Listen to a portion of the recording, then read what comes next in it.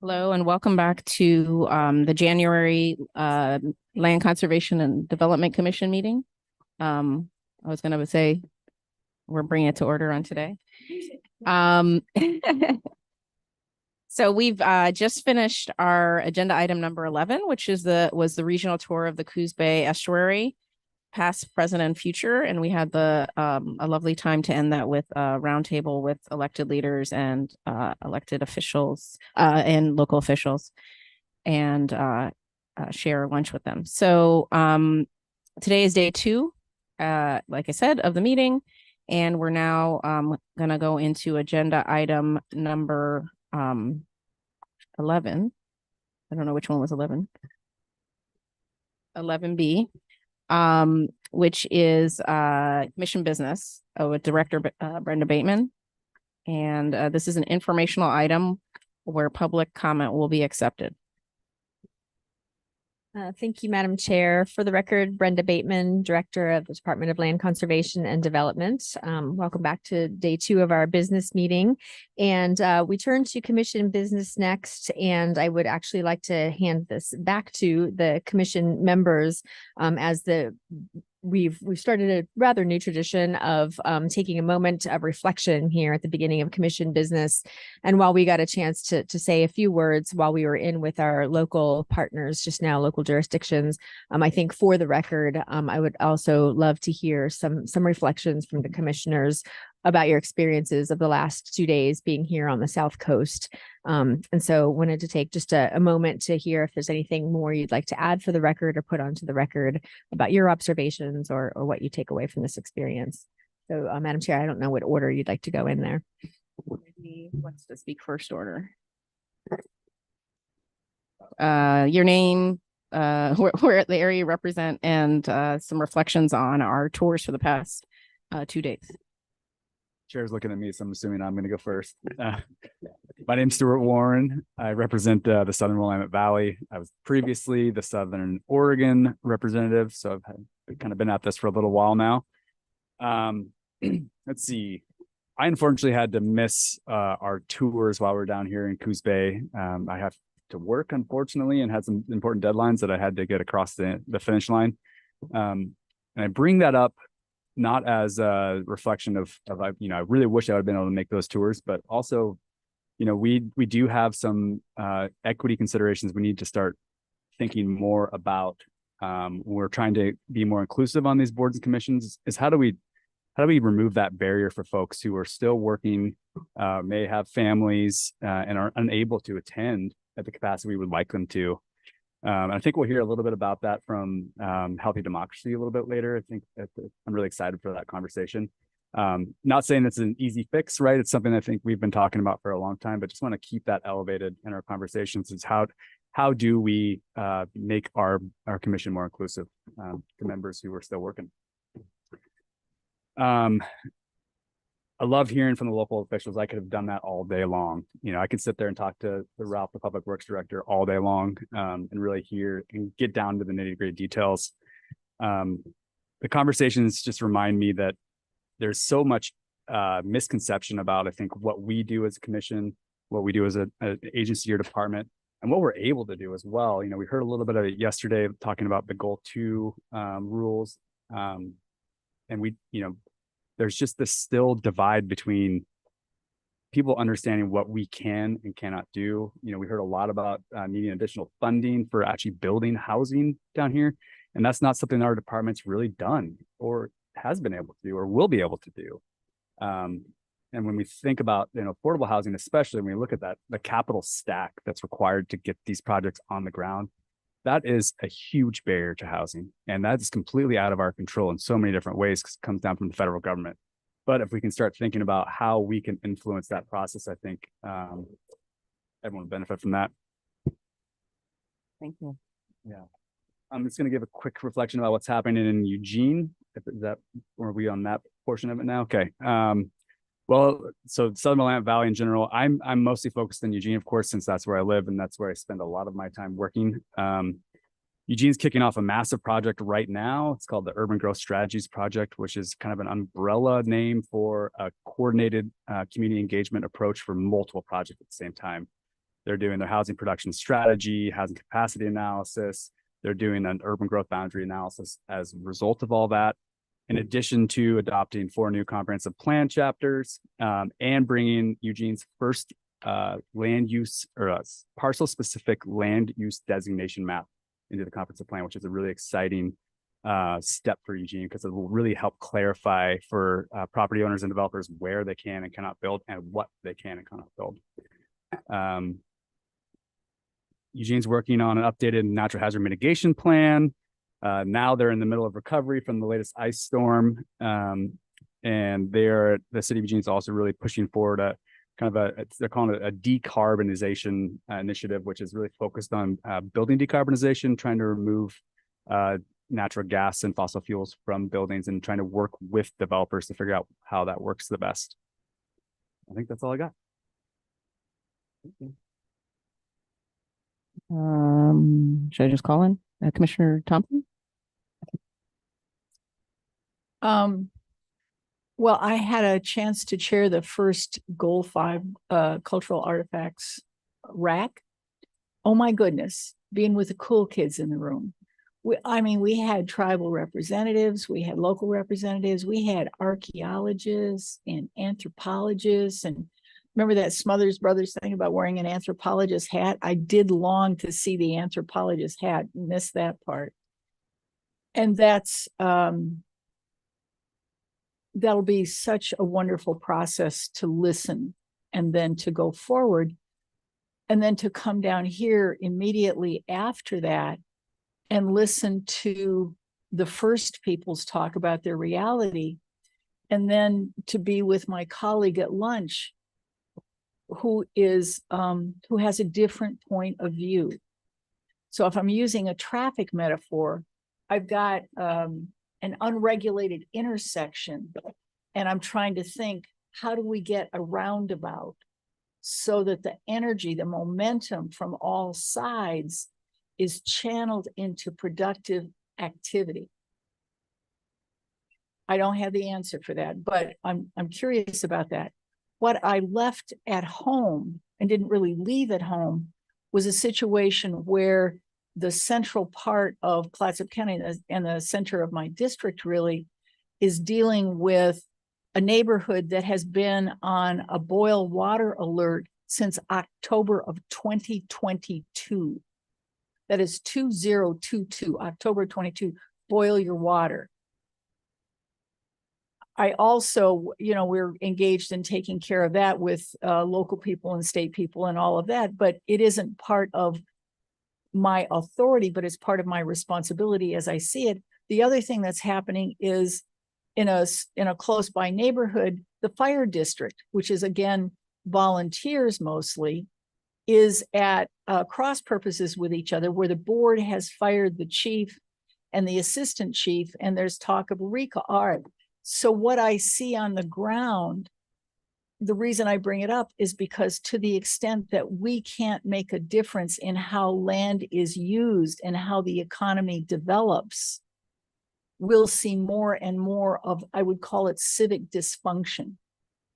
So I'm grounded in those realities and hopeful that being here, you can help me and I can help you, and we can figure out together how to channel that energy and, as I said, to heal the wounds of the earth and to deal with the suffering of the people. But I'm present to all of that. Thank you. Commissioner Boyer, are you going next? Okay, so I'm just a little a lunch, kind of like get back into the swing. Yeah, I really appreciate being we were brought to some pretty special places today that not everybody can go to, and I felt that honor and a privilege today to have that trust to take us to some sacred places. So that's been a big reflection for me. As somebody who works the land, I feel the energy from the land. So I felt some pretty cool energy at one of those spots today.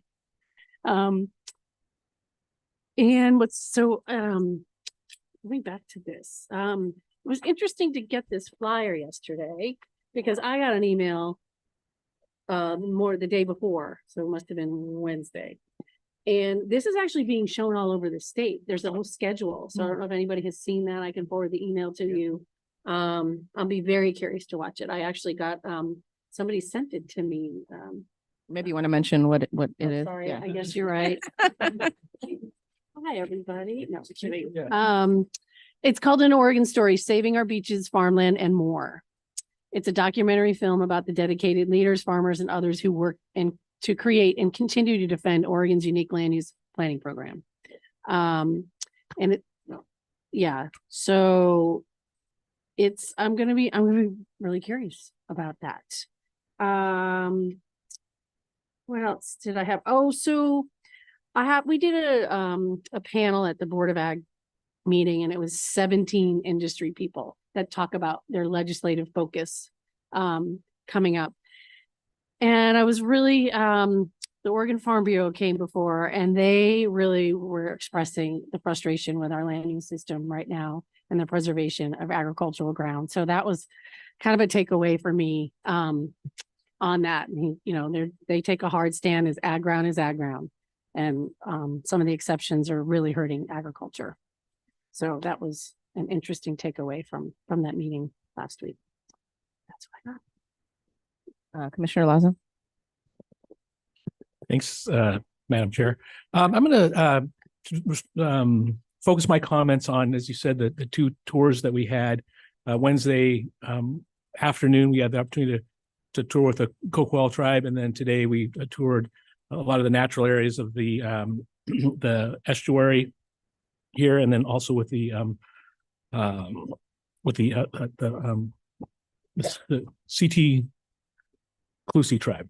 So I'm just so appreciative of those opportunities. And I think what I would say about those opportunities, I said it in the meetings with the local officials, was I'm really grateful for the gift of the opportunity to listen, because it's a very different way for us to interact about information. And I think what I mean by a gift or an opportunity is that listening can be a form of a restorative justice for folks.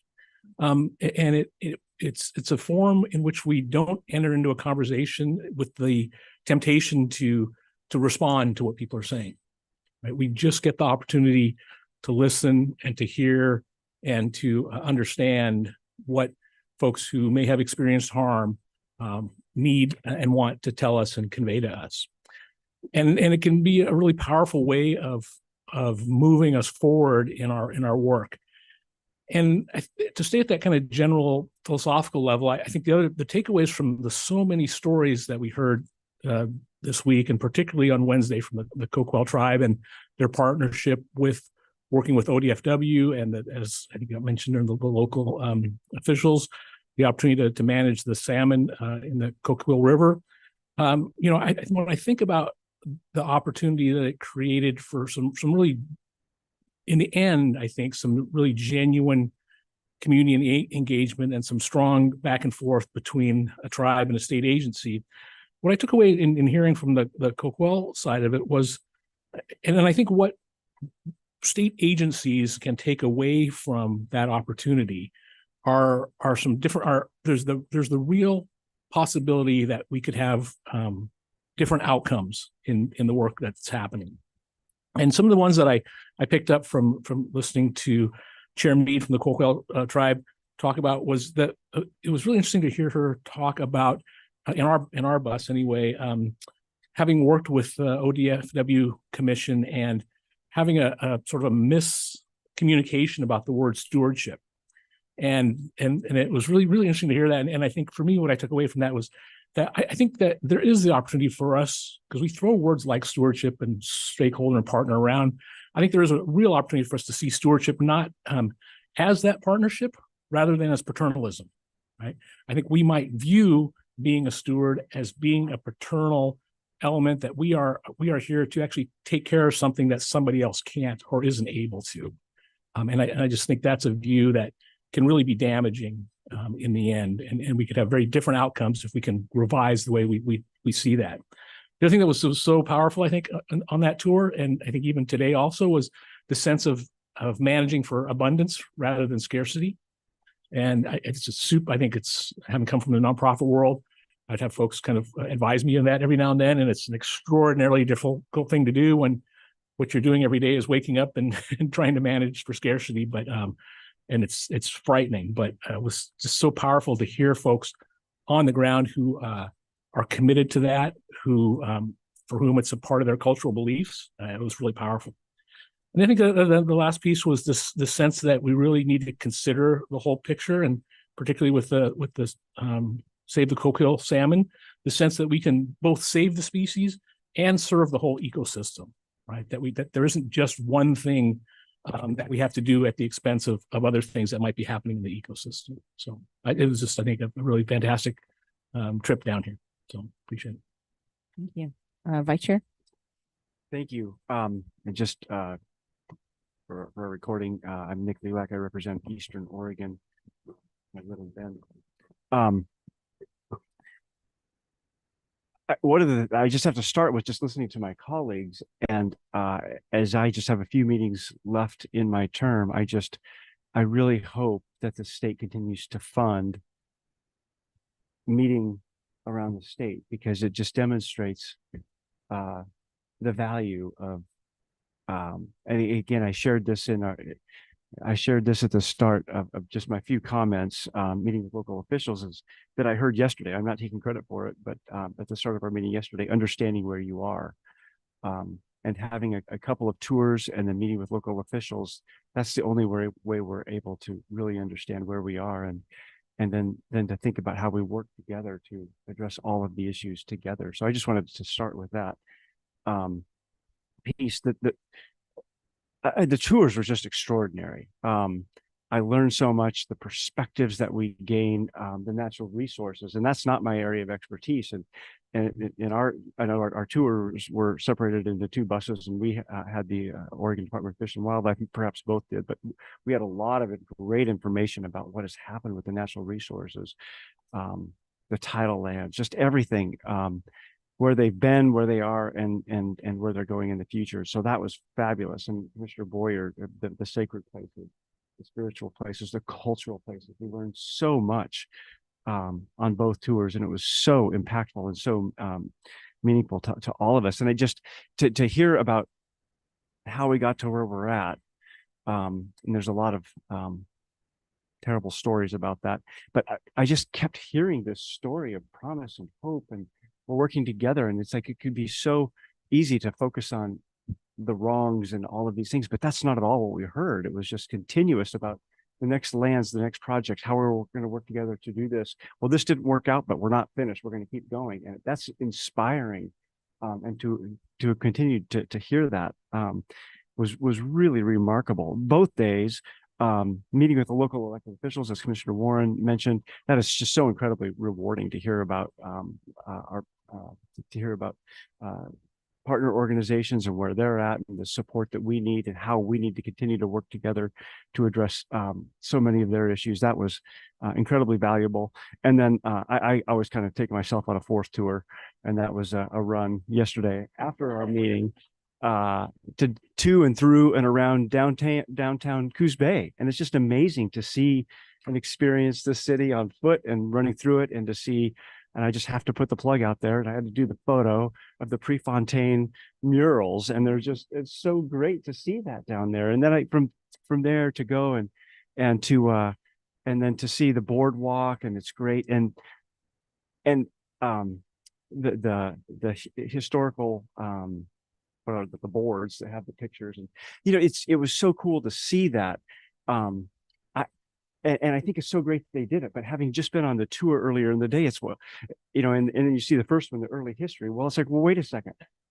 This is early history for one part of history and for one part of our community. But be like, okay, where are the other ones that go a little bit further back?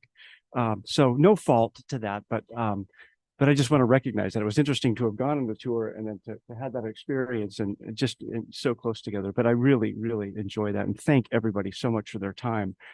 putting this together and I couldn't help asking Way. I said, so how many times did you do this tour before we did it? She said, I drove it 3 times. And I said, yes. It's like we knew exactly what it was going to be. So putting all that aside, extraordinary experiences. I'll just talk briefly about some of the issues from Eastern Oregon.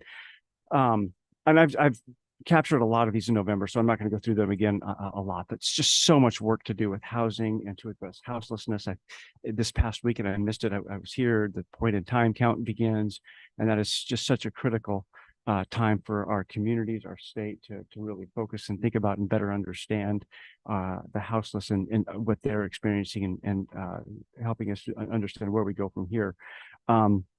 Our county is about to adopt our transportation system plan update, of course, an incredibly important project for us. We're going to kick off, our planning commission is currently in deliberations on a comprehensive plan update, very important to us, among many other projects. We're citing a new landfill, the first time in a generation of 25 years, Oregon's gone through this, and we're factoring all these different factors, water and communities and sage grouse and all these pieces, and how do you fit it? Where do you find that one spot? Because our county's committed to keeping our waste in our county and not spending all the resources shipping it elsewhere. So a lot of big factors there. I will meet early next week with the Eastern Oregon Counties Association just for a few moments to share with them 2 projects I think they need to be aware of. In particular, I only have 10 minutes, so I'm just going to quickly highlight the Farm and Forest report that's coming up. Of course, the rules that are also in place, and then the Central and Eastern Oregon solar farm, solar rules. So just to give them that update, that's on it's on February 1st. The other big piece, it's important to put it on the radar, is we have had an ongoing long decades, multi-decades issue of trying to make sure we protect groundwater in southern Deschutes County. Very, very important to us, and a lot of work has been done. Honestly, there's not a lot that's happened in the last decade or so. And then on December 19th, Deschutes County received a letter from the Department of Environmental Quality, really highlighting the issue again and saying we really need to focus, we need to work together, and we need to pursue. And so why does it tie to this commission?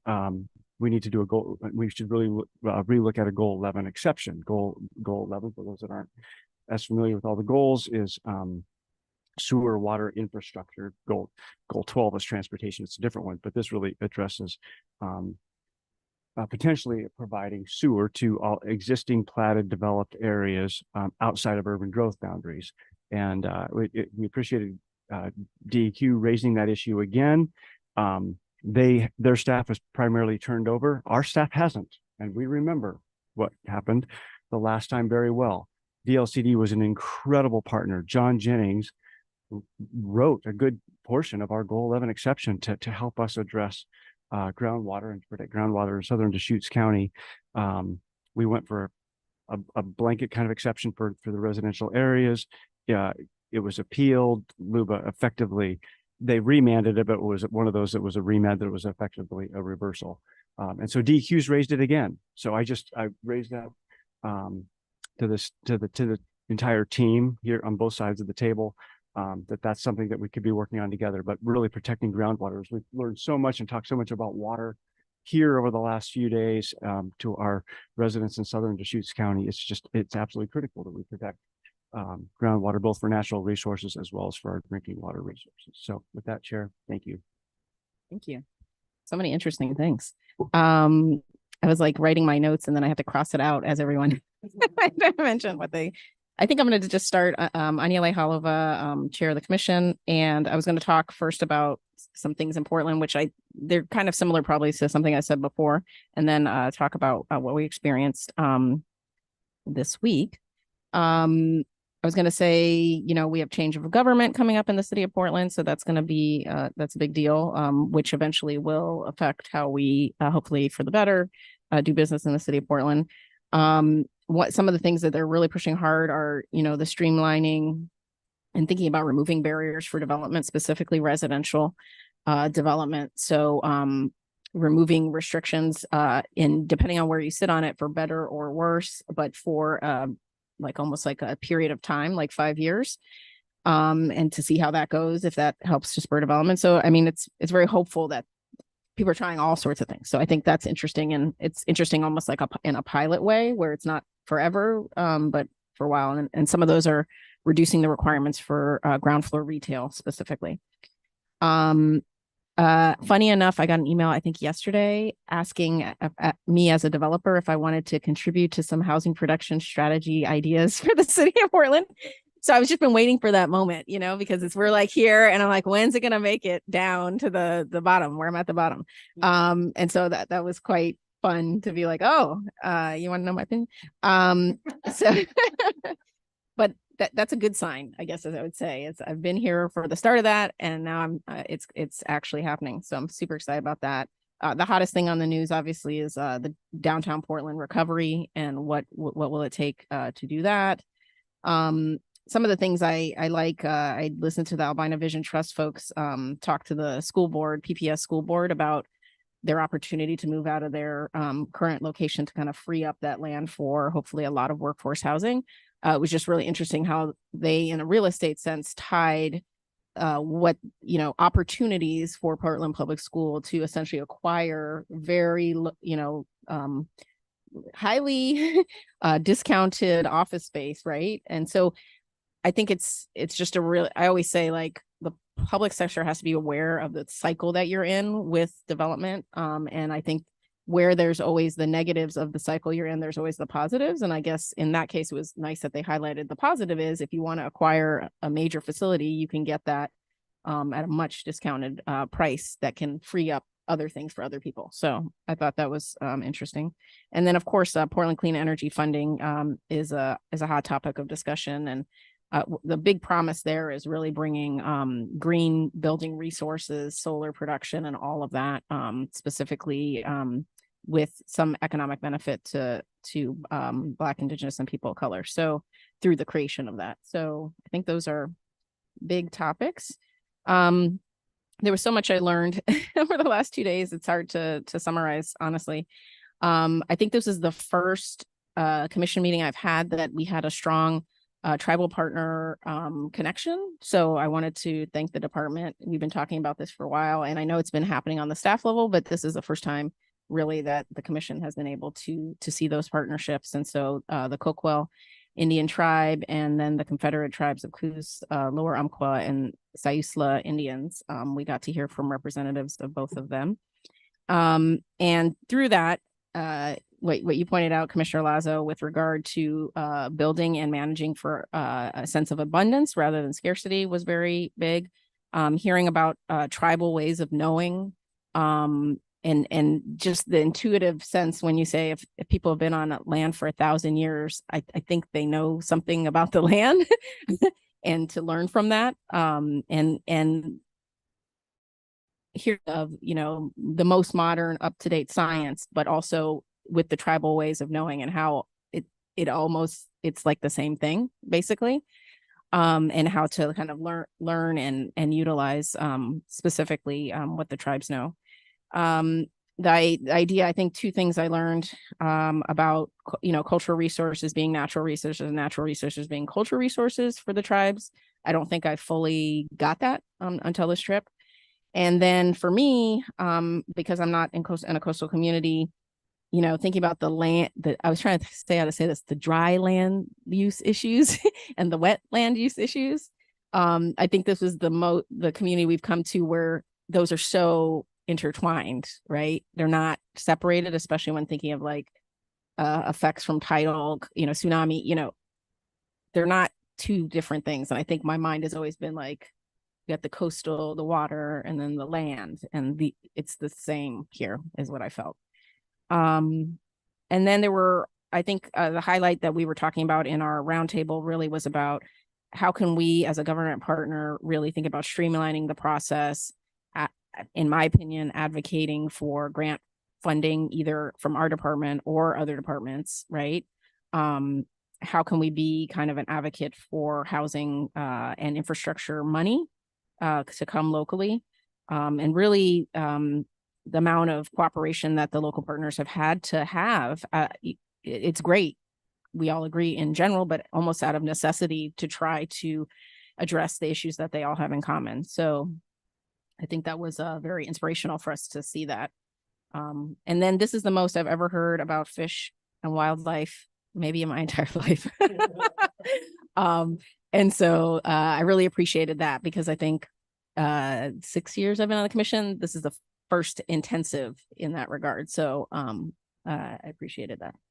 So yeah, thank you. Thank you, commissioners. I'm gonna take a look at the clock and I think we can do this. Commission business is supposed to go till 1:30. There are 2 action items, but I do think we can pull this off. So I'm gonna have Amy come forward and prepare just to speak to the action item, if that's okay. Her financial report is attached to the back of your commission report. And while she's getting settled in and coming up to speed, I just want to point out to you the next set of dates in our commission business report on page 2. You've asked us to do more than 4. I've pleaded for less than 6. We landed on 5 dates for the year 2024. And I apologize that we don't already have our locations locked in so that you can do your planning. So if you'd like to take some, just maybe pencil in some locations where we think we're going, we can start to work on that. And I do need to finalize all this, but I wanted to let you know what we're thinking in case that helps with your planning over the next year. So the April meeting is coming up very quick. We would like to land our business meeting in Lebanon. And we understand there's some very exciting things going on there. And so we need to figure out our venue and our lodging, but that's our goal. For June, Vice Chair, do you want to speak to the June meeting at all? We're happy to host at our Deschutes County building in Bend on June 27th and 28th, I think. Are those the dates? That's right. Yeah. And those will be the last 2 days that you're serving on this commission. So I'm pretty sure there will be cake and balloons and maybe embarrassing stories. I don't know, something like that. But thank you for hosting us. We're so pleased. Possible. I'll let council worry about that. And then beyond that, it gets a little bit more murky, but what we're probably thinking for early fall is something in our northwest quadrant, maybe St. Helens, Scappoose. Also some interesting projects going on there. And then that's September. For our October meeting, you'll note that's just one date. And so that's kind of a special meeting that we know we need to have to work on some housing rulemaking that's got to take place during that month. And then if we have a couple of hours to spare, we thought we'd do a little bit of a retreat / team building. Training. Yes. Yes, that's what I meant to say. That one's in person. That's in probably we're going to try to get the Chemeketa Business Training Center that's just a couple blocks from DLCD's building. And that's as far as we've gotten. So we just wanted to try to get that into your thinking for travel planning purposes. Do you assume that the December will also be Salem, given, or we that's not an assumption? It's not an assumption. We're actually, one of the things we're hoping to hear about is our budget in this February session. So fingers crossed, if we can manage to get a little bit more resources, we'll be more free to travel. So we'll have to hold on that one just a little bit. Questions at this point? Commissioner Boyer. I just want to say thank you for listening and having more than 4 meetings. We'll see how this goes. We'll gather some feedback and then we'll plan out 2025 as well. Thank you. I'd like to turn it over to our CFO, Amy Metler, despite the name tag that's currently in front of her. Good afternoon, all. Chair Vlova, Vice Chair Lilac, members of the commission. I am Amy Metler, your CFO. Joining me somewhere out there in cyberspace is Rochelle Corbo, our budget officer. I don't see her on screen, but I know she's out there listening.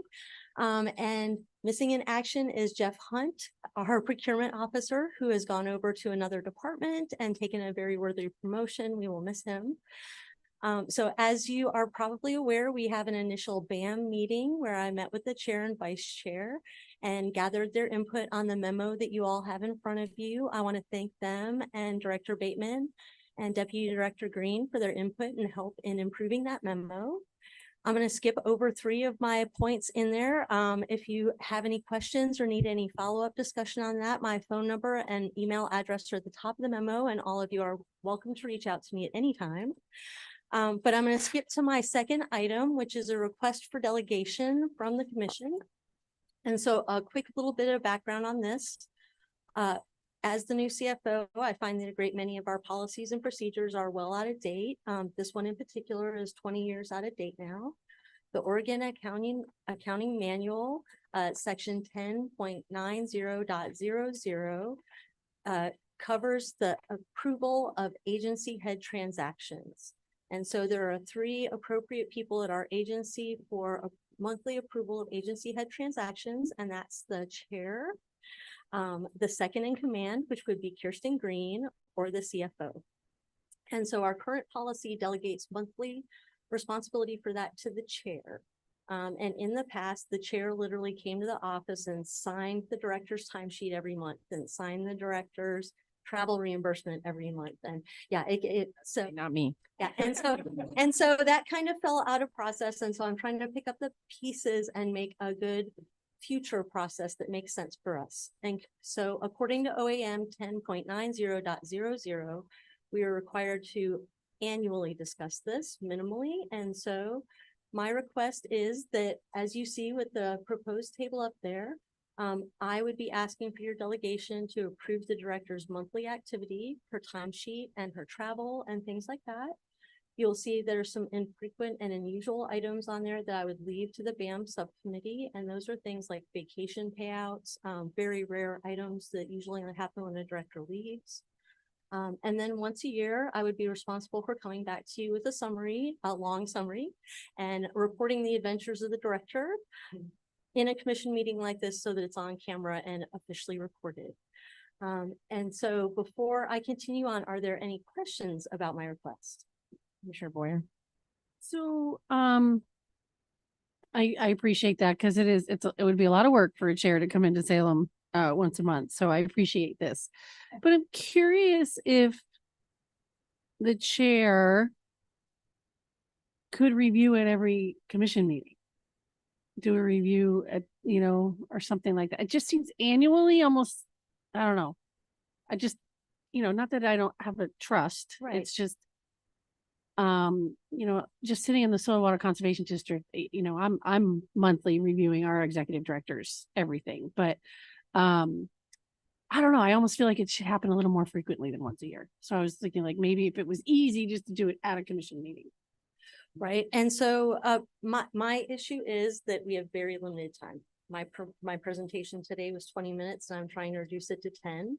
And that's a regular quarterly issue. Our BAM meetings where I get to meet with the chair and the vice chair, we get an hour every quarter and we have a lot more to cover than time. However, I have no objection to handing this to the chair quarterly for her to review and approve, and let me know if you have any questions. We could do that where I prepare a quarterly report. And so you see this table. You have the old table in your memo. And so if you flip to the old memo, we can add a section in here where I submit a quarterly summary to the chair and have her sign off on that. And then I still do the annual. And that is the OAM 10.90.00. That's an option that is in there as well. Would you think to add a column to this chart that says chair and then have QR quarterly report for all of these and then an annual report for the LCDC? Leave that column the same. That's exactly it. Okay. Yep. I'm not opposed to it. I'm hoping quarterly. I like that idea. And hopefully that just melds with commission meeting. The quarterly works out. Perfect. And mainly what I'm trying to avoid is taking up too much of the commission's time. And so I think that if it sounds acceptable to you, Commissioner Boyer, that I would do a written report that I present to the BAM and then they could sign off. Perfect. Excellent suggestion. If I may, Madam Chair. So what I would suggest or recommend at this point is that you take an action on that discussion. And then the second action item we do need from you today is to call Sadie forward and appoint a member to the SEAC who is currently walking into the room. So we should do that. So can we, I'm gonna say what I think, can we do a motion? And I'm almost wondering whether in the CFO, we put like MR for month, yeah, oh, sorry. Yes, Commissioner Lazo. Thank you, Chair. I have a question, Amy. You said this is in the Oregon Accounting Manual, so I'm assuming other state agencies follow it. It sounds like the board you're on, that you do review that for the executive director. So are there other agencies where the CFO is reviewing those items for the director? There are, and so there's very few agencies in the state that have a border commission. And so it's more common for the governor themselves or the governor's office to oversee directors. But Okay. there are other agencies in the state where they have commissions and they have that set up. And one of the things I appreciate about your position is these are best practice accounting practices, Yes, sir. and they're designed to prevent fraud or misuse. And one of the concern of having somebody who is actually a subordinate to the director is that they actually have there's a power dynamic, a power differential, and so it's unlikely to happen. But there could be a nefarious instance where you're threatened to approve something that you actually don't approve of because of the power dynamic. So that's the reason I don't think it actually works. It should remain with the chair. Is there a technological way that is she required to sign it with a wet signature in Salem? the chair? She is not, and we could do it electronically. It's the month-to-month activity Mhm. that I'm trying to reduce. And you're right, there are concerns about whether or not Brenda could overpower me and influence me to approve things that are inappropriate. And so this is a matter very much of trust, right? And in your CFO as a counterpart to Brenda, it would be my responsibility if Brenda took a trip or requested a trip that was inappropriate to come to you and report that to you in the moment. And so it's a big responsibility that I'm asking for. No arguments there. And the reason it didn't bother me so much was because especially if you put this quarterly in there, it's a quick feedback loop, right? And I just feel she's gonna, to be honest, she's scrutinizing this all the time versus a chair. Like, one month am I scrutinizing one, so I'm fine with this, I guess, is what I'm saying. And I think that is further strengthened by the quarterly review that you just instituted. Well, we also have this set up so that rather than just a two-way, she's approving mine, I'm approving hers, we have it set up in a circle. Because Kirsten is her supervisor, she's supervising me, I'm supervising Kirsten. Yes, so we've got a bigger circle there, which is an added check and balance. I also want to note that Director Bateman's travel is overwhelmingly with you, right? These are most of the trips that she takes.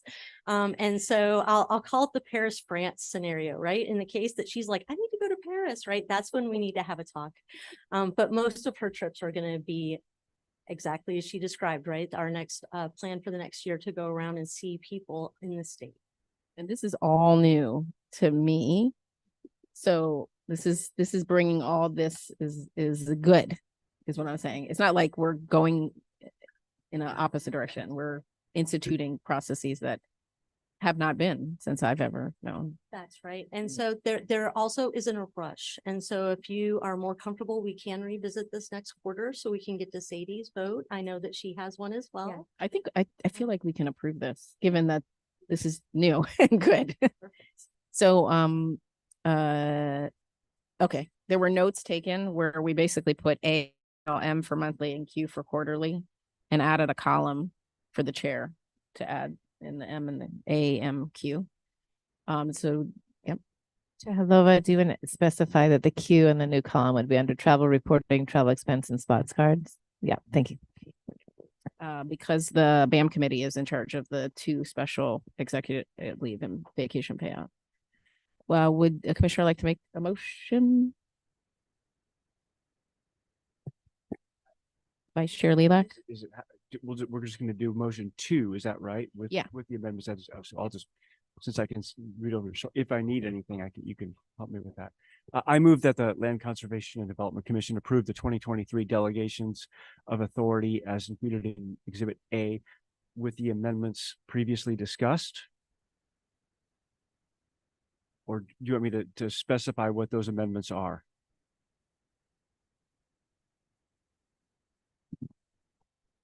Just curious why we're saying 2023 if we just changed them. You're right. I just, Sure why 2023 was in there. I'm Okay. sorry, I didn't write that part. okay. Shall I remake it and just Yeah, 'cause- exclude that? Since we updated it today. So then the question is, do you want me do you want me to describe the amendments or just as discussed? Or with, Short enough. okay, I'm going to start and then you can help me. Okay, I move that the Land Conservation and Development Commission approve the delegations of authority as included in Exhibit A with the following amendments. And I can say to add a new column for the chair approval of time reporting, travel expenses and spot cards at a quarterly, a Q. And then to change the key to say A for annual, M for monthly, and Q for quarterly. That's all embodied within my motion. Thank you. Would somebody like to second? I second Barbara Boyer. Jan, can you do the roll? Deputy Director Green, Thank you, Chair. What would you like to do with the eyes? leave them there as eyes. Okay, so when you read the Sorry. key. The yeah, key would have I for infrequent. Thank you. Thank you.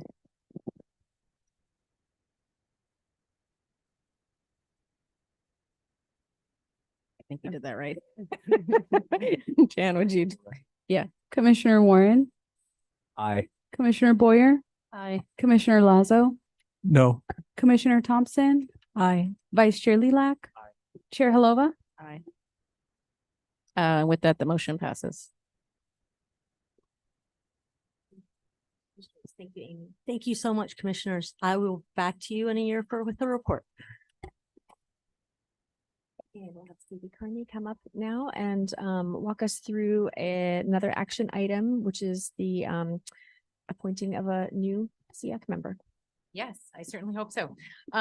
Good afternoon, Chair Holova, Vice Chair Lilac. For the record, Sadie Carney, Communications and Engagement with DLCD, and I am here presenting this afternoon on behalf of your Citizen Involvement Advisory. They had a special meeting on January 5th to consider applications for Congressional District 1, which with our redistricting is now the western portion. It's described in your staff report much better than I will do right now.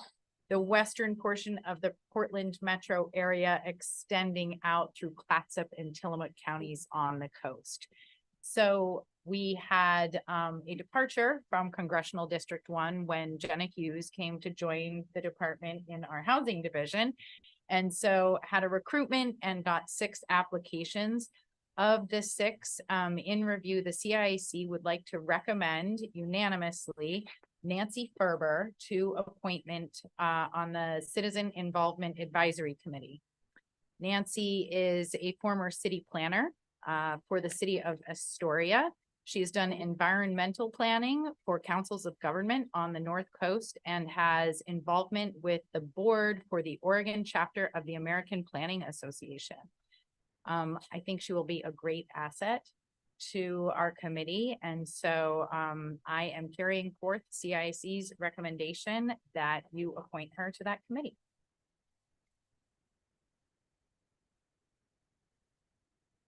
I think there's a motion in your staff report, and I limited it to 1 because I don't think there's a very good alternative. But should you choose to investigate one, I'm sure we can make modifications. The commission want to talk or make a motion? I'll make a motion. Commissioner Lazo? I move that the Land Conservation and Development Commission appoint Nancy Ferber to a 4-year term on the Citizen Advisory Involvement Committee. Commissioner Thompson would second. Yeah, please take the roll call. Commissioner Warren, Aye. Commissioner Boyer. Aye. Commissioner Lazo, Aye. Commissioner Thompson. Aye. Vice Chair Lilac. Aye. Chair Halova. Aye. With that, the motion passes. Thank you. Thank you very much. You might want to stay there. Thank you very much, commissioners. That ends the commission report for me. Thank you. And so now we'll hear agenda item number 12, the Citizen Involvement Advisory Committee, panel conversation with Sadie Carney, Communication and Community Engagement Manager.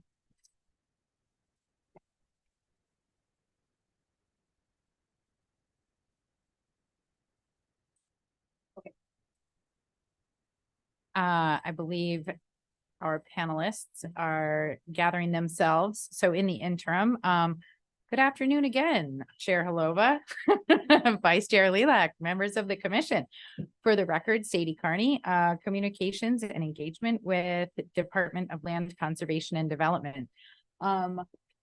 I will turn over this seat and adjust myself so that I have the opportunity to introduce Dr. Ethan Sherrigan. He is a demographer and professor at the College of Urban and Public Affairs at Portland State University and director for the Population Research Center. And this afternoon, he will be presenting alongside Alex Rennery and Lynn Davis. I'm introducing them at once because they are co-leads for program development and process design at Healthy Democracy, a US-based nonpartisan nonprofit that brings together everyday people selected by democratic lottery to work on policy questions and solutions. Their work is both domestic and abroad, and I want to mention to you that we recognized their work with a 2022 Achievement in Community Engagement Award for the development of the Eugene Middle Housing Code. So our presenters are here today as part of our fulfillment of the CIAC, or our Citizen Involvement Advisory Committee work plan.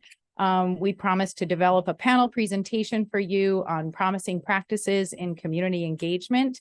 And this is that very panel. I'm very excited, and I believe we have some CIAC members joining us online. This will function as the joint meeting between LCDC and CIAC for this calendar year. Next year, it will be a more focused conversation without a panel, and really allow you to dive in. But our hope is that this will inspire some good conversation and potential updates or adjustments to our CIAC work plan and potentially our broader work at the department moving forward. So I'm just tremendously honored and excited to make these introductions, and I will turn the microphone over. Thank you very much, Sadie. Thank you. Well, I'm tremendously pleased and honored to be here as well. Thank you to the commissioners for this invited presentation. I'm coming here and on behalf of the Population Research Center at Portland State University. Our work in the field of racial equity really began in earnest with the executive order of Governor Brown for state agencies to begin to consider equity in planning. From that point forward, we tried to be a partner to state agencies and helping them develop an understanding of how census data can be brought to bear on that, meeting that charge. And we have since become involved in the work of HB 4077, the Environmental Justice Council, to assist with setting up technical assistance and setting up indicators that can be used for that committee to meet its charge. We're also very happy to be a partner, a strong partner with DLCD on the Oregon Population Forecast Program, which is a big component of DLCD's Goal 10. And we've recently expanded that forecast program to begin to produce population projections by race and ethnicity, the first ever produced for Oregon State and counties. So the work today that I'll be talking about is focused on kind of a summary of where we've come from since began working on HB 4077 and the Environmental Justice Council. I'll be talking about, There you go. we go. About understanding community disparities. The topic today is on disparities by race or ethnicity, which are a very important one that's been elevated and lifted up across the state for planning by state agencies and policymakers. They aren't the only kind of disparities, of course. A lot of the analysis that I'm talking about and the data that I'm talking about can be applied to understanding rural-urban disparities, language access, a lot of other kind of issues. So we'll keep that in mind. In particular, I'm going to talk a lot about data disaggregation and why that's very important for understanding how communities are doing. I'll talk a little bit about how the Census Bureau defines how we understand race. It sets the parameters of who is a particular race, but it's also informed by society and how we define race. We send rules in the executive branch to the OMB that ultimately inform how the Census Bureau is to collect data on race and ethnicity. And then the last goal that I have for today is to talk about how we can use some of that disaggregated data to understand community needs and disparities, and make it in a way that makes it easier to distill them from a very complex problem with billions of data points into something more actionable. So as we all know, the census is enshrined in the US Constitution. It's the basis for political representation of the states in Congress. And race was an essential element of the census from the start. The distinction was made in the very first count in 1790 between free white persons, enslaved Africans, and other free persons. Fast forward to today, we have 15 different boxes on the census that can be checked, along with write-in answers that can be coded, and 4 different Hispanic ethnic origins that together create thousands of unique possibilities for how people can be defined based on combinations of racial and ethnic identity. This timeline of how the census collects data on race, I think it tells an incredible story about the nation's history, starting from in 1790 on the far left to the far right, 2020, the most recent census. The different race options are shown here according to how they were written at the time that they were introduced to the census, and then how they are referred to today, if we hold that category continuously to the present, or when they stopped being collected. The colors represent the major reporting categories. So we are now collecting data in all of the categories on the right, but when they are reported, they are only reported according to the unique colors in each of the rows in the graphs. Just some interesting things that stand out. 1850 was the first year that the concept of skin color was introduced to the census. 1970 was when we had Hispanic ethnicity added to the census. Before that time, there was a lot of debate on how it should be collected. And you see in 1930, Mexican was collected as a separate race identity, but not ethnic identity.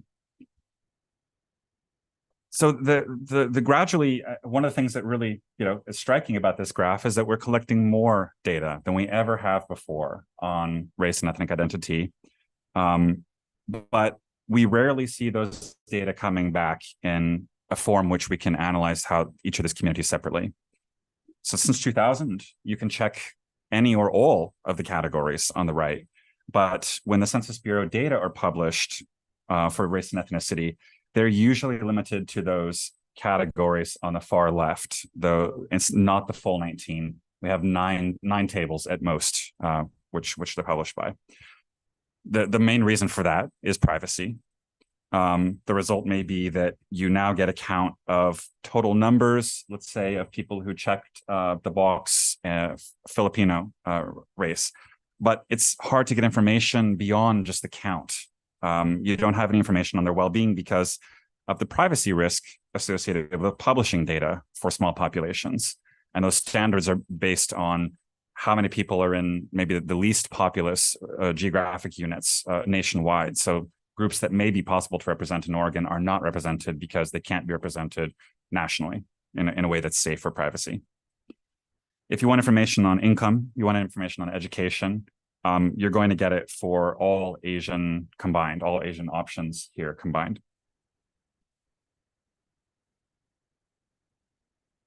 Census Bureau runs dozens of surveys, though. We're only talking about ones that we can call the census, which refer to really 2 distinct data products.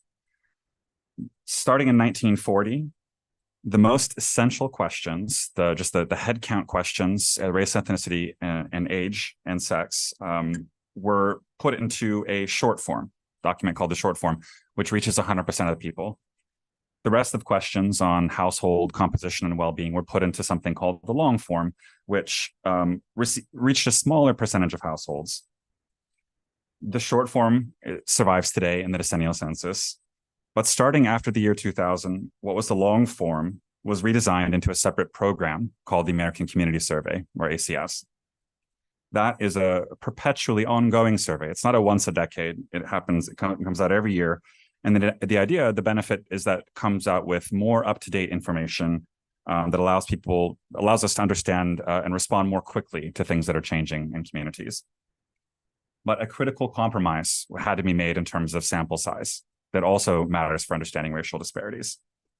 It'd be impractical to put out a long form reaching 1/6 of the US population every year. So the ACS was ultimately designed to just reach about 1.5% of the population. The solution on how to understand disparities by race and ethnicity, or for small areas, was that we combine ACS data from multiple years. But doing the math, if we take 5 years of a survey that reaches 1.5% of people, that's still much less than the 16% or so that we would be getting in long form. So there's a trade-off. We've made that trade-off. In exchange for more current information, we give up statistical confidence that comes with the larger survey. We give up detail for small areas and for small populations, including detailed race and ethnicity. So it's been a mixed blessing. Okay, I'm going to break these two major releases into two of their most significant products. So starting in the top row, when we're talking about the decennial census, we're looking at redistricting data on the top left.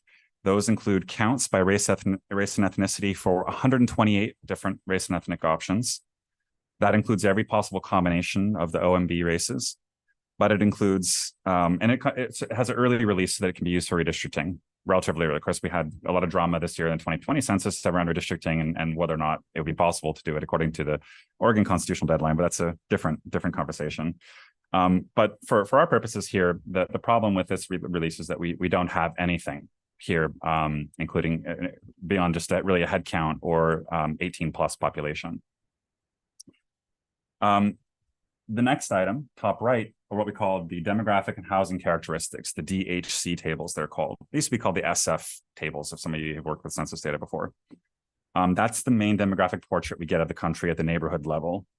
But it still doesn't include disaggregated races, doesn't include any socioeconomic data. We're more limited here. We have 34 combinations of the OMB races.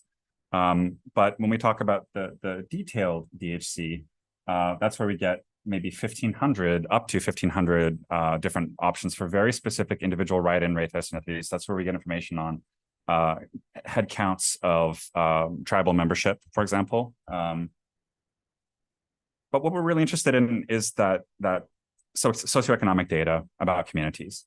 That's what is now in the ACS on the bottom row. The tables are typically available at the tract level for units of ideally 4,000, which contain 4,000 people or more. That automatically limits what parts of the state we can understand that they don't meet that threshold. We also have that problem still because we can't understand, go back to that example of people who check the box, what's the economic well-being of the people who check the box Filipino race, for example. So the answer there, and really the most valuable source of data for understanding racial disparities and for understanding community well-being, I argue, are the microdata, the public use microdata extracts. These are individual level household responses. That is the one beacon of hope for understanding racial disparities in a correct way. The problem there is that, again, when we get to privacy, we are limited to units of 100,000 people or more. But I'll focus on the good things. There's always a dark lining, and I guess researchers are always asking for more data. So at least the optimistic thing is that we can get our data needs met there. Because they allow us to look at every individual checkbox that people made, we can create our own race and ethnicity categories. So Oregon recently passed, I think, a very forward-thinking standard, which applies to Oregon Health Authority, which are the REAL-D race and ethnicity standards, which include 30 different possible race and ethnic identities that were kind of gathered from studying health status, getting community feedback and input. And we can actually use the ACS microdata PUMs to reconstruct population counts, to do really powerful things for denominators. We helped estimate COVID vaccination rates. So COVID vaccines, REAL-D race and ethnicity data were collected using that standard, but there was no way to know what percentage of people had been vaccinated without work to calculate those population denominators. So, all right. moving ahead to data disaggregation, I mentioned why we want to use the PUMs. So if we were to pull out census data and in the format which we can get it today from tables published by the Census Bureau, and wanted to compare something like the share of college graduations. We want to design a program to promote college attainment. And we want to figure out which communities may need special outreach. We would immediately write off, Asian and Asian American community based on the statistics which the Census Bureau has published that show that that community is already having its needs met. It by far exceeds the statewide average for college attainment.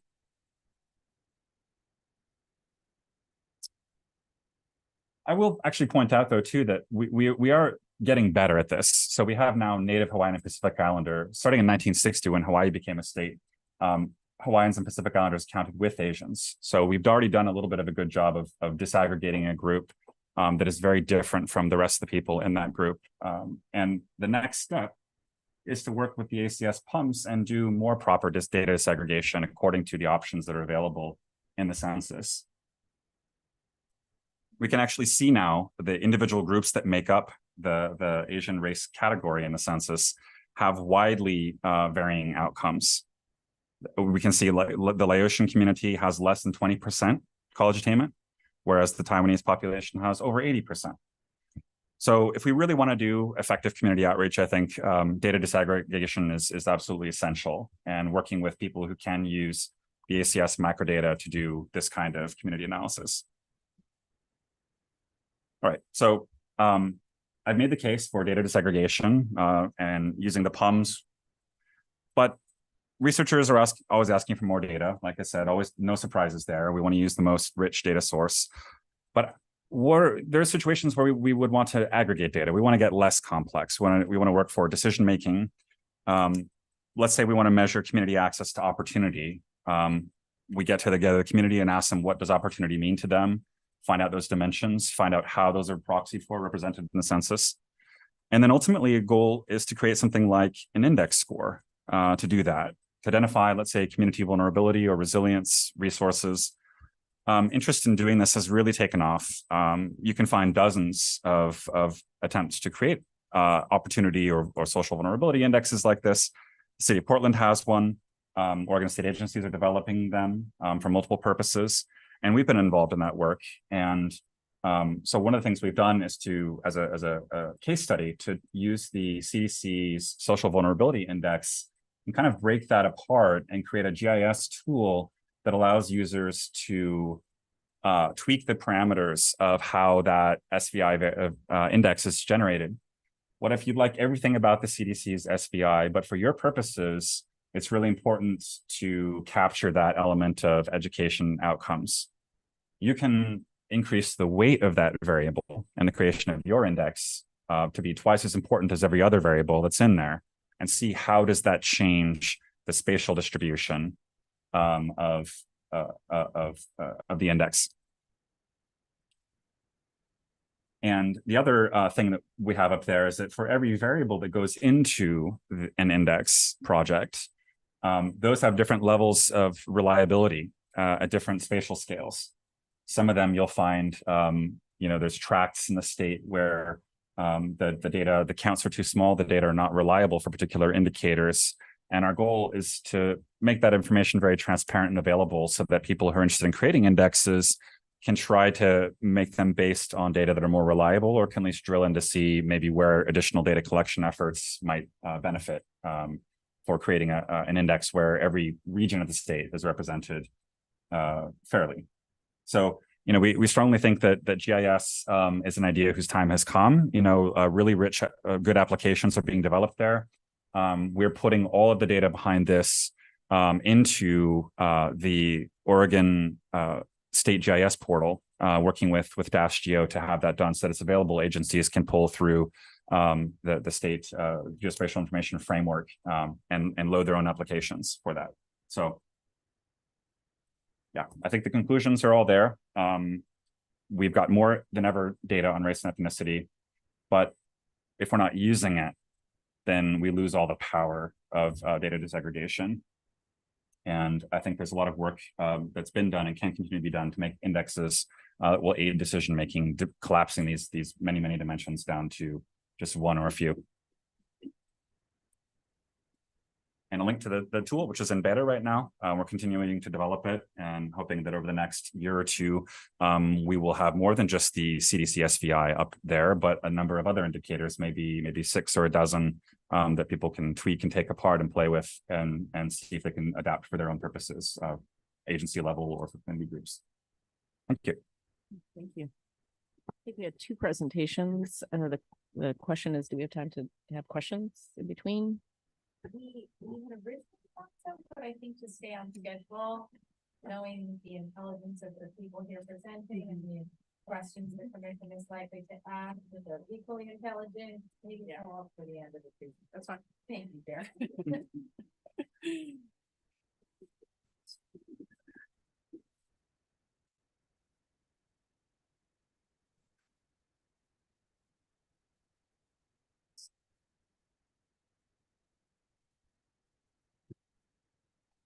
Things around here. Okay. Super. Thanks so much. It's such a thrill to be here. My name is Lynn Davis, and Alex Ranieri. we're program co-directors. We're half of the Democratic leadership team at Healthy Democracy. As Sadie mentioned, a nonprofit based here in Oregon, but working all over the place. It's a real honor to be here. As somebody who came from planning world to be presenting to LCDC is just fantastic. And really want to thank the CIAC for having us, and particularly Fran and Sadie, and you all. So we first want to just talk about a little bit about who we are, and then we'll talk a bit about why we think a major rethink of public engagement is necessary, the nuts and bolts and unique elements of the kind of thing that we do, and examples and LCDC and DLCD's role, we think. So first off, Healthy Democracy, we use democratic lotteries, and we design deliberative processes that we hope prove a collaborative politics is possible. Partner with governments, but also others on all kinds of different policy questions. We're best known for something called the Citizens Initiative Review, which is a homegrown here in Oregon democratic innovation from about 15 years ago. It's been run in 4 other states, a couple other countries, and became Oregon law in 2011. It was as a first of its kind, sort of new democratic institution, bringing together a representative sample of Oregonians to review ballot measures and produce voter information for the voters pamphlet. And that 2011 law actually was part of was co-sponsored by then Representative Arnie Roblin right here from Coos Bay, and a bipartisan group. And it's perhaps also the most studied deliberative process still globally. Our current focus, though, is to apply those same democratic innovations to local government policy questions and systems. We think that's really where democracy is built from. And our most recent projects are on land use and planning topics. So a little bit of context. Why? Some of this is going to look quite familiar, but we think it's important. It takes courage to do something very different than what we know right now. And courage takes a belief that significant change is necessary. So that's why the next few slides. Let's talk about what our current systems look like. And first, starting with who currently participates. We don't see ourselves, many of us right now, represented in our democracy. And we participate in civic life at vastly different rates. On race and ethnicity, there's a wide margin between white folks and everyone else. On educational attainment, again, a wide margin between participants who have college degrees and everyone else. On income, a wide margin between folks at the upper levels of income and lower levels, upwards of, 15 percentage points there. And here in Oregon, there are wide disparities all across the system, but just looking at elected representation here on the left, the light blue is the general population of Oregon adults, and the dark blue is Oregon electeds. And we can see that nearly 70% of Oregon adults are 60 or younger, but electeds, that's under 50%, are 60 or younger, and likewise in gender and race and ethnicity. We also don't see a democracy that's built for us. We don't see public decision-making as something that we can all do many times. It seems to require a comfort with rigid procedures, not just Robert's rules, but it's sort of the poster child, and also a sort of special esoteric knowledge that I don't think we are conscious of most of the time. And this is an example of the state we're in right now. We once had a woman who was randomly selected to participate in one of these deliberations, in this case on affordable housing. And she said to us, "I'd love to, but I'm not qualified." Well, it turned out she actually had lived in subsidized housing most of her life. Who could possibly be more qualified? And likewise, there was a recent high school graduate who said, "I'm not qualified." And this was a deliberation on education funding. But for most people, nothing about our current system says that we can do it ourselves. Sure, I could do that. That's not what it says to us. And isn't that the whole point of democracy, that nothing is required of us? No applications or tests or rare force of will just to participate. That we all have just as much a right to be policymakers, to help us decide the details of how we all live together as anyone else. Unfortunately, the architecture of the system itself does not tell us that. And most of us also don't see this as something we even want to do. It seems to involve arguing, not a lot of collaboration. It seems to be a lot of work, not much impact. And people are tired of talking. They say it's going to wind up on a shelf. It's going to be reinterpreted by staff or consultants anyway. What's the point? Or worse yet, it's going to be twisted by politics. We need systems where even if they're advisory, they have the inherent credibility and visibility in the eyes of the public that there is no way they can be ignored. And even among those of us who do participate now, very few of us will actually ever be deeply involved in any policy decision that affects us at any point in our lives. Think about that. That's unacceptable.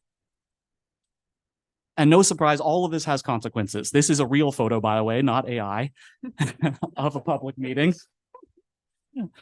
Dissatisfaction with democracy is rising in the United States, particularly over the last decade. We all know this. It's now over 50%. And here in Oregon, our trust in local leaders is very low. Across the board, age-wise, folks say that people running my community don't really care about what happens to me, a majority. We need a sense of public ownership over policy decisions, not just involvement. In a democracy where we are all policymakers, not all of the time, but a role that each of us gets to play at some point in our lives. And when we're not, that we're confident that folks just like us, no matter who we are in the room in positions of power.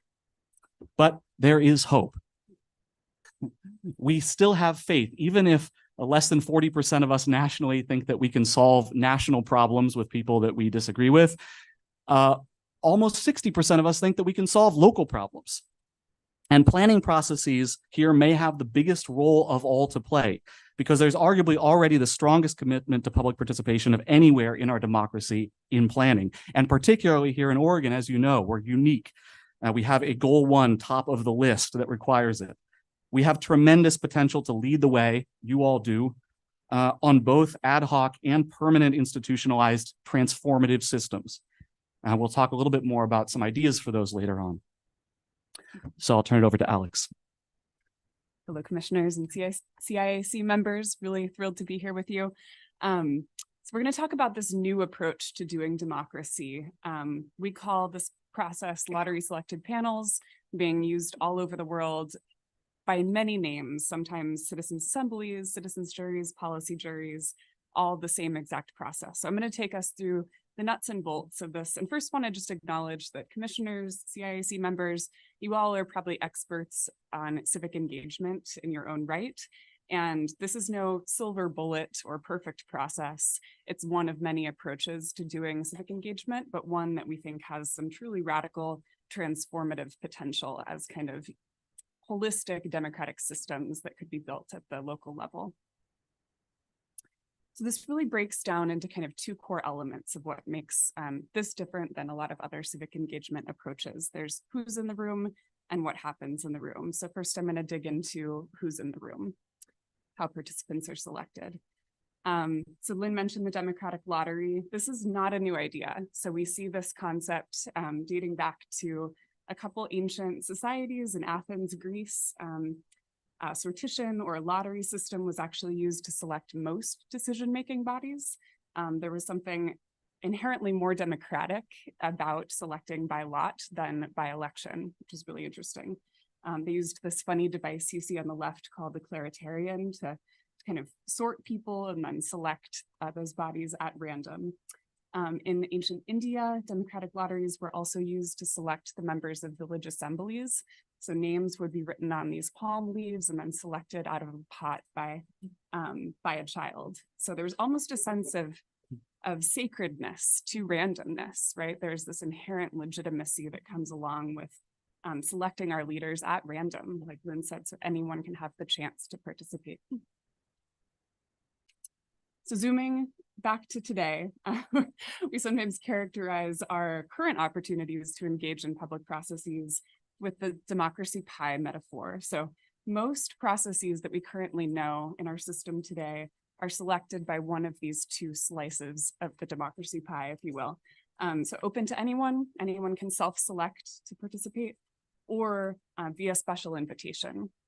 And we think that there's just one slice of the pie that's missing here, which is processes that are selected by lottery. But really, you know, we're people pleasers, so we don't want to split the pie. We have more democracy pies. We don't need to compete. And truly, each of these methods has its own unique benefits and disadvantages, or drawbacks, limitations. So processes that are open to anyone are super inclusive, absolutely necessary. Things like voting, surveys, showing up to a public meeting. But they're inclusive in theory, right? We know in practice that often it's the same folks who show up again and again, and often it's limited to very thin participation. So your 3 minutes speaking to council, and can be quite debate oriented. Processes that are selected by special invitation, incredibly important for getting specific stakeholders in the room, especially outreach to marginalized communities who've been excluded from past processes. Those can be targeted, but again, often we see the same individuals being tapped again and again. Lottery selection is one more kind of tool for the toolbox that guarantees new voices in the room, representation across many diversities, and can be quite intensive and deliberative. Of course, that requires time and design. So here are really the steps of the democratic lottery broken down. So kind of 0, or the prep phase here, is setting demographic categories. So would love to partner more with Ethan to get more granular in our representation, but typically work with census data. A commissioning authority will partner with, helps determine the demographic targets for who would sit on the panel based on that population. So if 70% of a city is renters, then 70% of seats on the panel would be given to renters. If we're doing a quality selection, we can also talk about equity-driven selection. Then invitation letters are sent out to a random sampling of folks, often between 5 and 20,000 in most cities, and folks respond with their demographic information. Then we use an open source algorithm to select a bunch of different panels that all satisfy those demographic targets. And in a public lottery selection event with our little bingo machine, one of those panels is selected at random to be the body. Here are some demographic factors that are typically used. Most common ones are kind of up at the top 2 rows there. So location of residence, race and ethnicity, age, gender, educational attainment, housing status, experience of a disability, and also quite common to include some metric for ideology. And these processes really uniquely are kind of designed at their core to prioritize access and inclusion.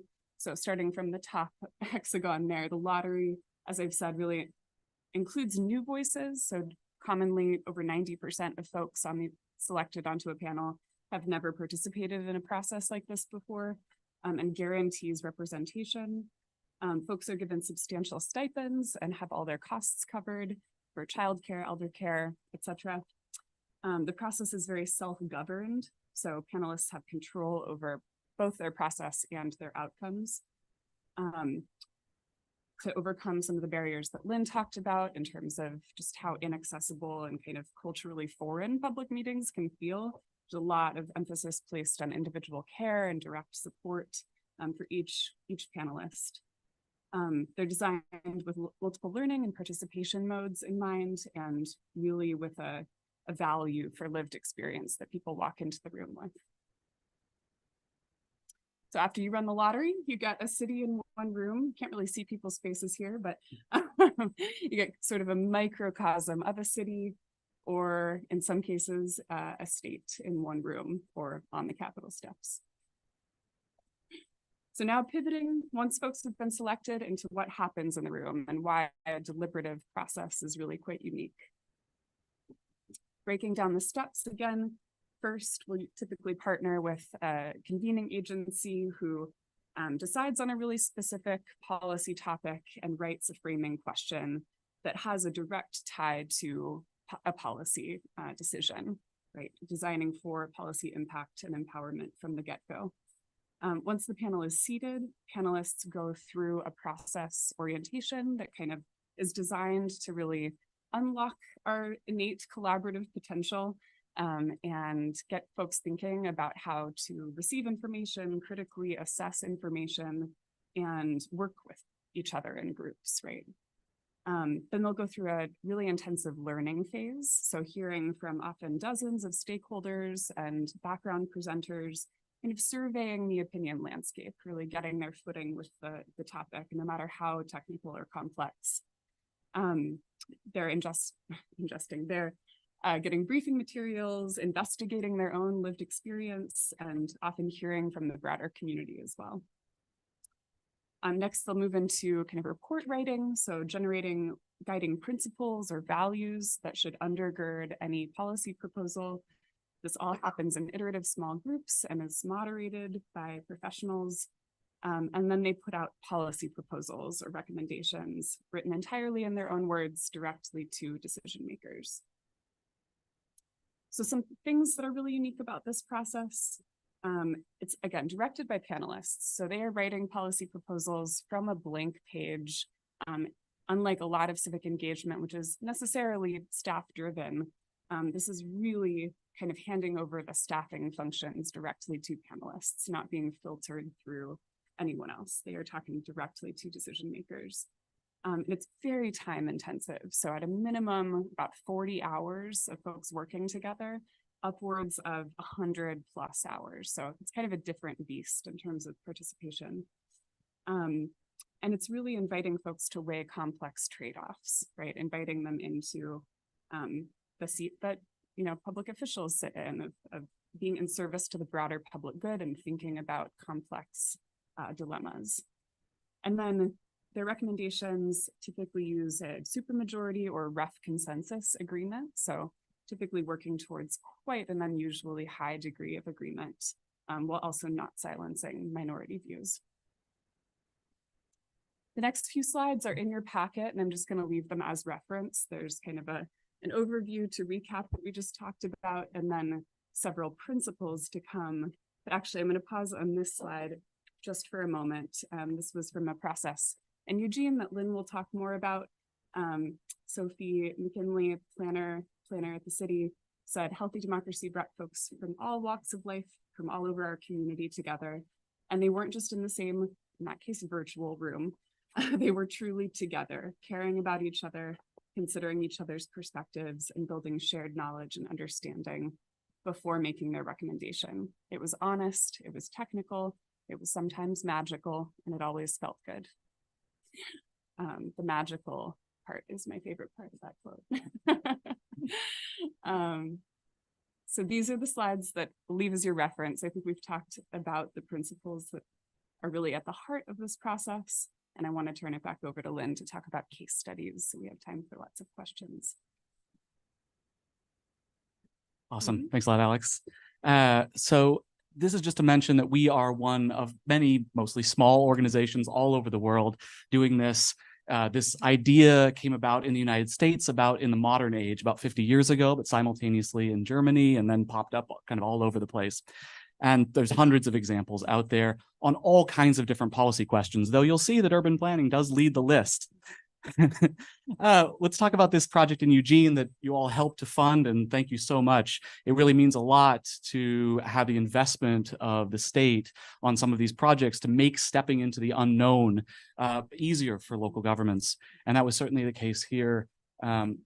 This was on the implementation of HB 2001.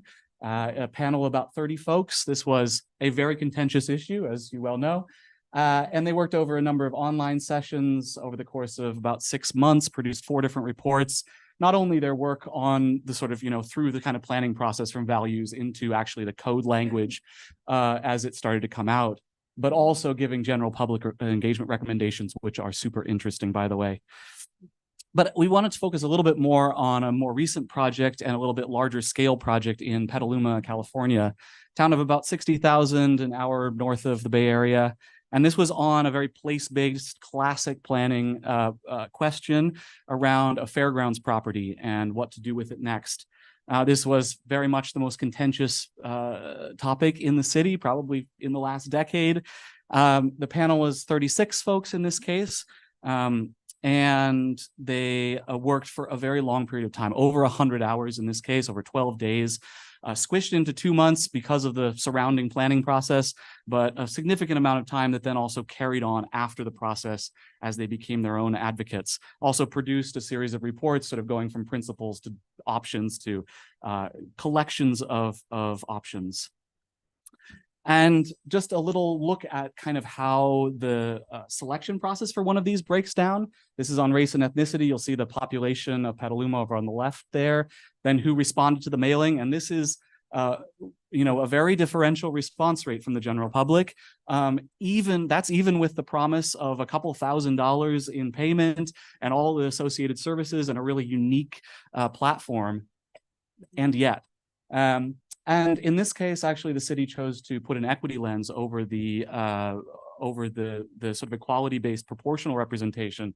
So we got the initial panel and the final panel over there on the right. I'm going to skip over this slide, but there is a sort of a Gantt chart that you can look at for the project. Just a little note about kind of the outcomes. There was a clear change in tone right away. We felt like after the project, folks from all sides, the fair and the city and others, spoke highly of the panel and called it a new day for democracy in their city. And it produced 3 cohesive visions and a number of other supermajority recommendations that we have yet to see play out fully. They're going to come into play in the site planning over the next couple of years. Panelists spoke highly themselves about the process and felt their input was meaningful. And the general public, these are some of the sort of key recommendations from the panel that got super majority support. And you can see they had wide agreement from a survey of community members after the fact. I'm going to talk a little bit about some other kinds of institutions, though, that are popping up. Both of these examples are ad hoc, sort of taking the place of a community advisory committee or alongside it. But there are also models. As I mentioned, Oregon was a leader in institutionalizing this kind of model, but this is now cropping up in other ways in other places. In one really significant development recently, the city of Paris has implemented essentially sort of a parallel city council selected by lottery, composed of 100 folks reselected on a rotating basis, does agenda setting and considers a wide variety of issues, and then sponsors its own policy juries that then consider those issues, and then those become bills to the city parliament or city council. And the permanent assembly sort of follows up, acts as this kind of permanent body. It also does some other public engagement kind of regulatory work. A really interesting example, I think, particularly given our land use system here in Oregon, is in the state of Victoria in Australia. There's a statewide commitment that's been passed to deliberative engagement that requires local councils to use deliberative methods in a number of different kinds of plans. And that doesn't require the use of lottery, although many of them are also selected by lottery. And we think that's there's a lot of potential there. Particularly as we think about goal 1 going forward in the future. I want to talk about impacts just very briefly. The recommendations from these panels tend to be, because they're considered for a very long period of time, because they have this sort of inherent legitimacy behind them, they have a lot of weight in public policy making. In about 2/3 of cases, at least half of the recommendations are implemented, and in only about 11% of cases are none of them implemented in the end. And just to end with a quote from the mayor of Petaluma after that process, she said, "Collaboration from competition is what this means, and that's the only way forward." Thanks so much for your time and appreciate your questions.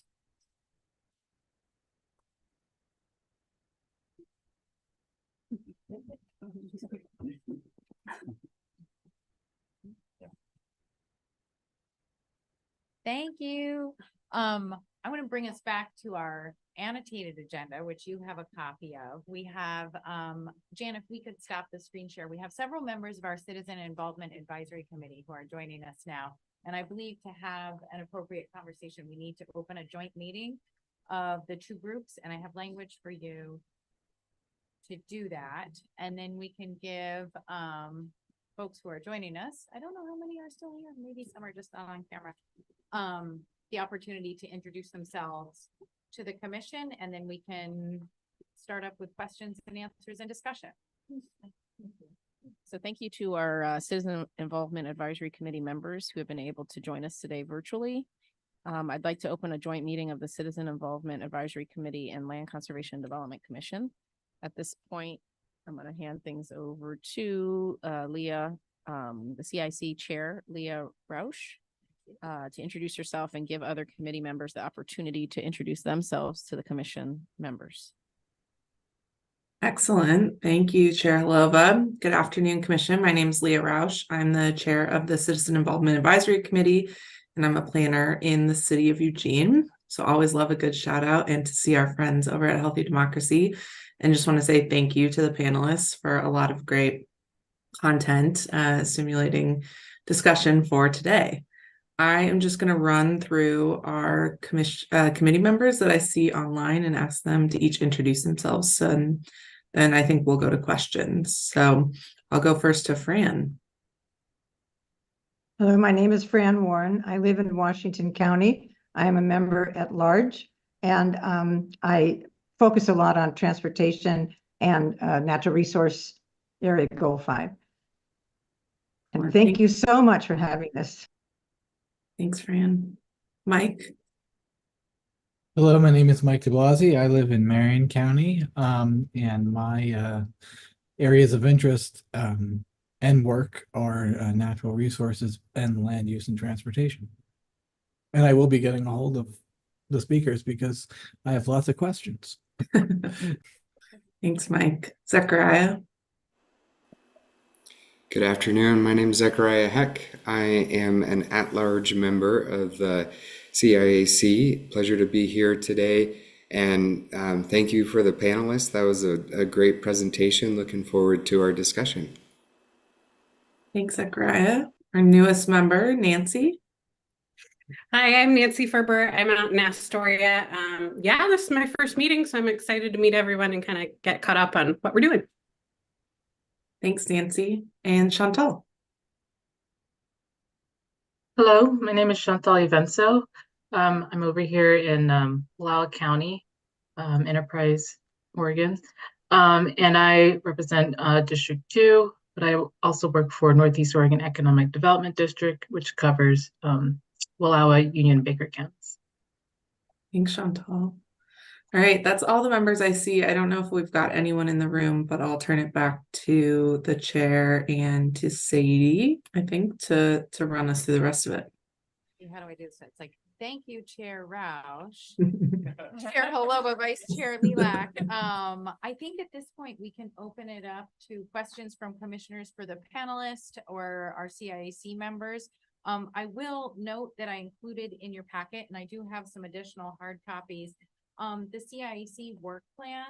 And I would say, as we're thinking about potential adjustments as we move forward with our work plan items, one item stands out to me, and that would be item 6, which is defining the roles of committees for citizen involvement at a local level, as particularly relevant to the information we have had here today if we are seeking to make adjustments. And we don't have to make any, but it could be something worth thinking about.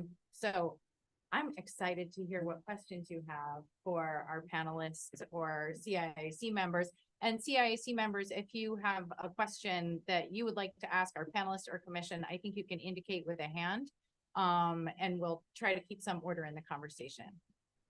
So I was thinking maybe I don't call out commissioners' names for easier flow of conversation. Yeah, that would be fine with me. It's your meeting, Chair. Yeah. So look into other chairs. Yeah. So you don't have to, you can just raise your hand and I think it's gonna be dangerous. I have a whole page of questions. Mike and I have, so. I'm not sure how this is gonna go. Let's see. Well, thank you. This is fascinating. I love that you're doing this. I have two questions. One is, I wonder if the population, the pool from which invitations are solicited and then selected includes formerly incarcerated persons, number one. And number two, I wonder if it is strictly an urban phenomenon or if it can be used at a more disparate rural level. Thank you. Yes, on that first point, our sort of standard right now, although it takes different forms in different places, is to distribute the invitations to randomly selected residential addresses.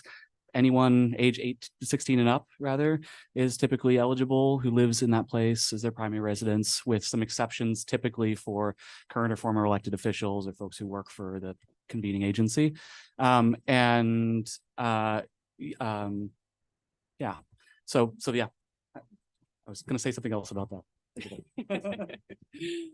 And to the second question, absolutely. I think one of the beauties of this model is that it really can be scaled up or scaled down in terms of design. Now, it is also a substantial investment. I think, not much more than most of our cities pay for civic engagement, but we showed some graphs, like 600 plus examples all over the world. Most of those cases have been in more urban settings.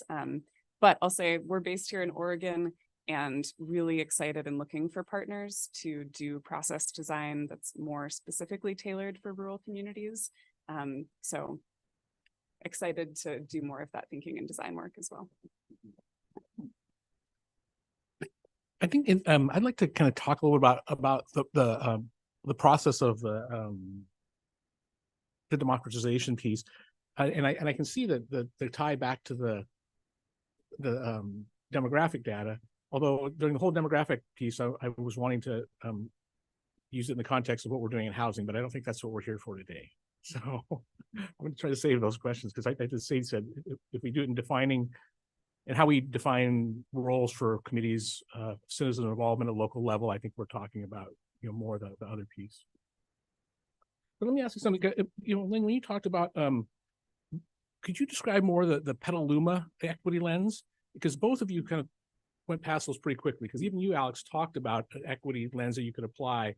And the reason, and I'll give you the grounding for me, is I think I'm curious about how you equate democratization, equality, and equity, right? If we think about a purely democratic system that represents the society we live in, it's going to perpetuate the systemic inequities that we have.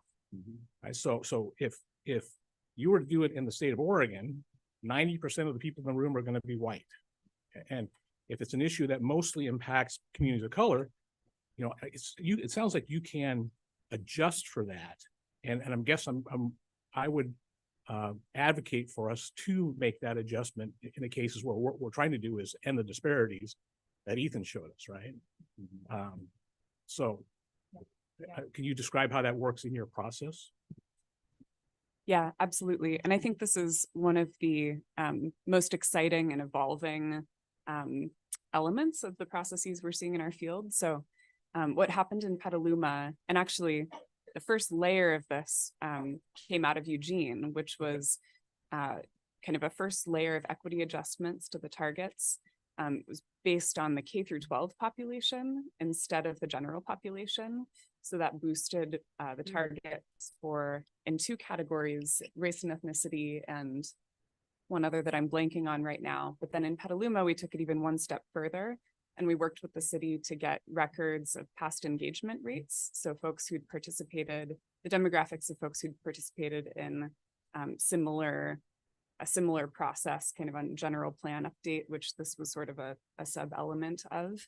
And we looked at the rates, the difference in participation between the general population and who showed up to those workshops, and then used that kind of percentage point disparity to adjust up the targets on the panel.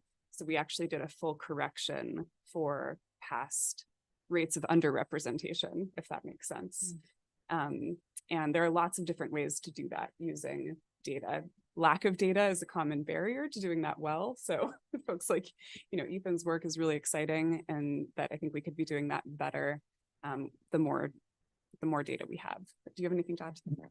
Yeah, just to add that the selection process is only one potential sort of expression of an equity lens. There has always, or the past few projects have all had sort of an equity lens based on the information flowing into the panel. We can talk a little bit more about how that happens. There's a preceding democratic process involving a broad range of existing stakeholders, typically, although sometimes existing boards and commissions, that can also have an equity lens on top of that to get certain information to the panel. And it's also important to recognize that, as Alex mentioned, this is not a silver bullet. This does not substitute at all for community-based or language-based engagement. Although some of that is built into some of these processes. In Petaluma, there was sort of an enclave deliberation within the panel that helped to sort of elevate marginalized voices. So yeah, it's compatible with a variety of other methods. And then I saw Chantal was on for a second, had raised their hand. I just want to make sure. Hi. Yeah. Can you hear me okay? Yes. All right.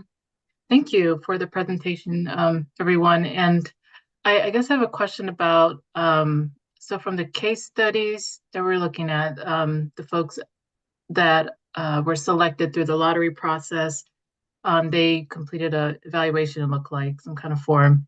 Did they, anyone express any concerns, issues, or recommendation how to improve the lottery process if they encountered any issues, or even while they were in their committees or councils, did they feel like they're, I don't know, I guess I'm not hearing the other side of the story if there is one. So. And then I had another question, but maybe I'll let you answer. Go ahead. Yeah, let's see. I'm thinking of one, that process was tricky, and that it happened in sort of right after folks were coming back together in person. It was an in-person process after COVID, or during still the pandemic. And so that I think although there's sort of everything that we can throw at it, and that's true for most of these processes, in terms of accessibility, that there were folks that there was about a 10% loss of folks over the course of that project, which is very high for these. Typically, there's very, very high retention. Maybe one person leaves the panel during its course of work. And that was, we think, probably down to caregiving responsibilities, even with compensation for that didn't fully solve that. And I think we could have done more. There was continuous interpretation throughout that process, but I think that could have been a bit better integrated. We got some feedback about that.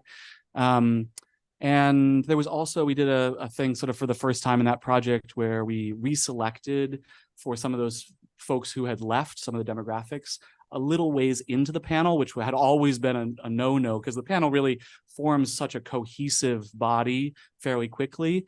And that was exactly like, the panel was like, but we already have a group here, or some panelists. I mean, that said, they welcomed the new folks by and large, and they worked very well together and produced an excellent report. But I think that is probably a no-go for the future as well. So I don't know, those are just a few little details of feedback, but I should say one of the core factors, one of the core sort of values is for independent evaluation of these. We think that's necessary of all public engagement, not paid for by the project, not paid for by us, or not employed by us, et cetera. So there was an independent group of academics on this project, as there has been almost all of them throughout the years, who I think are just about to release a report pretty soon on it. Yeah. Thank you. That's helpful to know if, any shortcomings, and if, we move forward with the process, then, what could we do to, to avoid those issues. And then my other question had to be, so I don't know if any of the places you mentioned were done in very rural areas. I'm over here in Eastern Oregon, Northeast Oregon, so rural frontier, and wondering how well this process works in, a very small population, a lottery process like this. And if you're having a large drop-off rate, then you usually retain the folks that are usually, would sign up for it in the first place, in my mind. So could be wrong. And that's it. Thanks. Yeah, just to mention about that, Petaluma is in a fairly rural area, 60,000 folks, but that is, you know, a bigger city for many parts of the state. I think the smallest city that we've done a full scale process in was Milwaukee, Oregon, 20,000 folks. But we think there's potential. We talked to much smaller cities, a few thousand people. Talked to a number of different cities in Northern California at one point about sort of doing a regional collaborative project. We think there's a lot of potential there. And particularly if DLCD is sort of involved in helping make things like that happen, we think there's a lot of cross-cutting issues on a regional basis that could kind of open up the potential to do really deep things across a number of small communities, for example. But there are many different ideas, and we're really interested in that. Zechariah?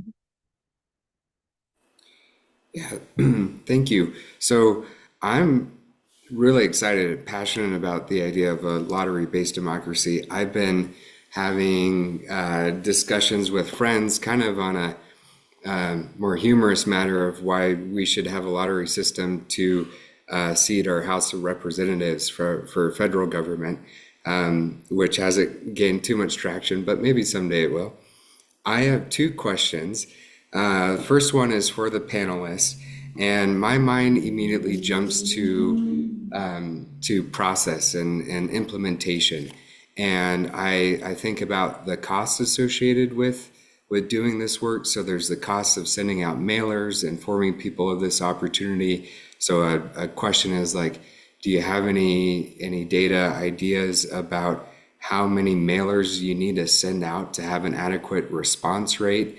And then just more like, if we generally were to reach out to local governments and say, hey, this is a great way to have diverse engagement, you can expect how much to spend on this, because that relates to development fees, or like how do you cover those costs? And then while I have the mic, I'll ask kind of a second question to the commission to at least think about. If not, it could be a rhetorical question, but how do you all think that we can implement this in the department's work? Is it at the CIAC level where we have a seat that we try to fill through a lottery-based initiative? I understand that commissioners are appointed by the governors. That probably would be pretty challenging, but curious to have further discussion about that. So thanks. Yeah, thank you. Thank you for the questions. I'll answer the first couple. As for number of letters, so in the US, given current awareness of this kind of selection process, we typically see between a 2.5% to 3.5% response rate to letters we send out. So we just use a factor kind of, calculation based on how many panelists we're aiming for. And so, yeah, typically, depending on the size of the city, we've seen between 5,000 and 20,000 invitation letters go out at the local level. But there are also other ways of doing it that aren't as resource intensive as letters. So some folks use phone-based recruitment, door knocking. I mean, that's intensive in other ways, obviously. But there are different models that our partners overseas use that we've never experimented with. In terms of dollar range, typically we're seeing, like for municipal assemblies, there's a very wide range, so it's always hard to answer this question, but between 250,000 to 500,000 for kind of a standard size assembly at the local level. Now there are processes that are over 1 million, like the Paris process that Lynn talked about, or a couple of the other French examples. And in terms of really making this accessible for smaller communities, I think the kinds of designs that Lynn just talked about, of pooling resources among a number of small towns to kind of divide that burden and produce benefits that are equally useful for multiple smaller communities. There are a lot of different ways that we can think creatively about design to still have the accessibility benefits that kind of price tag comes with, which is really paying people for their time, paying for interpretation, paying for small group moderation that really makes the process what it is, without being, so resource intensive that smaller communities can't use it. So yeah, anything to add there? Just to add on that these processes are sort of an amalgam of they're sitting on the shoulders of giants in terms of public engagement. They're trying to piece together all kinds of little bits from over the last 50 years, especially. And so those bits can be broken out again. It is possible to do something that's not a full assembly, like in Petaluma, and to use lottery selection as part of an existing deliberative body or process, or to use pieces of sort of deliberative process design in, as part of it. And in fact, in Eugene, they used pieces in a previous process and then implemented a more full-scale project a year or two later. So yeah. Kind of speaking to that, I was going to tell a little bit of a story, but the question is, have you researched the kind of spin-off benefits? Like you have the actual outcomes you want for that process, right? Then that's done, right? People go home. Have you researched what happens after that? And the reason I'm asking that is in the book Just Action that I just started reading, there was the example that they gave about this thing. All I remember is called Map Twins in Chicago, where essentially they took a map of Chicago because I guess they have a dividing line that has the same addresses on either side of the city, and then they folded it. And so the person with the same address on the opposite side of town, and it's like Black and white people, they basically match them. And it was just an interesting, it was like almost like a lottery in some ways, right? It's just like whoever's at your same address on the other side of town.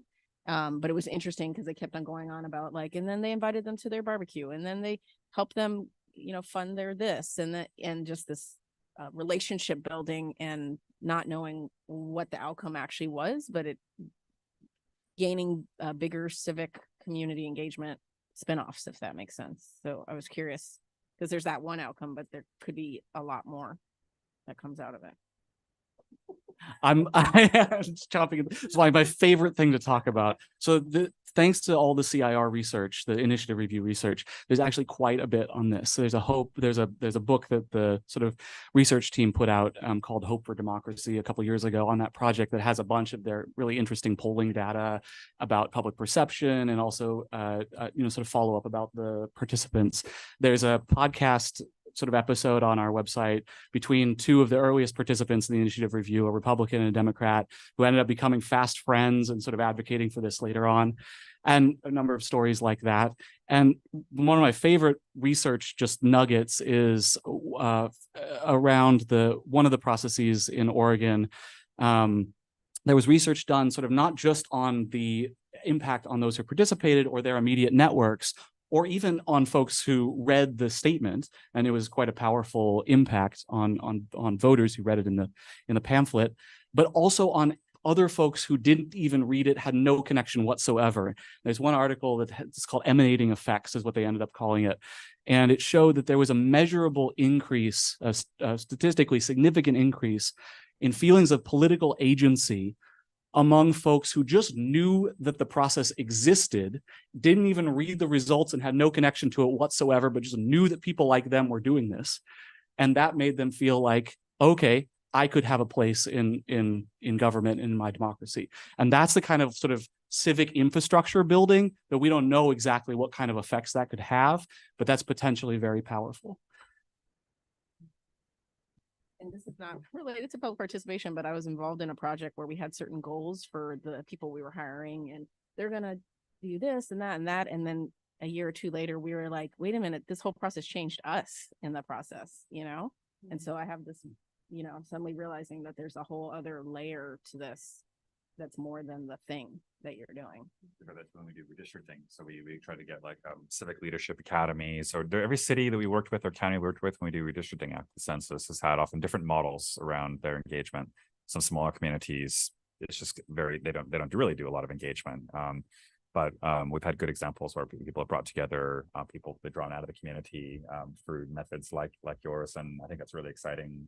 We heard the same thing when we had, like in City of Hillsborough, brought in a Civic Leadership Academy and worked together to learn what redistricting is about, and it was a very diverse group of people with different opinions and attitudes, but I think we had the same kind of experience that it drew them together and made them feel much more engaged in city politics. And yeah. Just a couple quick questions. One, Ethan, you mentioned about the data being included in the state GIS portal. Is that Oregon Explorer or is it something else? I'm not sure. Oh, yeah, that's a great question. Yeah, so the two things are related. So Oregon Explorer, of course, is run out of OSU and then Institute for Natural Resources, and it's mainly a policy-oriented GIS engine. So I think that they've pivoted a little bit. I think that used to be more kind of all-encompassing, but I think that the state's GIS kind of library has moved out of Oregon Explorer to its own new geodata hub. Oregon Explorer is still around though, but now it's focused on visualizing policy relevant layers, things like the statewide fire risk map and things like that, that are tied to specific programs or legislation. Yeah. Is it easily accessible by just any Oregonian that wants to go onto a Yeah. website to find it, which is great. So and eventually it will work its way through to Oregon Explorer once the EJC decides on what kind of score or how they want to identify EJ communities. So that's a discussion is going right now with the council. And once they make that decision and decide on what variables will be taken into account and how those will be combined, that particular layer will go to Oregon Explorer. Yeah. Great, thank you. I have to just drill back down on the cost again for just a moment.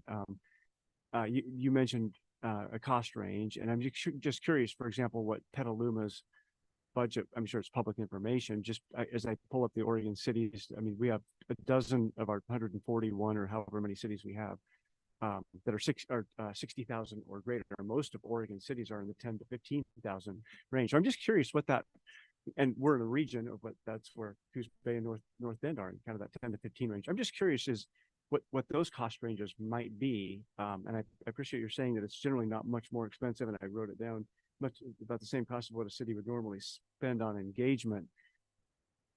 I'm curious about that connection there, because and you mentioned there's a wide range, so I'll just kick it back to you and just any responses. Thought on that. I think we're talking to a city in Oregon, about 10,000 people or so recently, about a potential project. I don't know if I can say too much about it, but and we're sort of thinking, okay, this is an opportunity. It needs to be a cohesive, deliberative body, but it needs to be sort of the smallest possible version of that. And the earlier process that we did in Milwaukee and in Eugene were both under $100,000.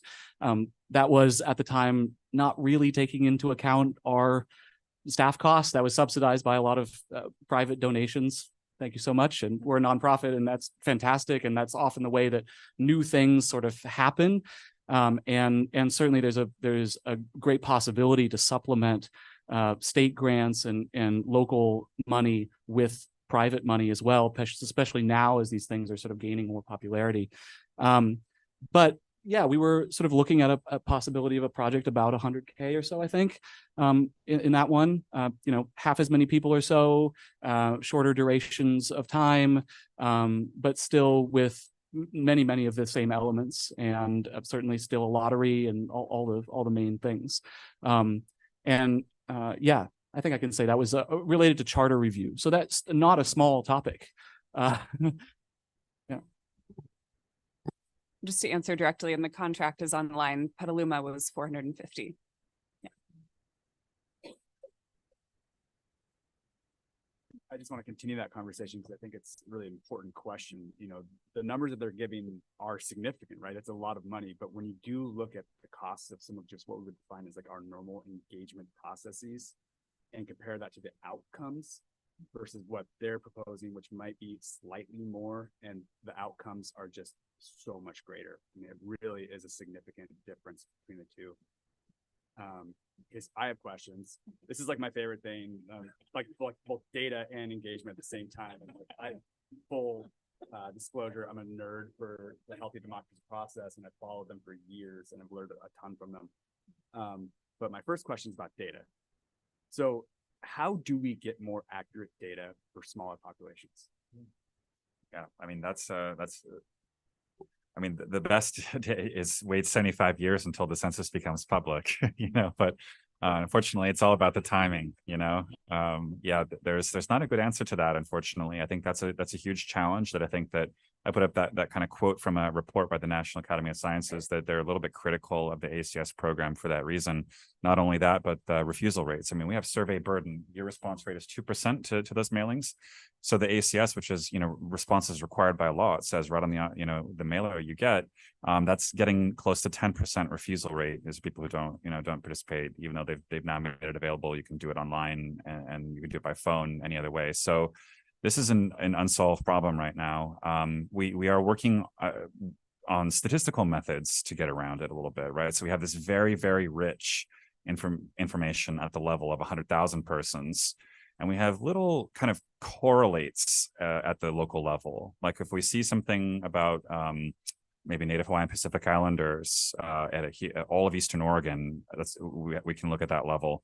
But then we kind of know from other information we have for individual tract levels that, you know, maybe there's clusters of speakers of languages, Asian languages around, and we do have that at the local level. So we try and do some data triangulation that helps us to attach some of the data that we can only get at that high level down to the low level. We know, like clustering around La Grande, Eastern Oregon University as a Native Hawaiian Pacific Islander community there. So when we see the data for Eastern Oregon region on the well-being of that community, we know that a lot of that is going to be describing the experience of people living there. And that's right now kind of what we can do. We're still trying to figure out. It's really just emergent how we quantify things like the take into account the statistical uncertainty, how we make sure we were accurate about that. But some studies that have done validation on this have found that when they then go to the Census Bureau or get an approved research project to look at the actual restricted access responses from people in those areas, that their synthetic data is aligned pretty closely to the 100% data. So we're gaining confidence in our ability to do this. Yeah. Yes, I think we're at our time. And the question. Zachariah put a question to this commission, so I kind of wanted to address that. Oh, okay. Yes, Commissioner Boyer. Sorry. Zachariah, Barbara Boyer. So you were asking how could this be applied to your guys' committee, the lottery base, right? Was that your question? To us. I know to us, but would we, for this commission or for your committee? Oh, I thought it was for his committee. Yeah. I think for the CIAC committee's a little more practical at this point. Yeah. It's a good place to start. That's what I was going to say. And it would be, I mean, I don't know, there's a budget that allows for it, but it would be interesting to try one seat in a lottery base. Is kind of what I wanted to say. That was it. I think that we have lots more questions, dialogue, interest on many levels, but I know we have to wrap up our meeting for the next agenda items. Yeah, I think that's the question we're left with, really, is we all find this very interesting and the power of it. And I'm not going to get the answer today, but I do want to hear again more now that I've understood this more about Eugene, because that does fit into what the work that we do, you know? Yeah. And I guess for my general summary is like, I could imagine this being for almost prioritization of things, because, you know, good lobbying and bad lobbying lobby for things. And if you pulled a lottery public, I wonder how those priorities would shift. So that's what I'm left thinking. So thank you for your presentations, for our presenters and the CIC. Yes, I'm about to do that. Yes. Thank you to the presenters and the CIC members for joining us today. At this point, I will adjourn the joint meeting of the Citizen Involvement Advisory Committee and the Land Conservation and Development Committee. The time is 3:03 p.m. Thank you. Thank you, guys. Thanks so much. Can we have Ethan come back and talk about vulnerability and opportunity indexes? Yeah, I can talk about the ones that are Yeah. the ones that are coming out. Yeah.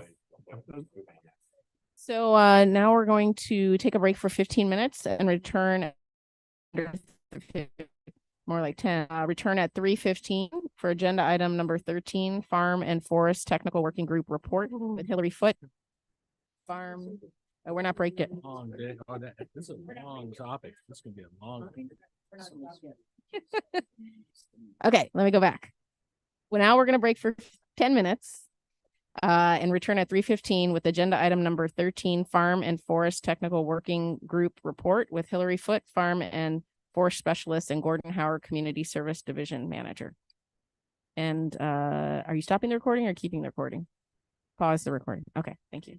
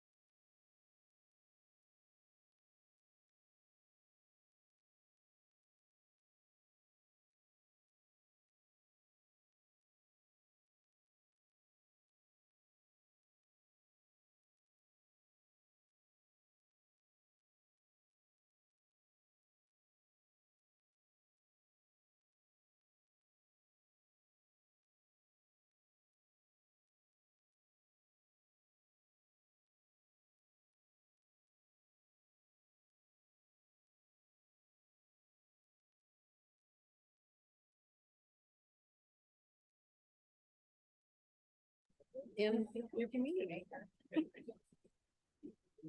Welcome back. Up next, we're going to have agenda item number 13, Farm and Forest Technical Working Group report with Hillary Foote, Farm and Forest Specialist, and Gordon Howard, Community Service Division Manager. Hillary will lead the presentation. Welcome, Hillary. I don't know if you wanted to say anything beforehand, Gordon. The only thing I want to do is turn this over to the person who actually knows about all this stuff and with extreme detail and expertise, and that's Hillary Foote, our Farm Forest Specialist. Thank you. Well, good afternoon, Chair Halova, Vice Chair Lilac, and Commissioners. I'm Hillary Foote, and I have the privilege of being the Farm and Forest Land Use Specialist for the Department of Land Conservation and Development. And today we're going to be briefing the Commission on work that's been done over the past 6 months to scope a multi-phase, multi-year initiative to implement technical improvements to the Farm and Forest Conservation Program. So the objective this afternoon is going to be to review the process that we've engaged in over the past 6 months, to touch on some key sections in the scoping summary report, to answer the Commission's questions, and most importantly, to take in feedback from the Commission and the public on those action items and issues that are identified in the scoping report. And then in April, staff is going to be coming back to Commission with that multi-year work plan based on the feedback that we're getting on this agenda item through this process. So I do want to note that we have 18 people signed up to provide public testimony on this item, which is very exciting. So I am going to take that into consideration as we're talking today, and may treat some things with a little bit more brevity. And then I thought, just to give people who are planning to testify a heads up in advance, we're going to ask each person, given our time limits, to limit their testimony to 2 minutes. So I know some people prepared longer to speak, but given the amount of people that signed up in our time, 2 minutes is what we are going to ask. So I just want to give you some extra time there.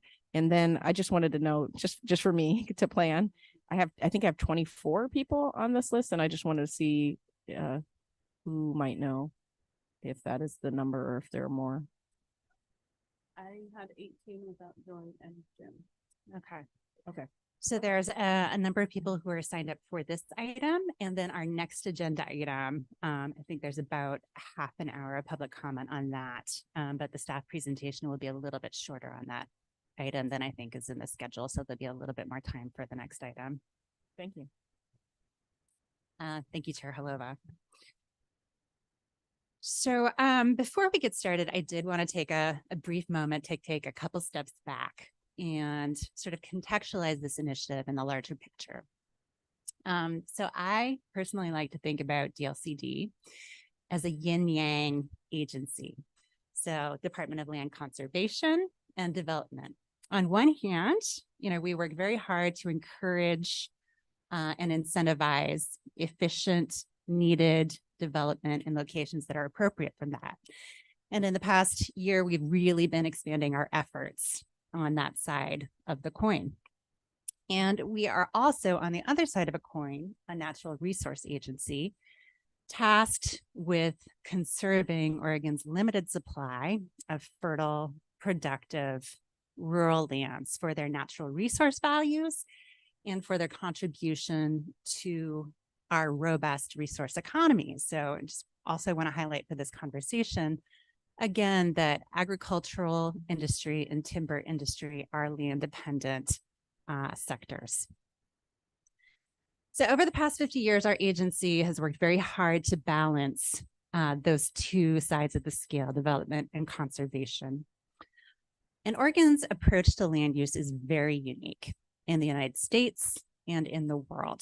It took a tremendous amount of passion and effort to implement the program that we have and to protect it over the years. So this initiative that we're engaged in right now is really our effort to care for that legacy that we've inherited and ensure that that conservation side of the program is functioning as it was intended to protect natural and working lands. All right. All right, so with that orientation and introduction, we'll just get right into it. So this slide is really meant to clarify the different phases of the process that we're talking about.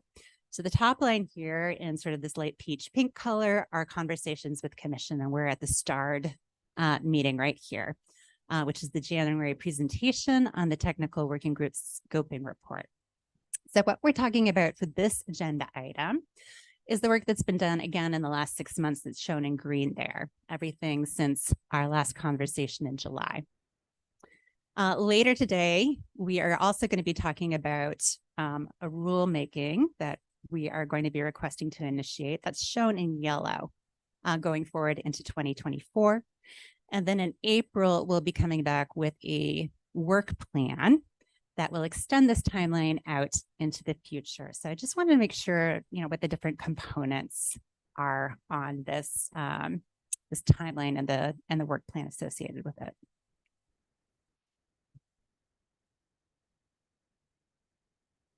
All right, trying to advance. Okay. So following our conversation last July, the department convened a technical working group to assist us in scoping out this multi-year initiative. And we actually got a lot done. We met 6 times between August and December. Those meetings and the related materials are posted on the project website, and they're available for anyone to watch if you're interested. I'm actually surprised by the number of views that those meetings got on YouTube. So at the very first meeting, the technical working group was presented with a list of issues related to the Farm and Forest program that has been compiled by DLCD staff over the past decade. It's a list that was actually started by one of the previous Farm and Forest specialists for the department, who we'll be hearing from later today. So items on that list were really meant to be things that, if they're addressed, would strengthen the program, make it easier to implement, and reduce controversy. So those technical working group members were asked to review that list, to make additions to it, and to prioritize it. So after that first meeting, staff took feedback from the technical working group and divided that list up, that expanded list, into 4 main focus areas. And those 4 topic categories then became the focus of subsequent working group meetings. And I'm going to touch on the first 3 in just a moment. So the second meeting, we talked about what we'll call multi-path permitting. In the third meeting, we talked about dwellings on resource lands. Our fourth meeting, we talked about soils and some key definitions that are really important to the program. And then on our fifth meeting, we talked about other issues that didn't fit neatly into any of those buckets. So as noted in the staff report for this agenda item, there were a number of themes that spanned across those focus areas as well. So the first one was a need for more robust data and more data analysis, the capability to perform a data analysis within the department. The second theme that ran across all of those focus areas was about enforcement and enforceability of provisions. So what happens once a county has actually issued a decision? And then the third theme that sort of ran across all of these focus areas was a need for clarity and a desire for clarity in the program. We heard that from our county planning members as well as others on the working group.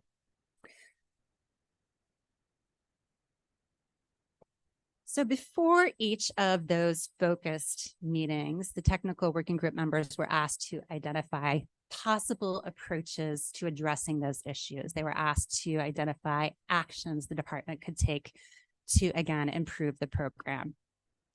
And that informed the conversation for those meetings, and the working group was asked to revisit those actions after the meeting as well. At the very end of the process, the working group was provided with a consolidated list of all those issues, and they were asked to prioritize them. And so that product, that prioritized list of issues and actions, is included in a couple of different forms in the summary report that was an attachment to this agenda item. And that technical working group worked very hard. They identified 74 individual actions that the department could potentially take to improve the program, and that is quite a lot of work. So I also want to make it clear that the potential actions, the potential solutions, and the prioritization are those of the technical working group. Everything that was proposed by technical working group members is included in that list. It was not edited out by department staff, and the prioritization is that of the working group. It was not prioritized by department staff. We will do that in the next phase of the process as we're preparing a work plan. Right. All right, so the next 6 slides address the first 3 main focus areas we just touched on that were discussed by the working group. So between the scoping summary report, the staff report, and the YouTube video that was posted as background in January, I think we've had a lot of material on these concepts. So Chair Hloba, if it's okay with you, what I was planning to do here was just say a little bit about these topics and solicit comments from the commission on each of these slides. And I think if we take about 5 minutes per slide, we'll be okay for schedule, if that's all right. Okay. So the first main focus area discussed by the work group in their second meeting was this idea of multi-path permitting. And this speaks to the confusion that can arise when there are multiple ways to permit a proposal. So I'm going to use the cidery example that I like to use, and then open it up to questions from the commission. So if I'm a county land use planner and I have an applicant that comes in and they want to offer cider tastings on their property that's zoned for exclusive farm use, there are at least 5 different ways that that could be permitted. And so I'm going to have to ask that applicant a lot of questions, not only about their proposal, but what it is they're doing with their farm, whether it's in farm use, whether it's not, the size of it, etc., to sort of get at a pathway for them to pursue. So those cider tastings could be approved potentially as a fee-based event at a farm stand, which is a sub 1 use in farm zones.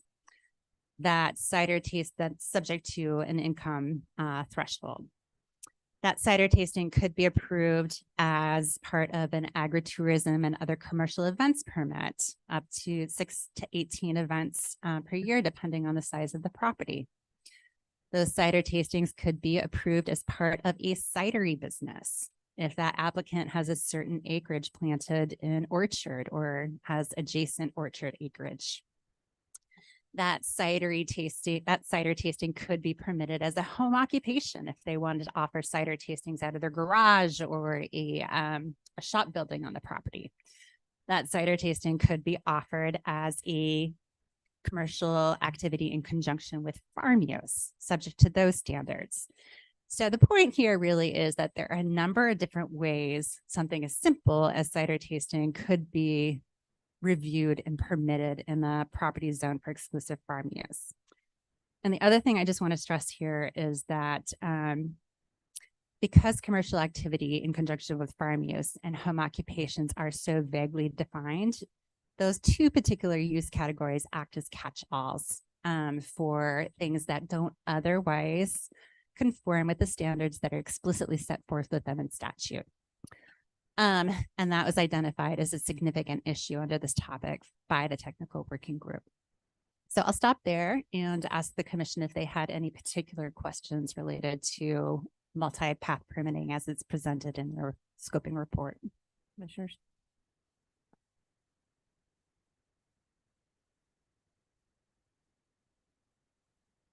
Commissioner Boyer? So, yeah, the income threshold, that was a pretty robust conversation on how it be verified. So that needs a little more clarity also. I mean, that the whole theme here is clarity. It really is. That was the whole theme of this technical working group, but just the definitions and some clarity. So. Yes, thank you, Commissioner Boyer. So the income threshold as it relates to sort of incidental and subordinate activities and items that can be sold at farm stands. And there's also an income threshold related to dwellings that we'll talk about in a minute. But how you verify that income was brought up as a topic of conversation of concern for all members of the working group. So moving on, the next meeting of the working group, the third meeting, focused on dwellings. There was a narrow issue related to template test dwellings, but today I'm just going to focus on dwellings in exclusive farm use zones. So a lot of people are surprised to learn that there are so many different ways to permit a wide variety of dwellings on land that's protected under exclusive farm use zoning. So those dwellings are generally dividable into two buckets: dwellings that are in conjunction with a farm operation. That's essentially workforce housing for agriculture, for farm operators, owners, and farm workers. And then there are dwellings that are not necessarily in conjunction with a farm operator, non-farm dwellings, a lot of record dwellings, hardship dwellings, and replacement dwellings can really be either one.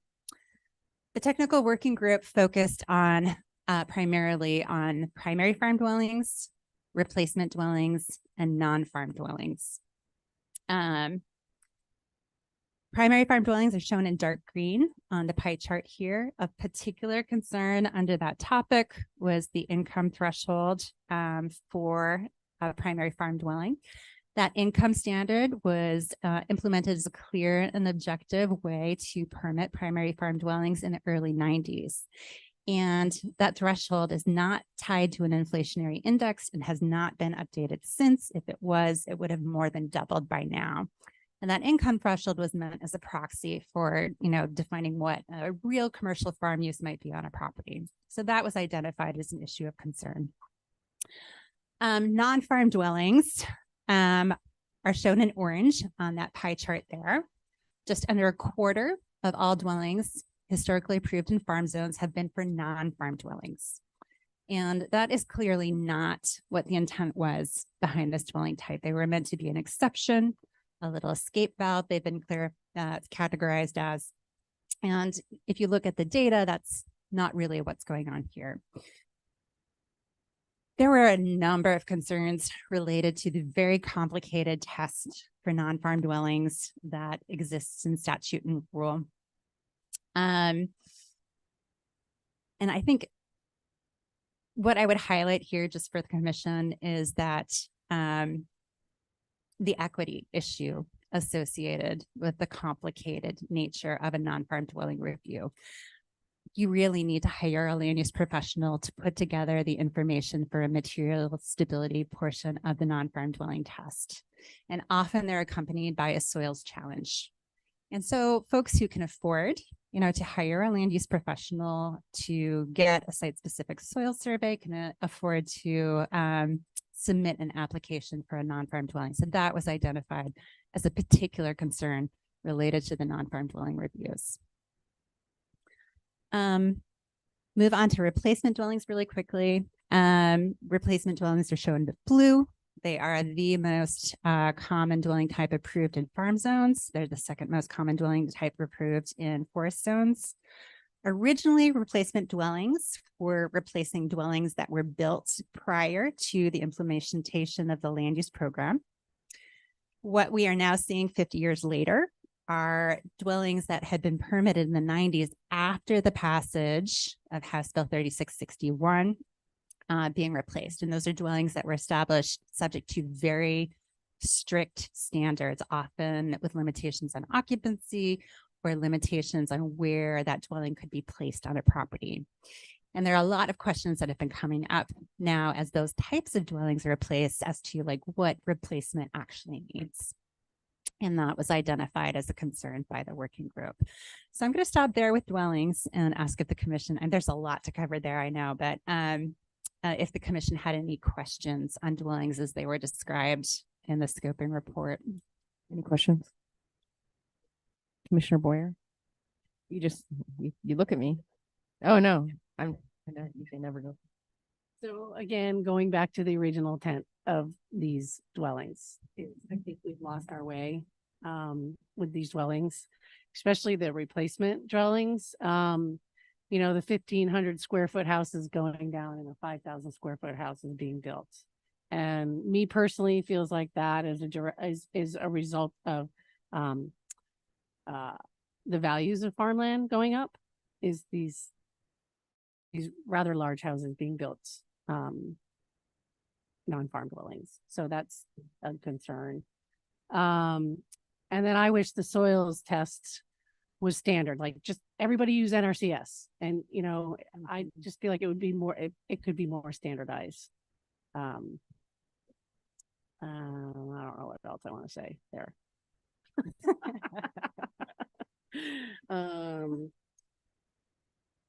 Yeah, and then the primary replacement dwellings, it's like who's actually living in them. We got a clarity.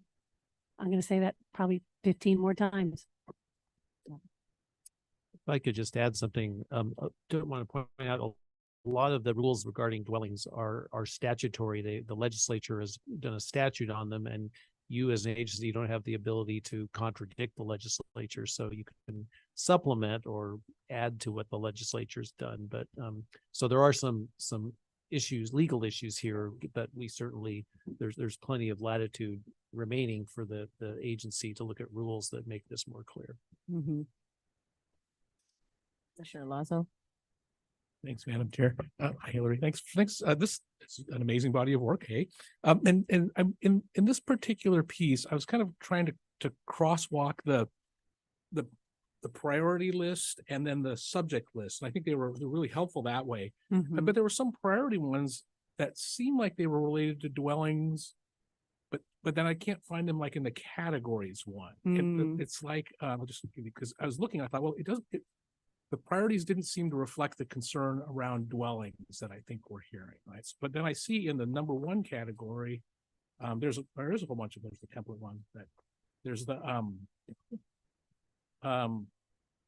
rulemaking to address concerns with primary dwellings, farm dwelling standards, and it has that whole list of standards. But then I didn't see that in the crosswalk subject matrix. Is it? And so I'm flipping back and forth, so it's kind of hard for me. But is that in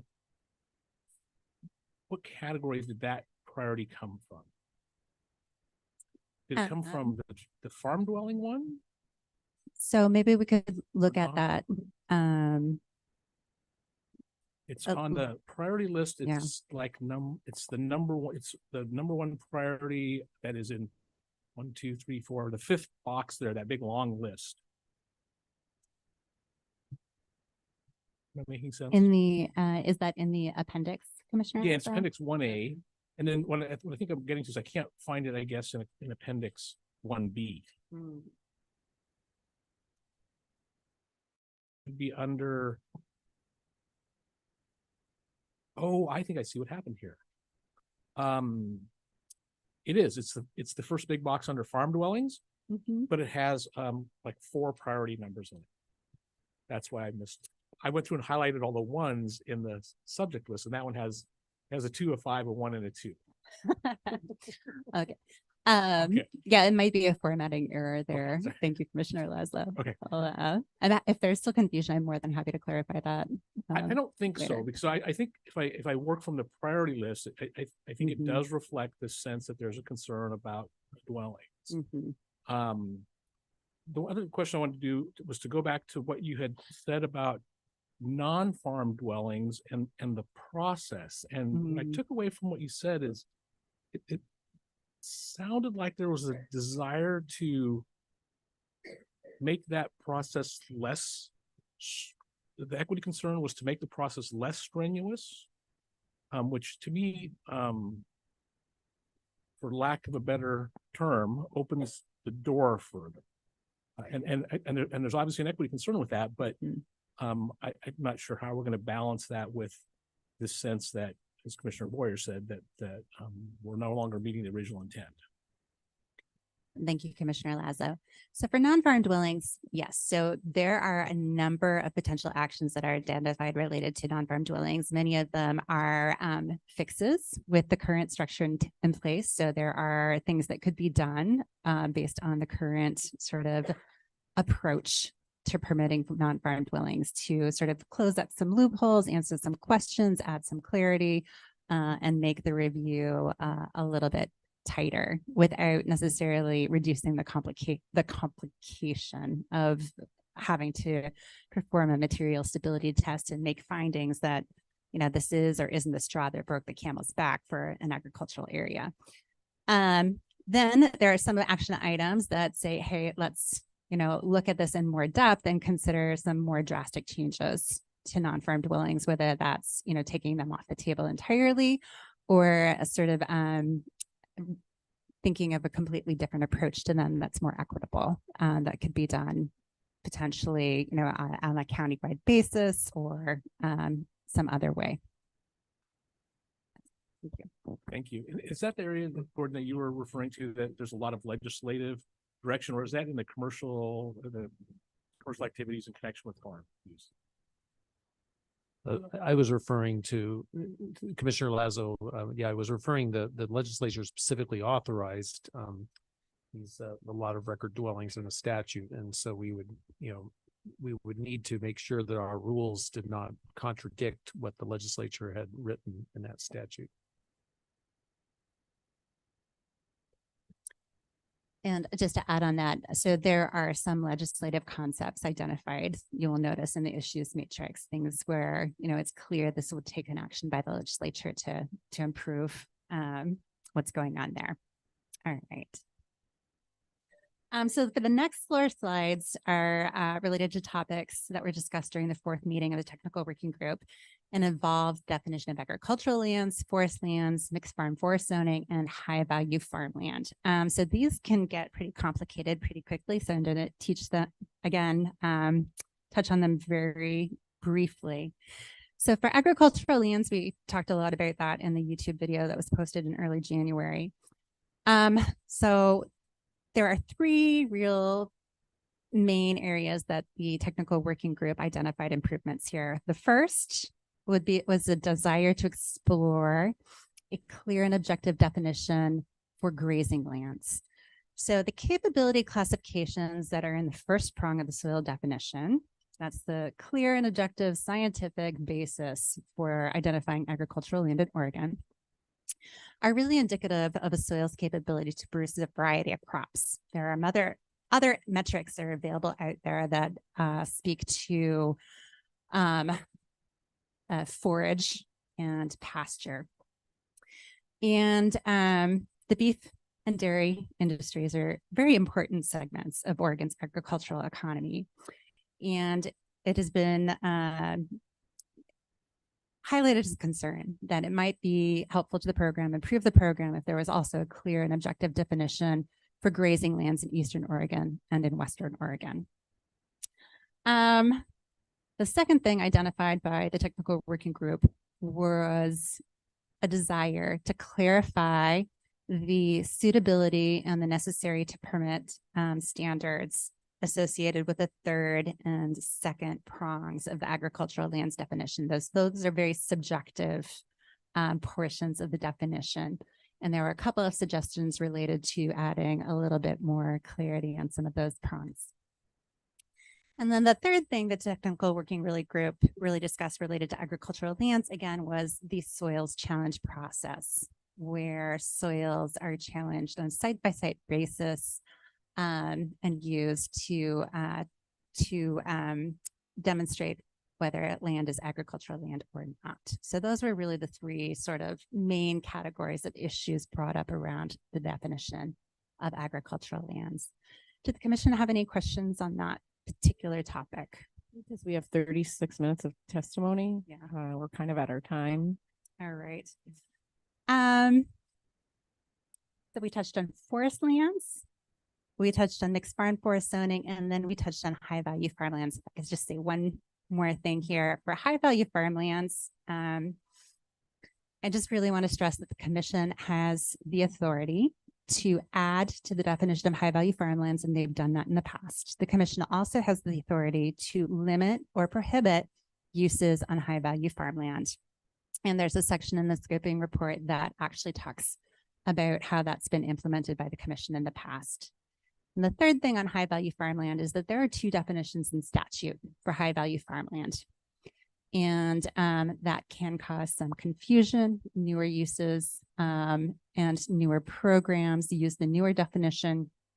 And it has been suggested that the commission might consider standardizing the definition in our rules.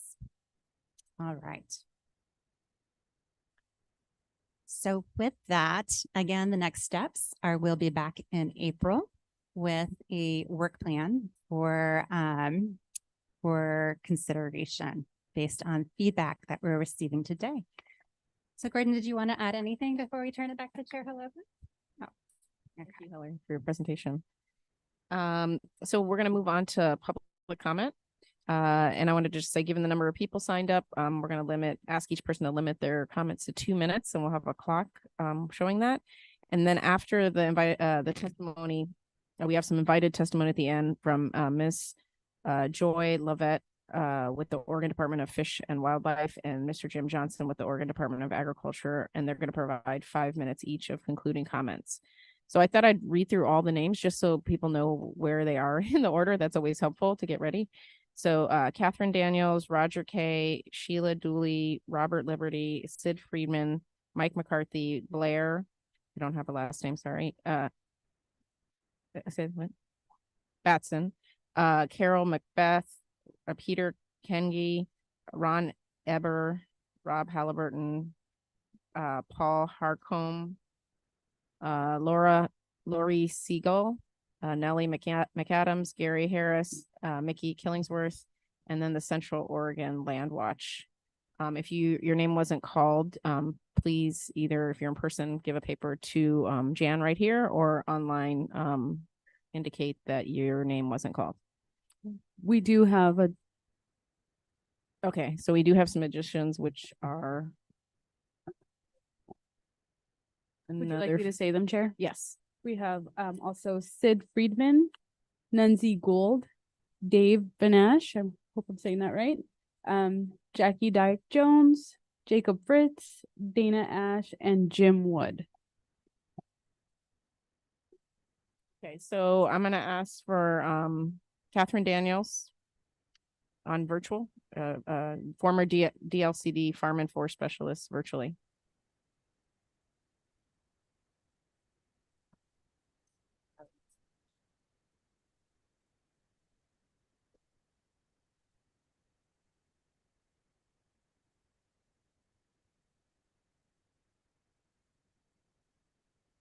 Hopefully there's a way to tee up people so we can run faster.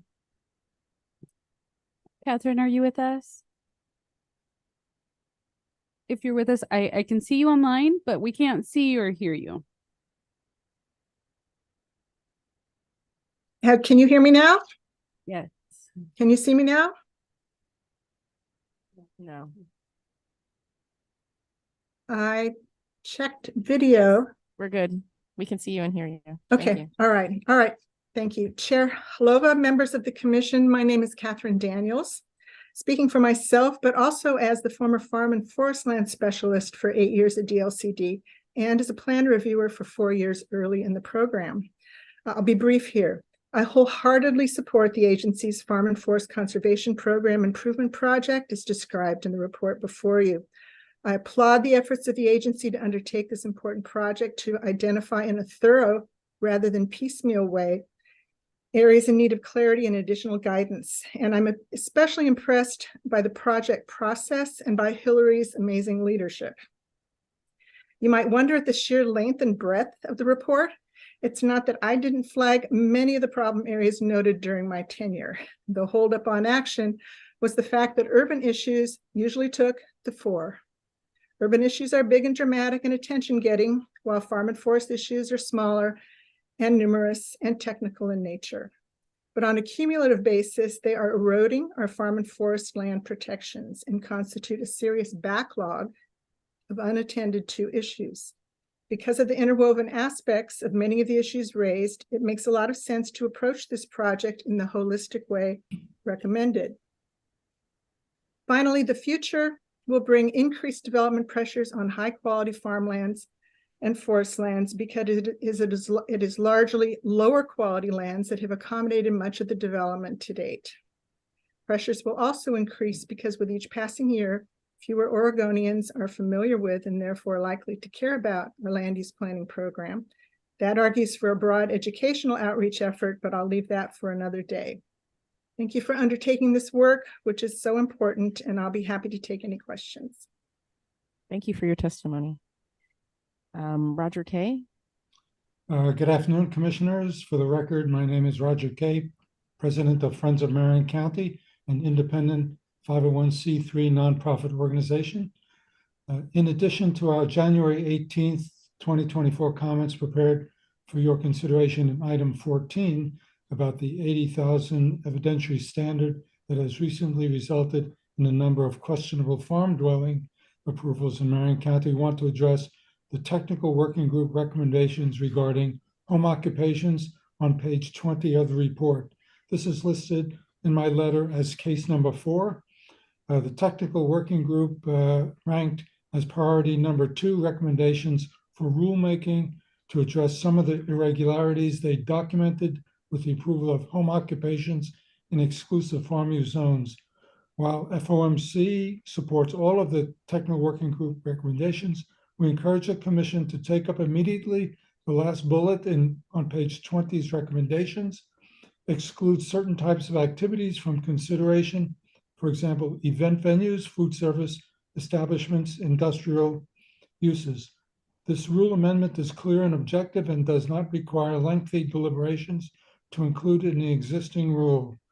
Home occupations as authorized in this rule do not include venues, food and/or alcohol service establishments, industrial uses, or other activities authorized specifically by other divisions of the division. Immediate action on this TWG recommendation would protect Marion County's exclusive farm use zone from the county's erroneous interpretation of the home occupation rule to allow events with an unlimited number of participants 18 times per year. The allowed events include weddings, associate activities such as catering, traffic control, and entertainment for hundreds of activities. This is a far cry from the legislators' original intent to allow home occupations inside existing dwellings to operate as a small, inconspicuous business, such as preparing tax returns or amending clothing. FOMC applauds the work you're doing and encourages you to make haste with this rule amendment, and you can execute in the near term without further deliberation or delay. Thanks so much for considering these remarks.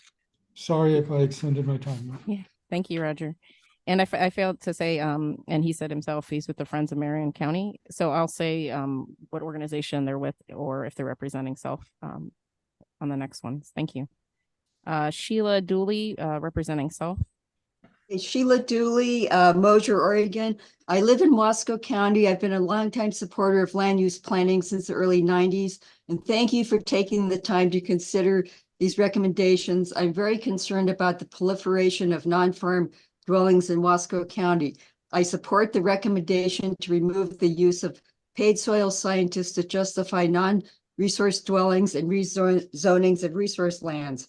In Oregon, there are only 5 DLCD certified soil scientists. 2 years ago in Wasco County, 2 of them reached contradictory conclusions regarding the same soil survey, one hired by the applicant and one by the opponents. Wasco County arbitrarily selected one. The fact they came to such different conclusions indicates it's not a reliable science and open to interpretation, or there is incompetency or bias involved. In Wasco County, applications for non-farm dwellings consistently involve the use of paid soil scientists to produce findings contrary to the NRCS ratings. In the case of conflicting soil evidence, LUBA has to defer to what the county chooses to support. LUBA cannot independently reweigh the evidence presented by opponents. It has been my observation that Wasco County never denies an application for a non-farm dwelling and always sides with the applicant and their soil scientist. Funding DLCT to contract an independent technical review for each soil survey has the potential to have the same problems as the current system.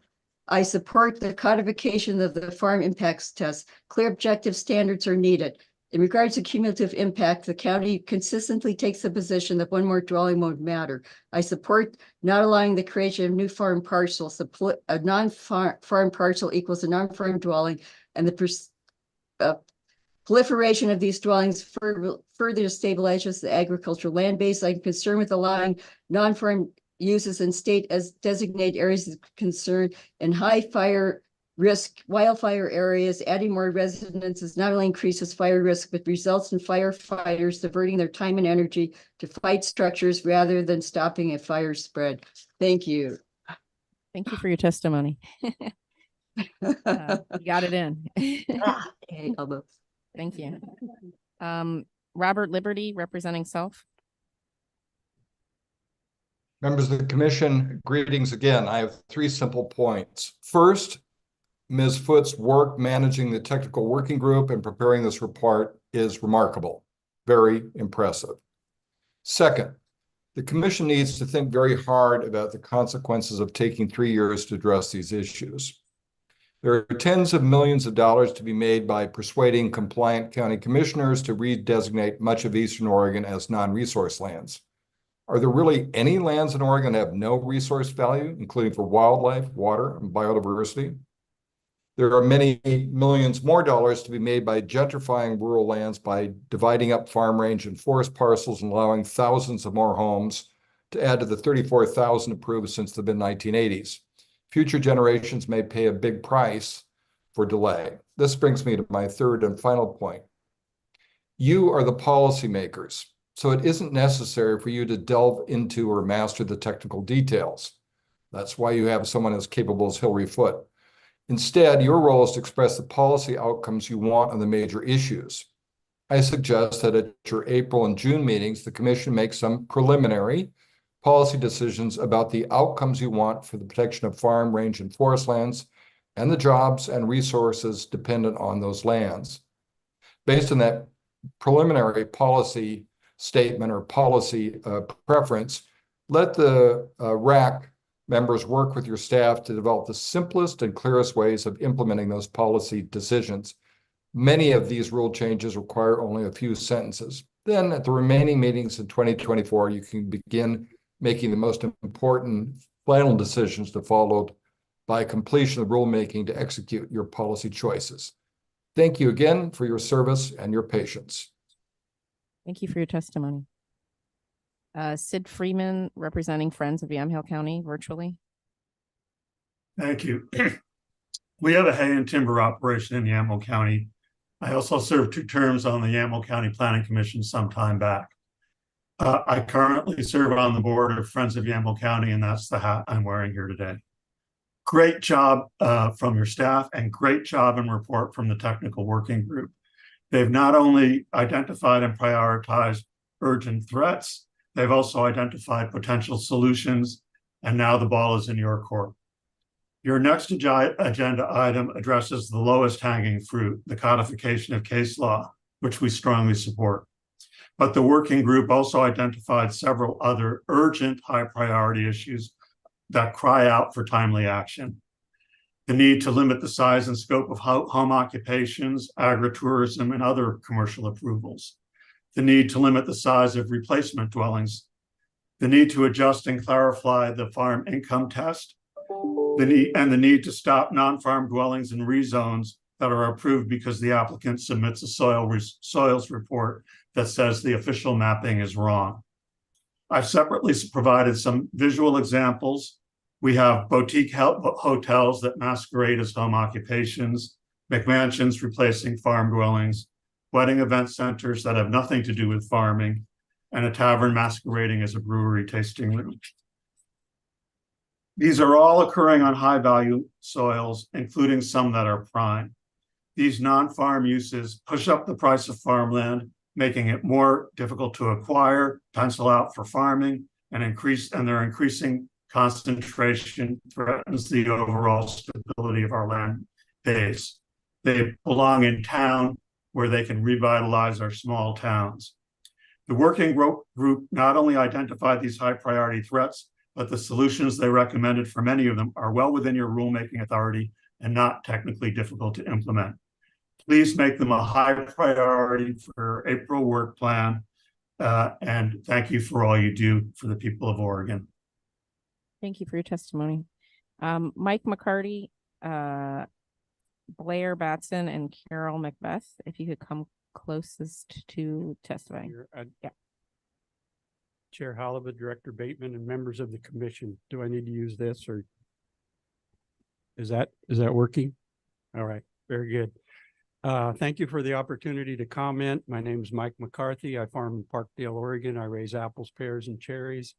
And I also am involved in a multi-housing project on some commercial land we own. This is my 43rd year working on Senate Bill 100 and supporting farmland protection in Oregon. And I'm sorry to say that in 2 minutes, I can't cover it all. But nevertheless, farmland protection is more important now than ever. And I think that's something I've heard comments that people say, well, the program is sort of irrelevant. It's no longer valid. Well, the farmland protection idea is more important than it ever was. I was fortunate to be on the working group, and we had some very good experts from Oregon Department of Forestry, Oregon Department of Agriculture, DLCD, and a number of county planners that gave excellent expertise to the program and many very good suggestions, and of course, particularly Hillary organizing the project. Now's the time to act on this work. And as was said previously, I think a 2 or 3 year plan is much too long. From my observations over the years, there's a couple of things happening. One is there's very unequal results occurring across counties and even within counties on applications. And this is a huge problem. You talk about equity. And the reason is that the laws are very vague and they're uninterpretable. People don't come up with that they mean the same thing. So the answer really is that we make these much clearer, and by making them more clear, the public understands the process better. The public gets very frustrated when they go in and there's 7 different procedures and processes and they can't tell them what to do. So that's really the solution is to clarify and simplify the rules. And that's really an important thing. I see so much vagueness. I think you're at your time. Pardon? You're at your time. Okay. Thank you for your testimony. Yeah, we would like to keep your written testimony that you have if you're okay. Thank you. Blair Batson with 1,000 Friends of Oregon. Good afternoon. I'm Blair Batson, staff attorney for 1,000 Friends of Oregon. 1,000 Friends would like to commend Director Bateman and Hillary Foote for the tremendous leadership and skill in bringing this report and these recommendations to you. This is one of the most impressive pieces of work on farm and forest and conservation policy to ever come out of the agency. Tom McCall would be proud. In approaching these recommendations, you've heard a lot about a sense of urgency. And I think one of your first most important tasks is to distinguish between what you can do quickly and what really takes a long time. And you can amend your rules fairly quickly, not in the speed of light, but it's changing words if you know what policy you want to do. Other things take a long time, like trying to figure out how you actually do a cumulative impacts analysis. That requires a technical working group. It will take years. But we join the other voices who say, get what you can get done with rulemaking in 2024 before the legislative session starts and you suspend your rulemaking for a while. Our short list we think you can do quickly and that would have a huge impact on really critical issues. Limit replacement dwellings to no more than 125% of the original dwelling footprint and square footage. Top ranked priority for the working group. Limit rezonings of ag and forest land to regional processes involving DLCD and other state agencies. Number 3, clarify that the qualifying income to satisfy the $80,000 gross income test for farm dwellings must be earned from the actual sale of farm products that have been produced in the land and not from the sale of products which have not yet been produced. Number 4, clarify by rule that commercial activities in conjunction with farm use, home occupations, and agritourism do not include hotels, restaurants, bars, and taverns. This is a problem. Number 5, get clear and objective standards for non-farm dwellings. The ones now are great policy, but they're unworkable on the ground. You can simply prohibit new non-farm dwellings on designated critical groundwater areas, high-risk wildfire areas, ODFW, essential, limited, important, and irreplaceable wildlife habitat. That's all reasonable policy. You can do it. It's within your authority. Finally, prioritize the other top recommendations that will take longer, and they may take years, such as defining a methodology and needed data for countywide cumulative impacts analysis, mapping existing data for non-resource use and dwelling approvals, a grazing lands definition, etc. Thank you for this excellent report and the opportunity to comment. We look forward to working with the commission and its staff as the recommendations are implemented. Thank you. Thank you for your testimony. Carol Macbeth with the Central Oregon Land Watch in person. Good afternoon, Chair Halava and Vice Chair Nick and Lilac and commissioners. My name is Carol Macbeth and I'm a staff attorney for Central Oregon Land Watch. Land Watch applauds the thoughtful insights of DLCD's Farm and Forest Work Group, and we urge the commissioners to adopt them with no delay. Land Watch perceives the greatest threat to Central Oregon agriculture is the fragmentation of farmland, one property at a time, by developers as a matter of litigation between two parties based on paid soil scientists' reports.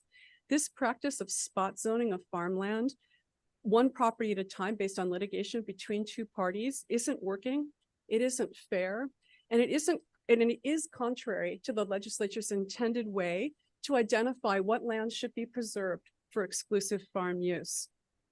The legislature's approach to identifying what land should be preserved forever for exclusive farm use involves a countywide process with input from state agencies.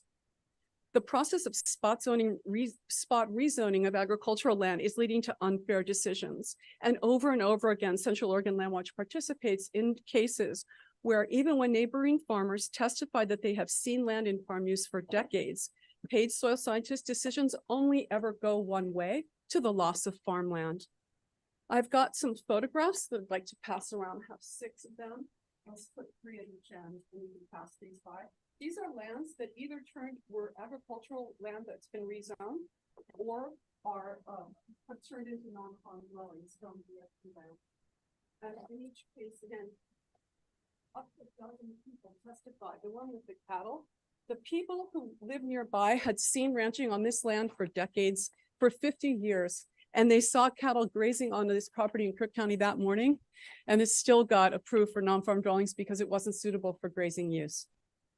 So Deschutes County estimates 2,886 acres of agricultural land have been spot rezoned since 2011, and that's just one county, 2,886 acres. At your time. Okay, so I'll just wrap up that once again, paid soil scientist reports only ever go one way, to the loss of farmland. We ask you to implement the work group recommendations without delay, and in particular, to stop spot rezoning of agricultural land. Thank you for your testimony. Up next is Peter K. I even had it phonetically spelled. Peter K. Nagy, representing self, either in person or virtually. And I'm here. Can you hear me? yes, thank you. Commissioners, for the record, my name is Peter Kanegi, a lifelong farmer from Benton County. Thank you for the opportunity to share my perspective on the critical importance of maintaining and strengthening Oregon's farm and forest land protections, and how Oregon's land use planning program has helped our family's farm be successful and sustainable over the last 50 years. By way of background, I'm a 64-year-old lifelong Oregonian, a 3rd-generation farmer and land manager with the 4th generation involved in our family farm, which my grandparents made the first land purchase of 52 acres outside of Albany in 31.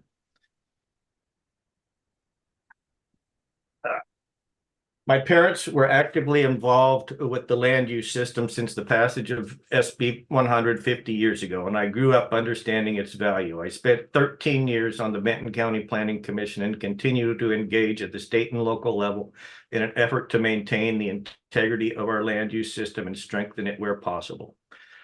The Farm and Forest Technical Working Group report put together by Hillary is excellent. The report does an excellent job of identifying the ever-increasing threats to our limited supply of farmland from non-farm housing and other types of non-farm development. The working group's recommendations for restoring the integrity of our EFU zones are long overdue and should be implemented as quickly as possible, including rulemaking by the commission to provide the proper interpretation and application of your own rules. There are two main issues identified in the report I'd like to address. First is the ongoing approval of non-farm dwellings under the guise of farm dwellings, replacement dwellings, accessory dwellings, etc. There is no persuasive or good policy argument for non-farm dwellings in EFU zones. I'm going to run out of time. I'm going to skip a little bit here. The other one issue is $80,000 gross income standard needs to be updated significantly.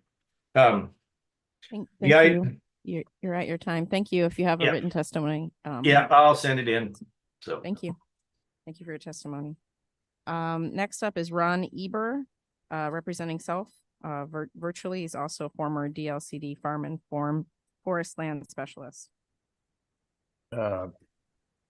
Commissioners, Chair Holova, Director Bateman and Hillary. I'll try and make this quick. I was the agricultural land specialist for the department from 1976 to 2008. And so a lot of the language that you're working on, the unintended consequences from some of that language, I have to confess is some of my work. But I want to commend, like everyone else, what Hillary has done. It's the finest thing I have ever seen come out of the department in 30 years. And I wrote most of the farm forest stuff prior to that time. So it really is spectacular. I fully support the recommendations from the group. They've been talked about endlessly for years, even before I left. I want to focus on a couple of quick things. One that hasn't been touched on, Hillary did the multi-path approvals that evade the specific standards that were put into the statute to get past the general. That's how it's evolved. You start with a general standard like commercial activities in conjunction with farm use. And then when that doesn't work, you put in wineries, you put in farm stands, you put in processing, small scale home occupations and all of that. And when people can't get and meet those standards, especially the events in agritourism, which I still don't understand, they go back and say, well, we're a commercial activity in conjunction with farm use. I think it's simple. You simply define and rule commercial activities in conjunction with farm use to exclude and prohibit all of those specific things that were put into the statute to enable things to go forward with specific standards and not be tied to and evade the standard. To quickly wrap up, I was involved with defining high value farmlands and the soil testing process. I regret the soil testing process is in there. It leads to dueling soil scientists. I think you should stick with the NRCS surveys as the best available information. Yes, there are nuances to that. Thank you for your testimony. Okay. You have written testimony, please. I'll send something in plus a history of farmland protection in Oregon, but I strongly encourage you to move forward. The core of the program was to protect farmlands. And I know it's hard to get into it and it's detailed and it's complex, but it needs to be done. Thank you. Thank you. Next up is Rob Halliburton, a friend representing Friends of Yamhill County, was also a prior DLCD manager. with the Community Services Division.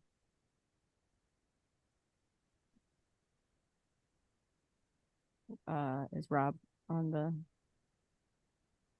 virtually? Okay, so if Rob comes back, you can tell me. Okay, next up is Paul Arkham with Friends of Lynn County representing.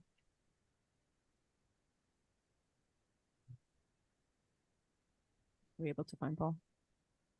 Okay, I will put a star next to that. Next up is Lori Siegel representing Lane County Land Watch.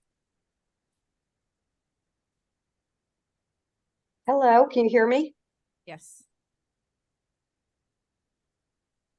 I tried to start my video. My name is Lori Siegel. For the past 20 years, I've been working on behalf of Land Watch Lane County in an effort to protect farm and forest land for farm and forest uses.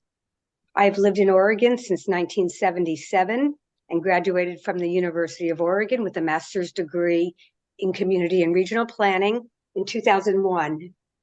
I was a member of the Farm and Forest Technical Work Group and want to thank Hillary, the commission, and the director for recognizing the need for the group and for their work convening and staffing it.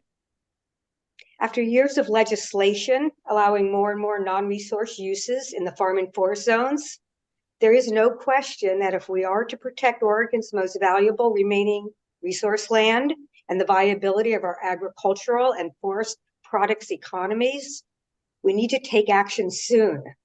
This need not be limited to legislative action, and Land Watch Lane County supports staff's recommendations regarding actions the commission can take now and in the near future to achieve policy objectives.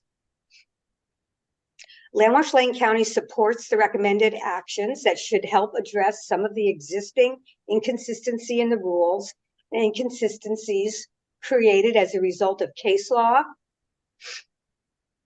and problems triggering non-resource uses on resource zone parcels. Issues that could be successfully addressed through rulemaking. One of the challenges is the use of alternative soil surveys, as you've heard. Using these soil surveys for dwellings not in conjunction with farm use and for plan amendments and zone changes. The process is unfair and one-sided. Another issue is temporary medical hardship dwellings that are almost impossible to deny and which have become the way to legalize illegal dwellings. In closing, Land Watch would like to thank you all for your work and encourage you to support the work of the Farm Forest Technical Working Group. Thank you. Thank you for your testimony. Up next is Nellie McAdams, representing Oregon Ag Trust. Chair Halova, commissioners, my name is Nellie McAdams, and I'm honored to have served on the Farm and Forest Technical Work Group. It's a tremendous accomplishment for the department and Ms. Foote to have reviewed, ranked, and vetted 80 needed updates to farm and forest rules and statutes. Oregon Ag Trust helps farmers and ranchers sell or donate unwanted development rights via working land easements.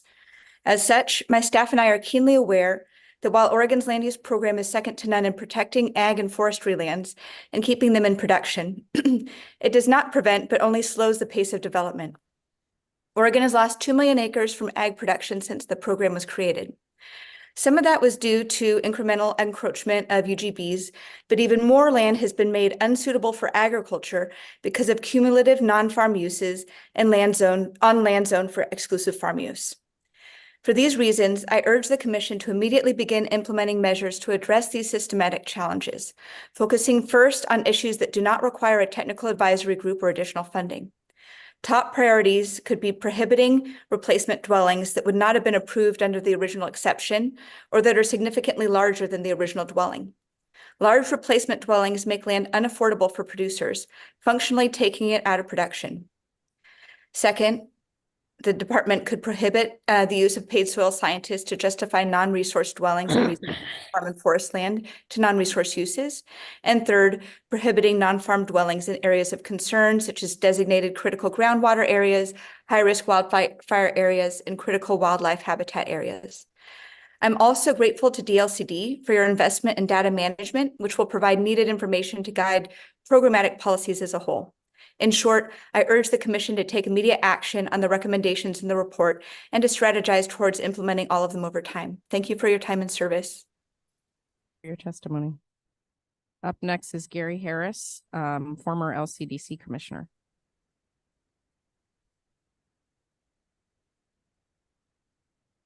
We're not seeing him online. Put a star next to that for later. After is Mickey Killingsworth, Jefferson County Farm Bureau.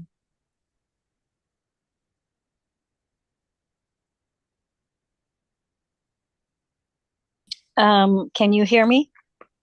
Yes. Okay. I'm Mickey Killingsworth, Secretary Treasurer, Jefferson County Farm Bureau. I'm going to keep this short. And my testimony was different than probably most people's. Jefferson County Farm Bureau, we have basically 60,000 acres of arable farm ground in our county through the North Unit Irrigation District. This was a very timely report. We support the report, and we would like to encourage the Commission to move forward with enacting the recommendations on the report. And for me to pull out one certain thing with 74 items identified by the work group, everybody should have just gasped, except for if you're a farmer and you're living with what we call contaminants in our county. Those are all contaminants, and they add a layer effect. Every time something happens, it's a layer and layer and layer, and it makes farming harder and harder to do, especially when you're in 5 years of drought. And the pressures in our North Unit Irrigation District are extreme right now. And the commissioners need to understand when something like that happens, how extreme it can be. Because we have been to the south of us in Deschutes County that runs rampant wild, we fight to protect every bit of farm ground we can here and keep the development in Bend in Deschutes County if they can. But as things price them out, they want to move our way. So we are under extreme pressure right now with developers because we're in a drought and it's easy. I'll sell my farm. I can't make a living anymore. So remember that. Please move forward with the recommendations, and we appreciate the work of the work group and of Hillary. Thank you. Are there any questions? Thank you for your testimony. Next up, I had maybe some more people from Central Oregon Land Watch, but I'm not sure. We have Nancy Gould. Okay, so I'm moving on to my next list. Okay. Nancy Gould. Nancy.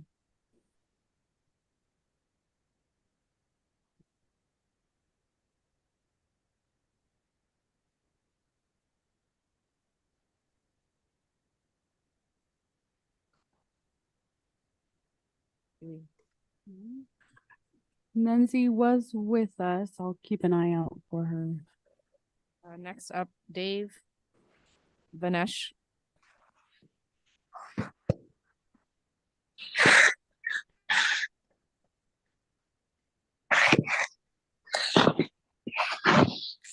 Dave, if you can hear us, you'll need to okay, unmute. can you hear me now? Yes. My name is Dave Van Ash. I and my wife Ellen farm Van Ash Farm, which is 2,350 acres in Cornelius, Oregon. We're a century farm, 1896. I'm 75 years old, and I tell people I'm not retired, I'm just tired. I have a son that's 37 that farms with us, and we have a half a dozen employees. I want to thank you for allowing me to testify today, and I want to thank the chair and Mr. Bateman and Hillary Foote for everything you've done so far. I present a written testimony. I just want to let you know that I was 25 years old when Senate Bill 100 passed, and I didn't think I'd ever be farming in Washington County because I thought it would all be developed into 5-acre tracts. So that hasn't happened, thankfully, because of Senate Bill 100 and LCDC. But we still have continuing problems with people moving to Oregon and they all want a place out in the country. So we have a succession plan for the next 125 years after I and my wife are gone. And we just want to protect our land and the high value farmland that we're surrounded with for the people of Oregon and the rest of the world. Thank you. Thank you for your testimony. Up next is Jackie Dyke Jones. Yeah, good afternoon, Chair Halova and members of the commission. My name is Jackie Dyke Jones. I'm a fourth generation farmer and steward of the land. We farm in Washington County in North Plains, Roy, and Banks. We raise grass seed, blackberries, and rotate other seed crops. I was very fortunate to have been a part of the technical working group for the first half until some life happened. But I am very impressed and was privileged to be a part of conversations with a diverse group. It helped me understand more how these issues look across the state of Oregon. I learned that each county can be more restrictive than state law, but that we need to continue to strengthen our expectations in preserving our farm and forest land. Please support and direct staff to follow through with the recommendations that can be addressed by rule in the short term and make these huge impacts. Here in Washington County, farmland is certainly endangered. Our farmland is finite. Every day, driving to our fields, checking, driving our equipment, and taking our, following through our business to reach other parts of the ag infrastructures gets more and more difficult. Thank you for your support of the agriculture industry and economy and your farmers and ranchers. Thank you. Oh, and if you're ever in the Washington County area, please don't hesitate to reach out. Thank you for your testimony. Next up is Jacob Fritz.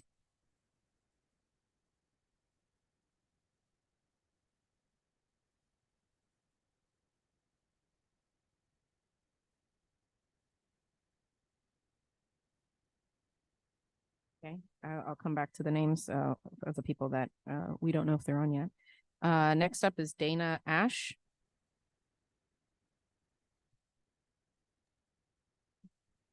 Do you mean Darren Ash? Darren, it is.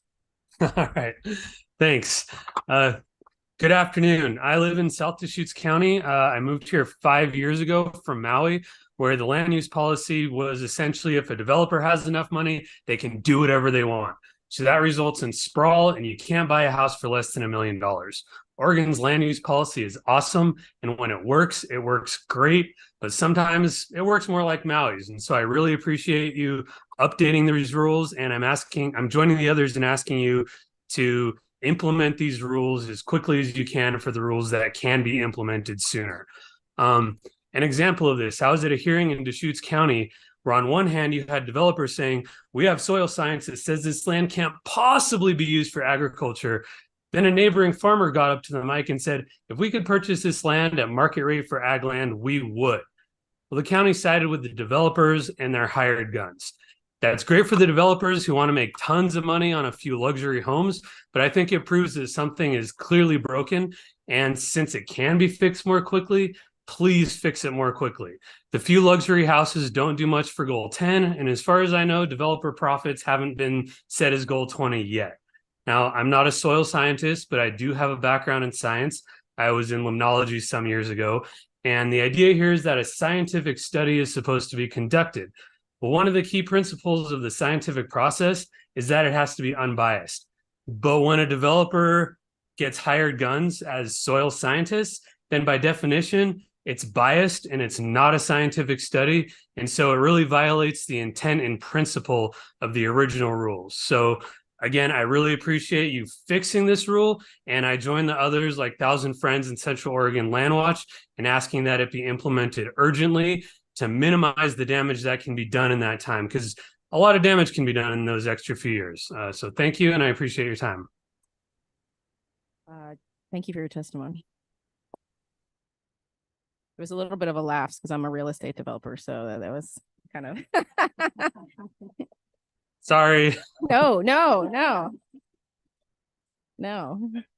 I didn't get any ideas from what you said. I didn't. Next up is Jim Wood.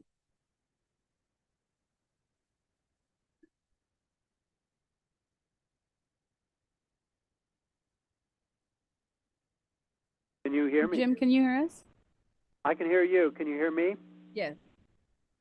This is, my name is Jim Wood. I'm representing myself, my mini cows, and my grasslands. I'm a rancher, owner, operator in the post-Paulina Valley in Crook County. We've been here since the early 1960s, and we very successfully raise grass, hay, cattle, and timber on lands/soils, which many would classify as non-resource.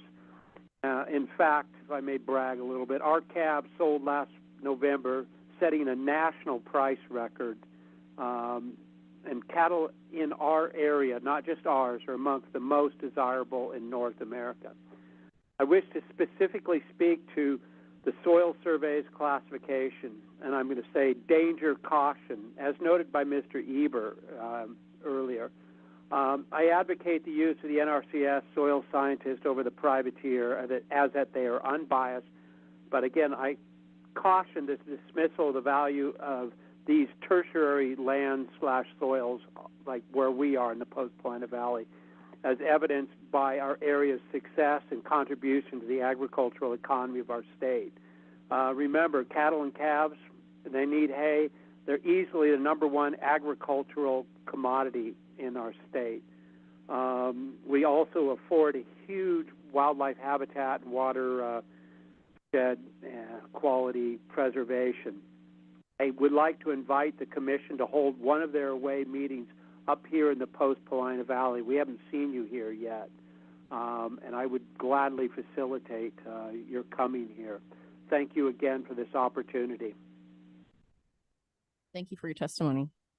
And so I'm just going to read off the names of people that signed up that were not there when called, but might be here now. Rob Halliburton, Paul Harcum, Gary Harris, and Ninzi Gold, and Jacob Fritz. If any of you are online now. Okay. And Gary is unavailable, so he will not be showing up. Okay. So I think that is all that I have for public testimony, but we were going to bring up Joy Lovett, invited presenter from Oregon Department of Fish and Wildlife for 5 minutes. And then Jim Johnson, invited presenter from Oregon Department of Agriculture for 5 minutes.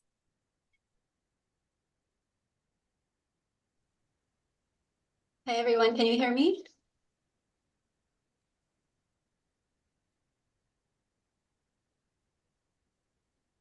Yes. Okay. Jim, would you like me to go first? Is that okay? Yes. Okay, thank you. Good afternoon, Chair Halova, Vice Chair Lilac, and members of the commission. For the record, my name is Joy Lovett, Land Use and Waterway Alterations Coordinator for the Oregon Department of Fish and Wildlife. ODFW's mission is to protect and enhance Oregon's fish, wildlife, and their habitats for use and enjoyment by present and future generations. I represented ODFW on the technical work group and have submitted written testimony. So I'm just going to take a few minutes to highlight some of those comments. First, ODFW commends the efforts of LCDC and DLCD for initiating the Farm and Forest Technical Work Group. Specifically, I want to acknowledge Hillary for her effort and leadership facilitating the work group and her ability to distill such complex issues to evaluate and summarize in the report. ODFW appreciates being part of the work group and supports the recommendations in the report. ODFW relies on the statewide planning program, and specifically the farm and forest conservation programs to support our mission. The underlying zoning in most local comprehensive plans for wildlife habitat is resource zoning, which provides for habitat connectivity and limits uses that are not compatible with wildlife habitat, such as fragmentation of resource land into smaller parcels. While ODFW is charged with the protection and enhancement of fish and wildlife species, we have limited management authority over the habitat in which wildlife depend. The open space inherently provided by the land use protections under resource designations is not only important in maintaining farming, ranching, and forestry practices, but also preserving the wildlife habitat functions and values that the land is providing. As an example, ODFW is in the process of updating the Oregon Mule Deer Management Plan, and this plan highlights the importance of the planning program and resource owning for protecting wildlife habitat. Resource lands provide many co-benefits, such as building soil health, improved water quality, and providing fish and wildlife habitat. As the report acknowledges, statutory and rule changes to the Goal 3 and 4 programs over the past 50 years have weighed the impact on the working lands conservation programs and preservation of resource economies. Erosion of the co-benefits these programs have had on the conservation of Goal 5 functions and values have not been equally considered. Even small development actions can result in cumulative landscape level impacts. Therefore, ODFW recommends LCDC consider convening a similar work group for evaluating the Goal 5 program. With continued pressure from land and water developments on resource lands, it's important to consider how new uses may conflict with farm and forest practices, but also Goal 5 resources that rely on protections of the underlying resource owning. Most comprehensive plans were acknowledged in the late 1980s, which means that most Goal 5 programs do not include the most up-to-date fish and wildlife data. Therefore, many species and habitats are not considered during the land use review process because they are not identified as acknowledged Goal 5 resources. This further highlights the importance of protecting working landscapes for the co-benefits they provide. A Goal 5 work group could help support implementation of many of the work group recommendations. This includes the recommendation for interagency coordination to identify areas of stacked resource benefits to evaluate cumulative impacts and conversion trends using the most recent fish and wildlife data. For example, ODFW recently released priority wildlife connectivity areas, which provides information on those parts of the landscape with the highest overall value for facilitating wildlife movement. This information could be overlaid with resource land zoning to identify shared priorities for natural and working lands. ODFW greatly values the collaborative partnership with DLCD and is committed to providing technical assistance to implement the workgroup recommendations that protect and maintain resource lands and continue to provide co-benefits to Oregon's fish, wildlife, and habitats. Thank you for the opportunity to comment, and I'm happy to answer any questions. Thank you. I was thinking maybe do both presentations and then any questions, if that's okay. Well, I must get Joy's additional time, right? Those of you who know me, I can talk for a long time. My name is Jim Johnson. I'm the Land Use and Water Planning Coordinator for the Oregon Department of Agriculture. Wow, I think I just saw my whole career go in front of me just watching everything here today. It's amazing to be a part of the lineup that you've seen today of DLCD Aggies, including myself. There's 4 of them talking today. So it's just an impressive group of people you've got here. I'd like to first start off by really thanking your staff. First, Elliot and Jan for putting up with me for trying to get things connected. I mean, they were constantly, dealing with my, when are we going to do this? What are we going to do this? Brenda for hiding when I come around because she could see me coming, whatever. But Hillary, this is one of the best things that I've seen in the 43 years of my career. So well done. This is just a really excellent report. I couldn't add anything to it, to be quite honest. It's all there and well done. With that said, here we go. I always like to remind people that agriculture is land and soil dependent. Most land uses are land dependent, but they are not soil dependent. Agriculture can't just occur any place. It needs to meet certain soil conditions, whether it's range land or cultivated cropland. So that's always a key. Agriculture also needs water, and so much of what we do nowadays is water dependent also, that needs to be tied into the review criteria in terms of what is and isn't agricultural land, how agriculture is impacted by non-farm uses and development. That agricultural infrastructure, including water, is key, and we need to take that into account in terms of impacts to agriculture and the loss of farmland also. And lastly, agriculture also needs the ability to operate. You can have the land and the water, you can have the soil, but if you're surrounded by the wrong kinds of land use, you can't operate. Many of you have heard me say before, farm use is basically factories without walls. You would not plop a lot of these non-farm uses that we're talking about today in the middle of an industrial park within an urban growth boundary. Why would we plop it in the middle of a working landscape and a rural landscape? So ability to operate relates to a lot of these concerns you've heard about today. So your report, your LCDC EFU report, is probably one of the best things that I've seen to support everything that you've heard today in terms of why this needs to be done.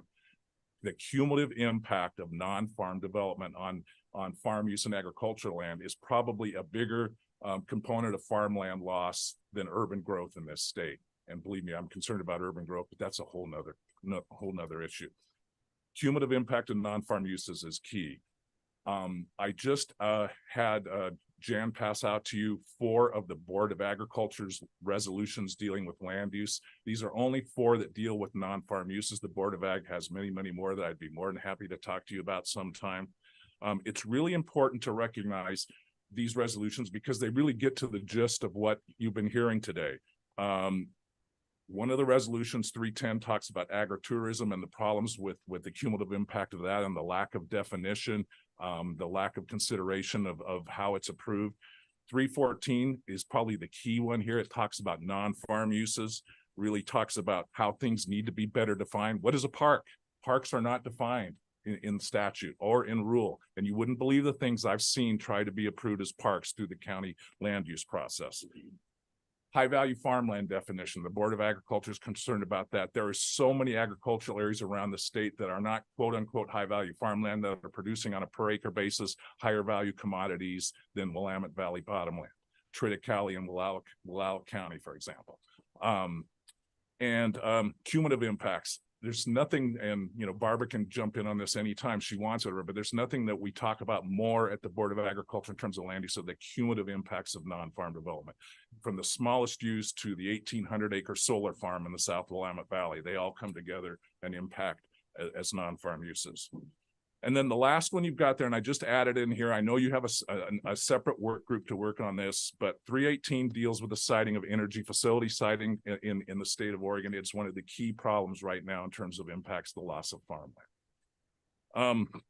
Real quick, you have a whole list of things in front of you, and I can talk about more of that in the next part of whatever, but I really wanted to talk about the multitask, the multi-path situation. In my land use planning class when I was in school, I was taught that if a specific use is called out by name, you can't approve it as another use.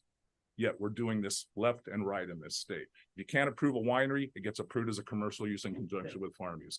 If you can't approve some other commercial use, it gets approved as a home occupation. We really need to better define. It's not just about getting case law, and case law is important, but we need to better define some terms. And lastly, we need to make it very clear that you can't just go venue shopping to find one way to get something approved when you can't approve it another way. Thank you. Thank you. Open it up for questions and comments. I was going to say, just for looking ahead, we have to be out of here at 5:30, I think, latest, even though our agenda item says we'll go to 5:15. So I'm just looking ahead for all the people that signed up for testimony for item number 14. We're gonna have to limit it to 1 minute testimony. There's 6 people, I believe. And so, yes, we have some time for discussion, questions.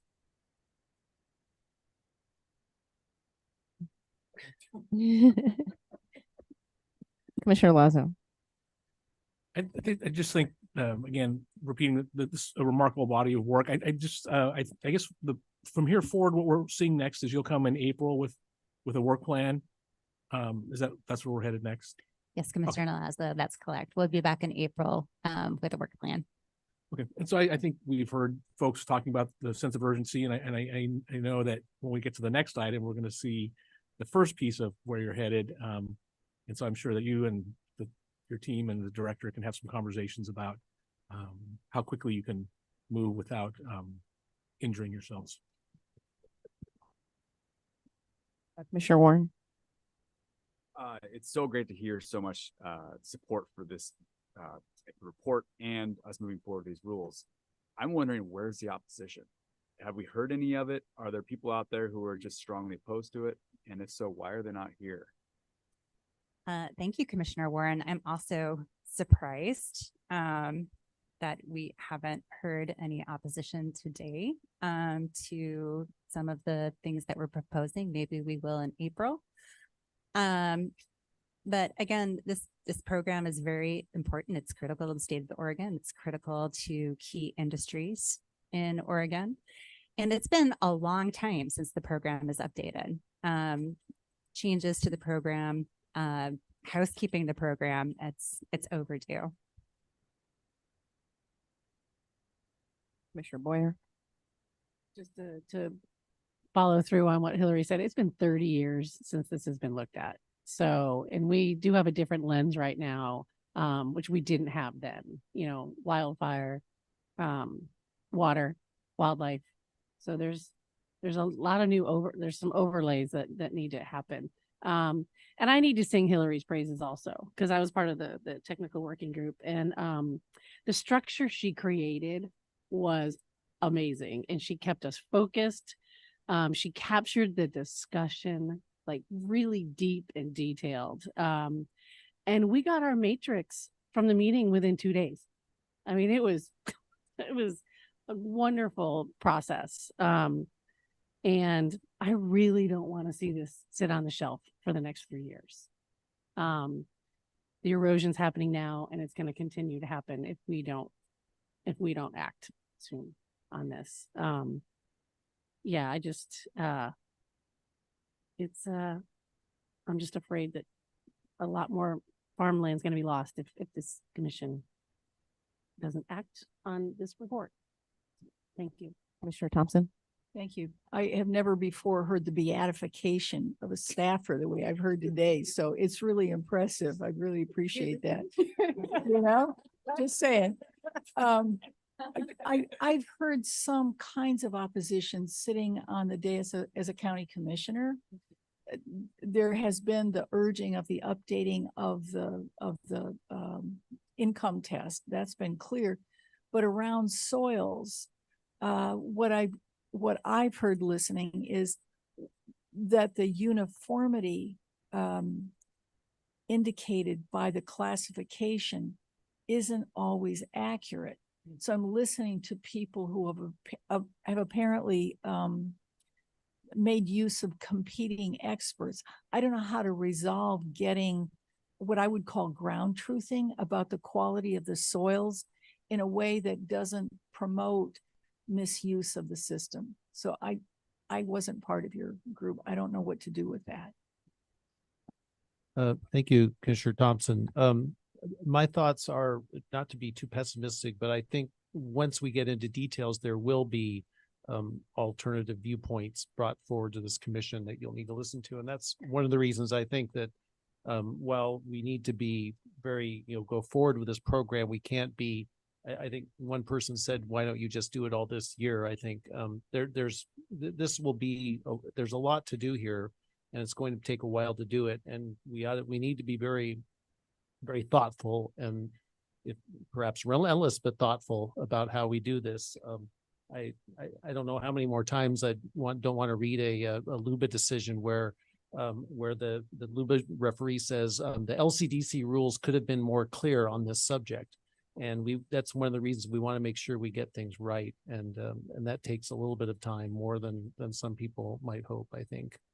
I have a question in that regard. What are your thoughts on that versus like when we did the solar rulemaking and we had temporary rules, right? And then understanding that we were going to update them is just curious. I mean, this is a program, so it's a little different, I think. I don't know. Maybe not. I'll just jump in, Chair. That's good creative thinking, and I think it's an option that we should look at. Council has an idea.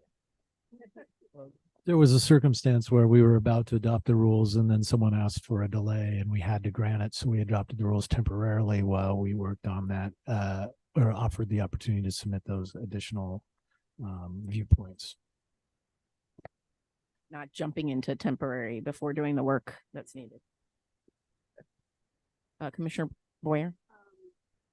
So I just, we have Hillary, this great body of work, and I feel the number ones are the complexity is pretty low on them, but the impacts are really high.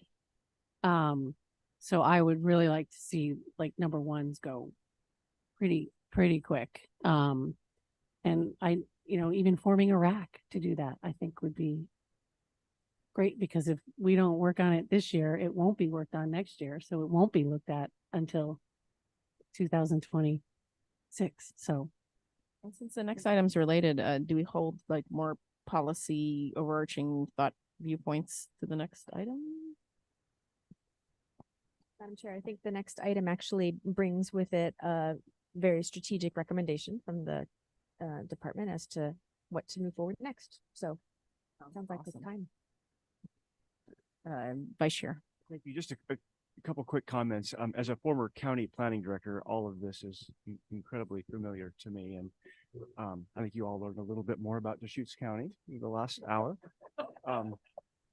And the issues that have been identified are exactly those that the department experiences in Deschutes County, and I'm sure other Eastern Oregon counties. Just looking at the program, one of the options could be, as we're looking at the some immediate conforming rulemaking action in the next item, perhaps there are other bundles of recommendations that might be considered sequentially. So perhaps in April, maybe we see how they may what the schedule looks like beyond December of 2024. That's just a thought. Thank you. I'll turn it back to the chair. Thank you. Thank you for your presentation and all the public testimony. So our final agenda item today is agenda item number 14, rulemaking initiation farm and forest program with Hillary again, who is the farm and forest specialist, and Gordon Howard, the community service division manager. And so we're going to attempt to do this agenda item in 30 minutes instead of 60 minutes, which would mean your presentation would have to be shorter. And then each person testifying, we're hoping is 1 minute. So that is 6 minutes worth of testimony. So maybe 15 minutes worth of presentation, 6 minutes worth of testimony, and I can't add, apparently, 5 minutes of deliberation, something like that. A lot of math going on here. Okay.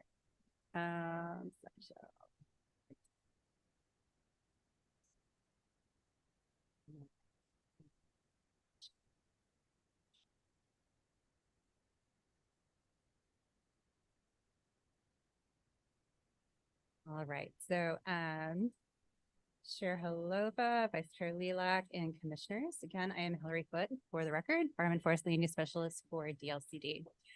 So for this agenda item 14 today, we are going to review the department's request to initiate a rulemaking to codify certain case law standards that the department believes will help to clarify requirements of the Farm and Forest program and result in more consistent application of certain common law standards across the state.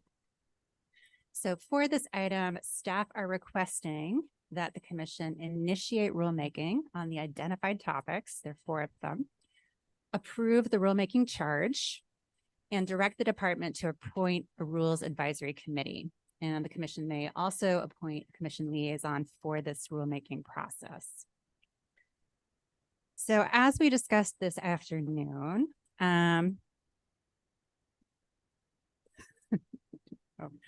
the department is engaged in an effort to document certain issues with the regulatory structure of the Farm and Forest Conservation Program and evaluate approaches to address them. Future work related to development and implementation of that multi-year work plan is shown in green on the timeline that will maybe appear. And in the lower half of the schedule. Anyway. So while we are working on that, we do need to craft, so while we are crafting a work plan to address other issues of the program, we do need to do a conforming rulemaking to make our rules match certain changes to statute that were made in the 2022 and 2023 legislative sessions, as well as doing some cleanup to our rule language. Normally, we wouldn't convene a rules advisory committee to do a conforming rulemaking, but for this year, we would also like to codify certain common law standards. So these are standards that have been established by the courts through the Land Use Board of Appeals, the Court of Appeals, and the State Supreme Court. So moving on to the charge. As we discussed at the July Commission meeting, There are certain non-resource uses allowed in farm and forest zones that have been controversial over time. And there are certain uses and certain criteria in the regulatory structure that are frequent topics of the courts. And there exists a large body of case law standards related to the farm and forest program. So experienced planners in well-resourced counties may have the ability to keep up on that, but there are many counties out there that don't have the resources or experience to stay current on case law. So we believe it would be very beneficial to codify some of these standards in our rule so that they will be applied more equally across the state. We've identified 4 topic areas where it would be particularly worthwhile to codify those established case law standards. So the farm impacts test, which is also referred to by its statutory reference, ORS 215-296, commercial activities in conjunction with farm use. Here we actually have some language in our model code that we recommend counties consider adopting into their ordinances, but we haven't taken the step to actually codify that in our rules. There's some more recent case law related to agritourism and other commercial events, incidental and subordinate standard, and the necessary to support standard that would be useful to have codified. And then lastly, the agency has long offered guidance on our interpretation of our Division 12 rules for transportation facilities on rural lands. We've provided briefs into court proceedings on that topic, and it's time that we consider actually codifying that in our Division 12 transportation rules. I'm not going to go into these in more detail, but if the commission has questions on that, I'd be more than happy to talk about any of those particular topics. Thanks, Leila. One question with the charge. You have the three bullet points on the previous one. Yes. Number 3, I'm just curious if you thought about provide additional clarity to counties, potential land use permit applicants, rural residents, et cetera, because rural residents are often the ones that are engaged in the permitting process in the applications, and they're in the notification boundaries. I'm just curious if providing clarity to them as well as the applicants and the counties would be beneficial for the charge. And so, Commissioner Lee, like I hear that in the draft charge, you might propose changing that language to provide additional clarity to counties, rural residents, and potential applicants. Yeah. That's my suggestion. That I was just asking if there was maybe a reason not to do it, or if that would come up. No, I think that would be a great idea.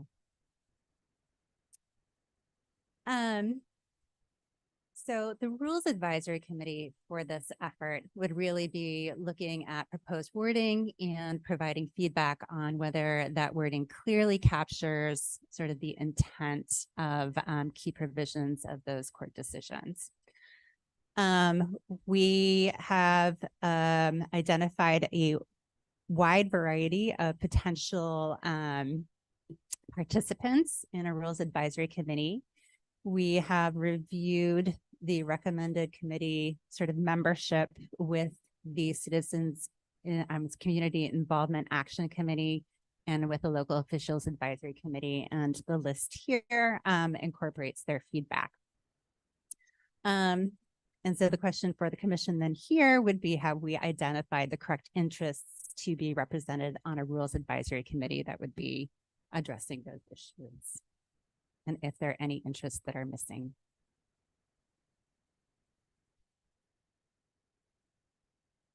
Do you want to hear feedback now, or? So I think we could hear feedback now, and we'll go to the next steps. Commissioner Thompson. Thank you, Madam Chair. When I look at your list, I don't see something like CREA, which is active in Central Oregon and involved with alternative energy. And when we're looking at climate change, it isn't just ODOT, it's how do we integrate alternative energy sources with good practices for farm and forest lands. So that's what occurs to me. I don't know if that makes sense to you. So Commissioner Thompson, I hear sort of in addition to natural resource and climate advocates that you would add specifically energy advocates or alternative energy developers, because as I look at the landscape and I'm thinking about climate change and how to successfully address it, it occurs to me that they'd be good people to have at the table. Mm-hmm. Okay, thank you for that suggestion, Commissioner Thompson. Okay. Are there any other comments on the or questions related to the Rules Advisory Committee? No.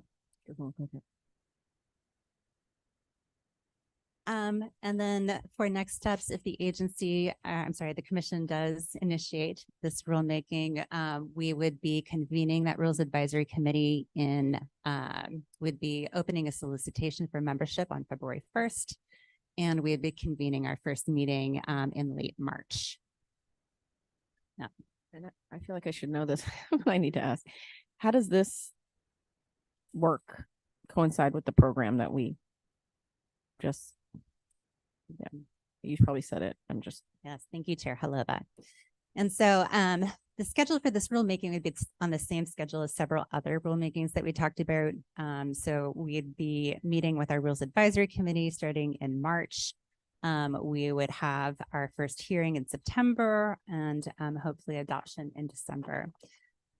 And in April, after likely the first 2 meetings of the Rules Advisory Committee, we would be again before the commission with a work plan for the rest of the multi-year project.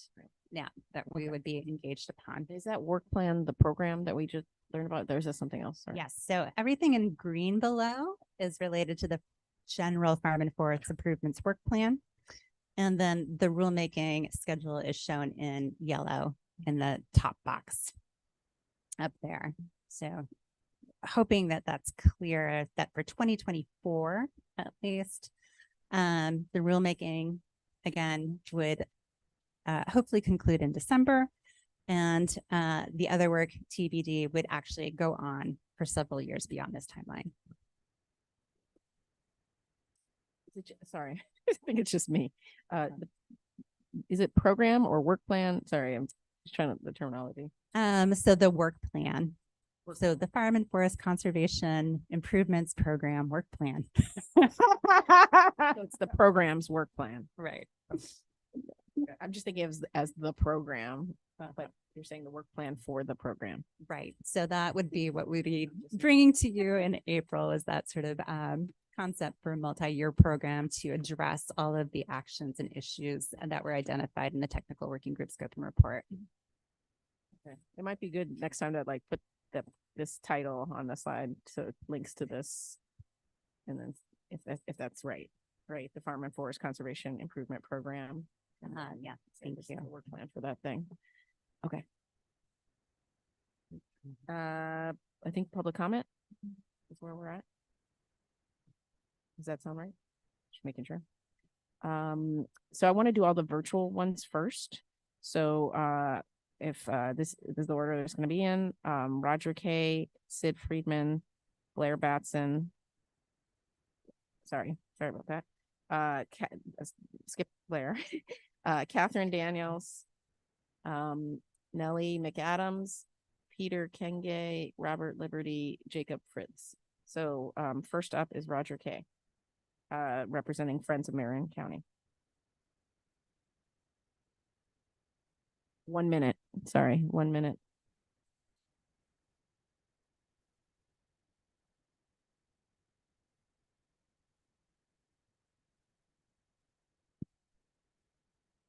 Roger, if you can hear us, you're on mute and we can't see you.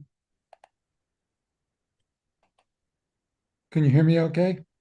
Yes. I got to, oh, there it is. Anyway, I've got a 3-page letter that I submitted to the commission, and in 1 minute, I don't think I'll have all the time to cover it, but I submitted 3 cases that appeared before the Marion County Commission in the past few years.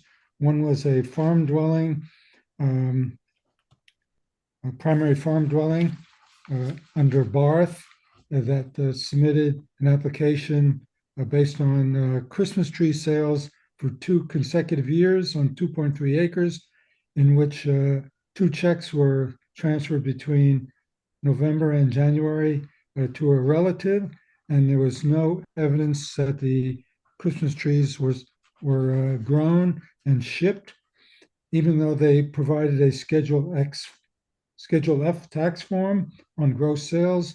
There was no proof that those Christmas trees were delivered. The second case was another one considered for sale of horses from one person to another. 7 horses were sold in 1 year, 8 in another, grossing $80,000. The applicant provided photos, but there was no description of the horses, their pedigree, or proof their actual value, or that they actually belonged to the applicant. Roger?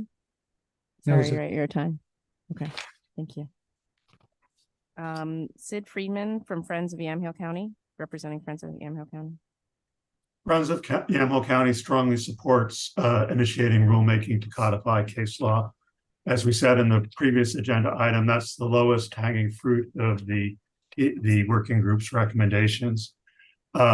We once again note, as Vice Chair Lilac seemed to suggest, and others, the need to look sequentially at the next batch of high priority items that should and can be addressed.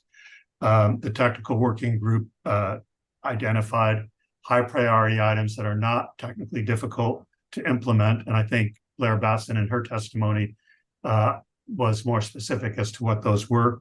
But it would be helpful, I think, if the commission gave firm direction this evening to your staff that, yes, you do want to begin moving forward with another batch sooner rather than later. As Commissioner Boyer said, if it doesn't happen in 2024, it will be put off until 2026.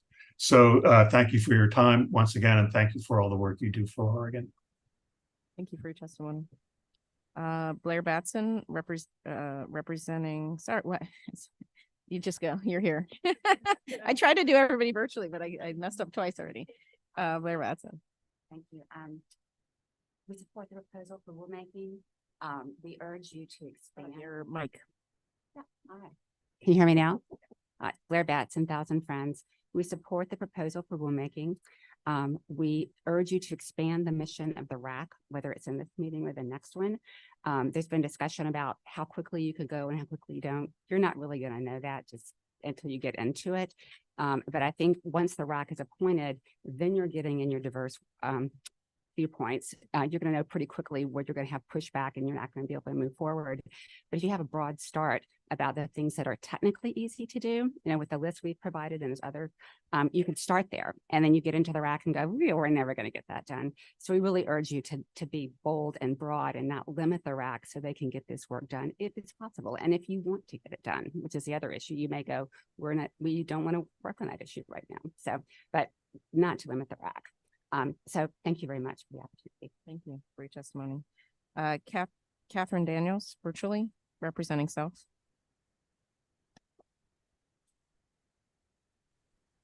I encourage the commission to initiate this rulemaking. The staff report identifies 4 specific allowed uses or review criteria in EFU zones that have been particularly problematic for the agency, counties, and applicants in their ambiguity and in the confusion they've generated. Not surprisingly, this has led to a continuous stream of court rulings whose findings are seldom codified in county planning regulations unless first codified by DLCD. It's a true hardship for often overextended county planners to try to keep up with farm forest case law. In one of the project Zoom meetings, the county planning director shared that it takes a good 5 years for a newly minted planner to get up to speed on farm forest issues, and that part of that slow learning curve is the current lack of clarity and guidance for a variety of uses and review standards in FFs and farm forest zones. Her statement doesn't surprise me. This problem has further led to the generation of effective loopholes through which at times systematic efforts are successfully made to game the system. Fortunately, abundant case law exists in the 4 specific areas described in the staff report. The canon should be codified by the agency, and I urge you to initiate this rulemaking Thank you. Thank you for your testimony. Nellie McAdams, representing Self. Chair Halova, members of the commission, I have nothing to add except for encouragement to pass this rulemaking. Thank you. Thank you for your testimony. Peter Kenge. Carnegie. Carnegie. I don't have much to add to you. I had developed, for most of it was in the testimony that I will submit that I didn't get through earlier, but I just will say, 50 years ago, our forebears had the foresight to set us at least partially on the path of preserving our landscape and sustaining our natural resources for future generations. It is incumbent on all of us to build and improve on the foundation they left us. Thank you for the opportunity. Thank you. Robert Liberty. Chair Halova and members of the commission, I want to preface these very short remarks by saying that I began my career at Thousand Friends in the 80s reviewing land use plans and land use regulations. And one lesson that's very clear to me, and I've done work in other countries and in other states, is the principles you apply to housing, to be clear and objective, is a way of providing fairness, clarity, and good outcomes for everyone. So initiating this initial batch of rulemaking is important, and I strongly endorse it. However, I would add that this year you ought to take on the high priority easy items. A lot of them are not technical. You want to go to something clear and objective, as you did for housing. And the same thing works on resource lands. The third thing is the commission needs to have a very well-focused discussion on whether non-resource lands are appropriate or legal or desirable, and make that as a policy call instead of a complicated set of rules to allow it.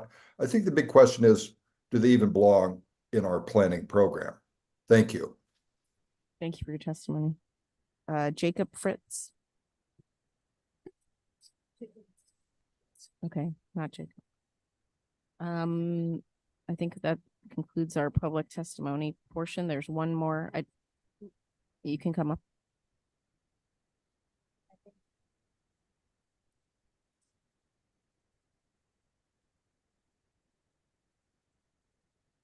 Hello again, Jim Johnson, Department of Agriculture.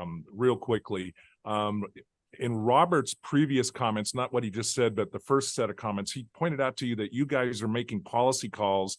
You don't have to get into the details. If you look at that work group list that Hillary's put up there, and you look at the people that are discussed today, you've got the people here to do the work. You just need to give the direction. You shouldn't be afraid to go beyond just doing case law. You need to be looking at the intent of the legislature. And if you look at that case law, the home occupation case, for example, it goes through what the legislature wanted. The details are all there to just put it in. Replacement dwellings. We're just talking about an objective standard like Robert talked about there. That's a policy call, but writing it is not going to be that difficult.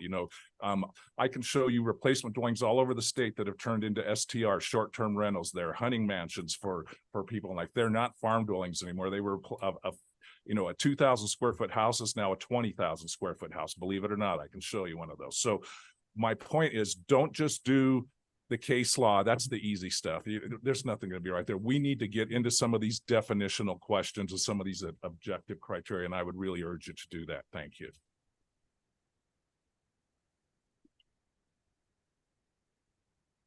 Okay.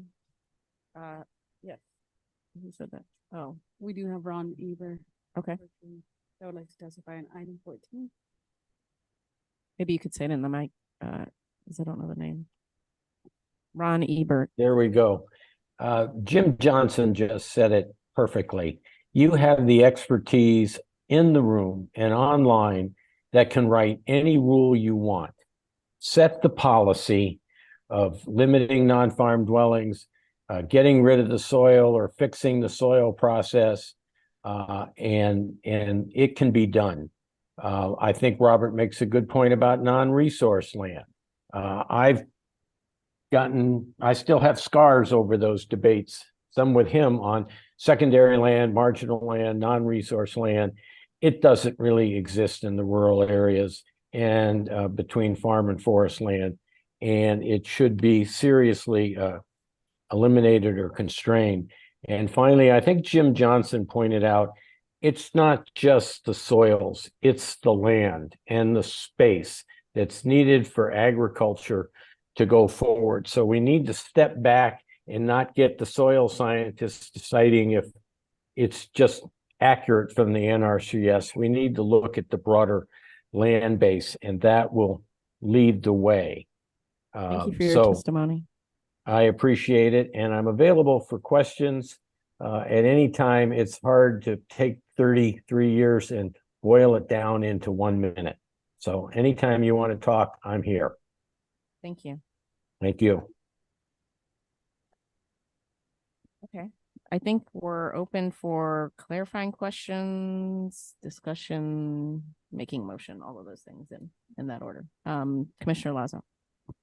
Thanks, Madam Chair. I did have a clarifying question about the court cases aspect of this.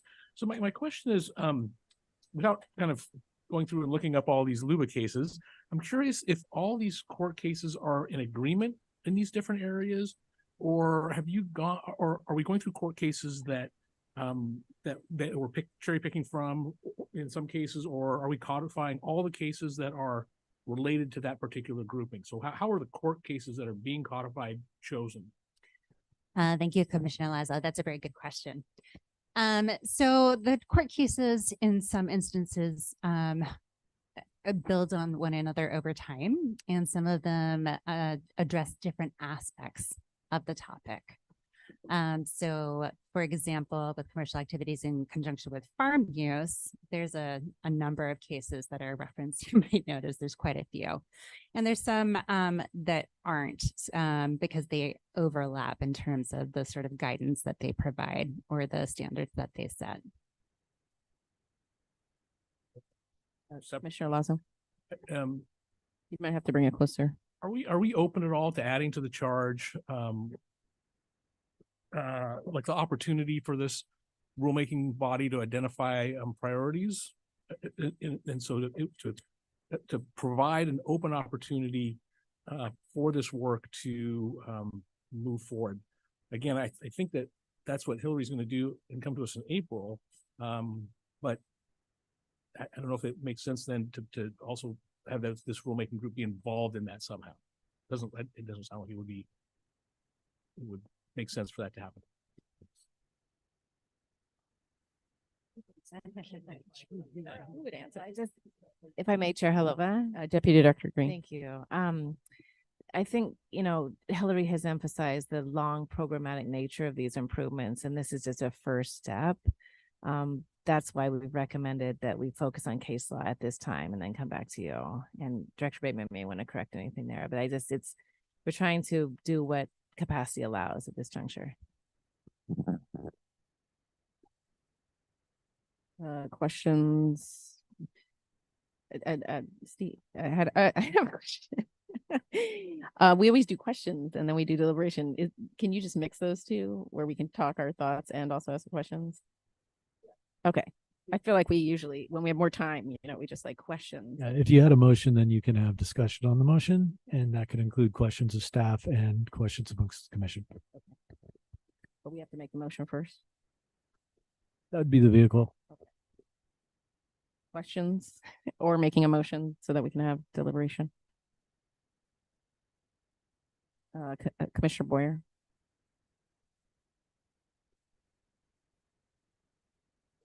And my only respectful request is Vice Chair Lilac. I'm sorry, just Closer. Sure. I should have asked to be recognized. If we can just add, I would like to add rural residents to the charge for the third bullet point in whom we're aiming to provide clarity to in the process. I'm happy to make the motion. Commissioner Boyer. Admiral, where?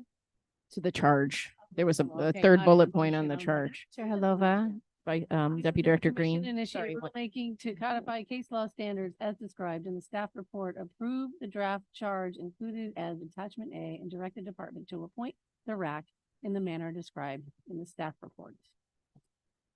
You have a second? Commissioner No. Thompson will second. Commissioner Thompson seconds. I know Deputy Director Green, you wanted to. Apologize.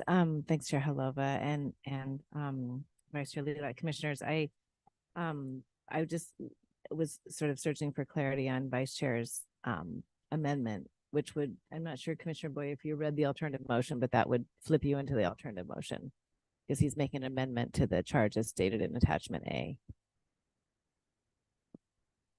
Sorry. How about I can try. Yes. Yeah.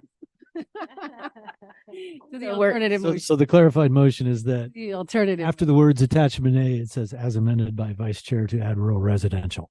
Got To the third bullet of the charge. We should never do this difficult work at the end of a 2-day meeting. And actually, in your chair, if I could, Commissioner Lazo.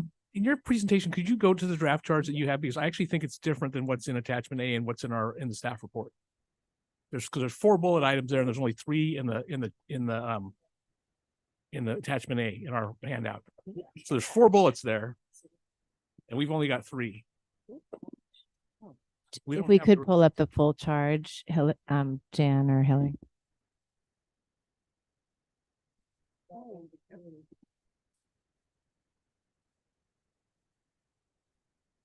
There might be another amendment. Thank you. Thank you for pointing that out, Commissioner Lazo. That charge is on the last back page of the last sheet of the back. Oh, there. Thank you for back. So for those wondering online, our packet is missing the last bullet of the charge that was put on the screen. Maybe Chair Halova, commissioners, the charge in your packet would prevail. So Hillary's trying to put that up on the screen. Okay. Not the PowerPoint. Thanks. Right, because I think that's what the motion references. So I think if we want that 4th bullet in there, we should probably amend, Yes. make an amendment to add it. So Okay. We'll wait to see it up on the screen. Hear that? I didn't even hear that 4th bullet. Where did that come in? It was in the Oh, okay. presentation. You guys are back and forth between a lot of stuff. Sorry, if I may, Chair Halova, just one point of order. The director approved the charge that's in the packet, not the PowerPoint. So if we could work from the chart that's in the packet, I'd appreciate it. Thank you. Maybe I'm just gonna read the 3 bullets. Just for my own sake. Yeah, and that charge is now on the screen. That's from the Yeah, packet. it's codify the identified established case law standards. The second bullet is result in a more consistent implementation of those identified case law standards across Oregon counties. And the third is provide additional clarity to counties and potential land use permit applicants with the intent of reducing unnecessary appeals. And so Vice Chair asked to add to this third bullet, provide, and I'll reread it the way he wants to add, provide additional clarity to counties, rural residents, and potential land use permit applicants with the intent of reducing unnecessary appeals. And the 4th bullet that we saw on the slide is not approved. All right, so my motion still stands then, please. And it's been seconded. Sure. Any deliberation on any of the above? I guess I just have a quick question. Commissioner Warren, you might have to put the mic closer to you. I'm really interested in looking at adding to this rulemaking charge something along the lines of looking at replacement dwellings, because I feel like that is a relatively light lift for our staff, and I'm looking to staff for that. No, Kirsten Green's not agreeing. Yeah, sorry, Commissioner Warren, but Chair Halova, if I may, Commissioner Warren, I just am not sure that anything in this arena is a light lift. So that's why we're just trying to stick with clarifications. And then in April, if we could come back with a prioritized list of next items, that sounds like that might be the first. I mean, one of the priorities, but Hillary, I defer to you. I think we're really trying to just stick with case law on this one. Thank you. And so when we come back in April, I think it may be possible to add to the charge of this rack at that point in time. And keep sort of the ball rolling throughout 2024 as an option for that. So we could think through what makes sense to add in 2024 based on the feedback that we heard today, and in April, give that rack more homework. Yeah.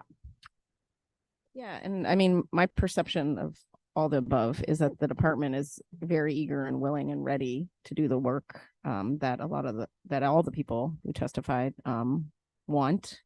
And I think you can kind of get from the excitement, I don't know what to call it, of the commission that the commission's ready to do that work too. And so for me, it's really about how they map that out and the giving the encouragement from us that this is a high desire of us from the policy standpoint. I think solidifies their position that we're into it. We want to get this done just as much. And I wanted to say from my personal, and that's why I was like, oh, should we wait to talk about personal stuff? A lot of people think of me as a housing person. I actually had no interest in housing when I started my career. A few people know that I graduated from the Ag Engineering Department at Cornell University. And so my interest into development and housing came from preservation of agriculture, actually. And then I was like, oh, I love this whole other area. So just to know my position. And then also when I got involved in policy around these topics, I realized that I had to have way more greater advocacy to densification and housing production strategies and infrastructure in urban growth boundaries. We could not do the ag part without that, because otherwise it'd feel much like just conservation. It's like, what about well, that's a different form of economic development, actually, which we have to keep on reminding ourselves. But yeah, so all my interests that I do now are actually about freeing up the interests that were said on the public comment. So I just thought I'd say that because I made that funny comment about developers. I feel like you should know that. So yeah, that's my personal and strong opinion. And that's how I ended up here on the commission, was starting from that interest.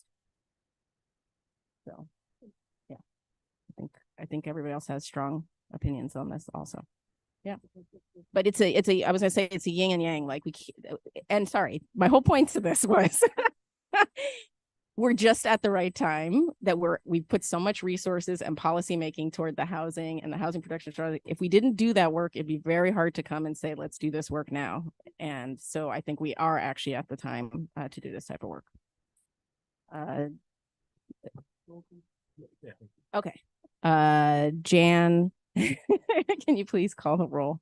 Everybody's eager to vote. Thank you. Commissioner Warren, Aye. Commissioner Boyer, Aye. Commissioner Lazo, Aye. Commissioner Thompson, Aye. Vice Chair Lilac, Chair Halova. Aye. And with that, the motion passes for initiating rulemaking. Thank you. Thank you. I think right now it's just housekeeping. So commissioners, please take some time to fill out your scorecard before you leave and hand it to Jan. And also sign your expense sheet and give it to Jan. And thank you for joining us. Our next commission meeting is scheduled for April 24th through the 26th in Lebanon, Oregon. The meeting is adjourned.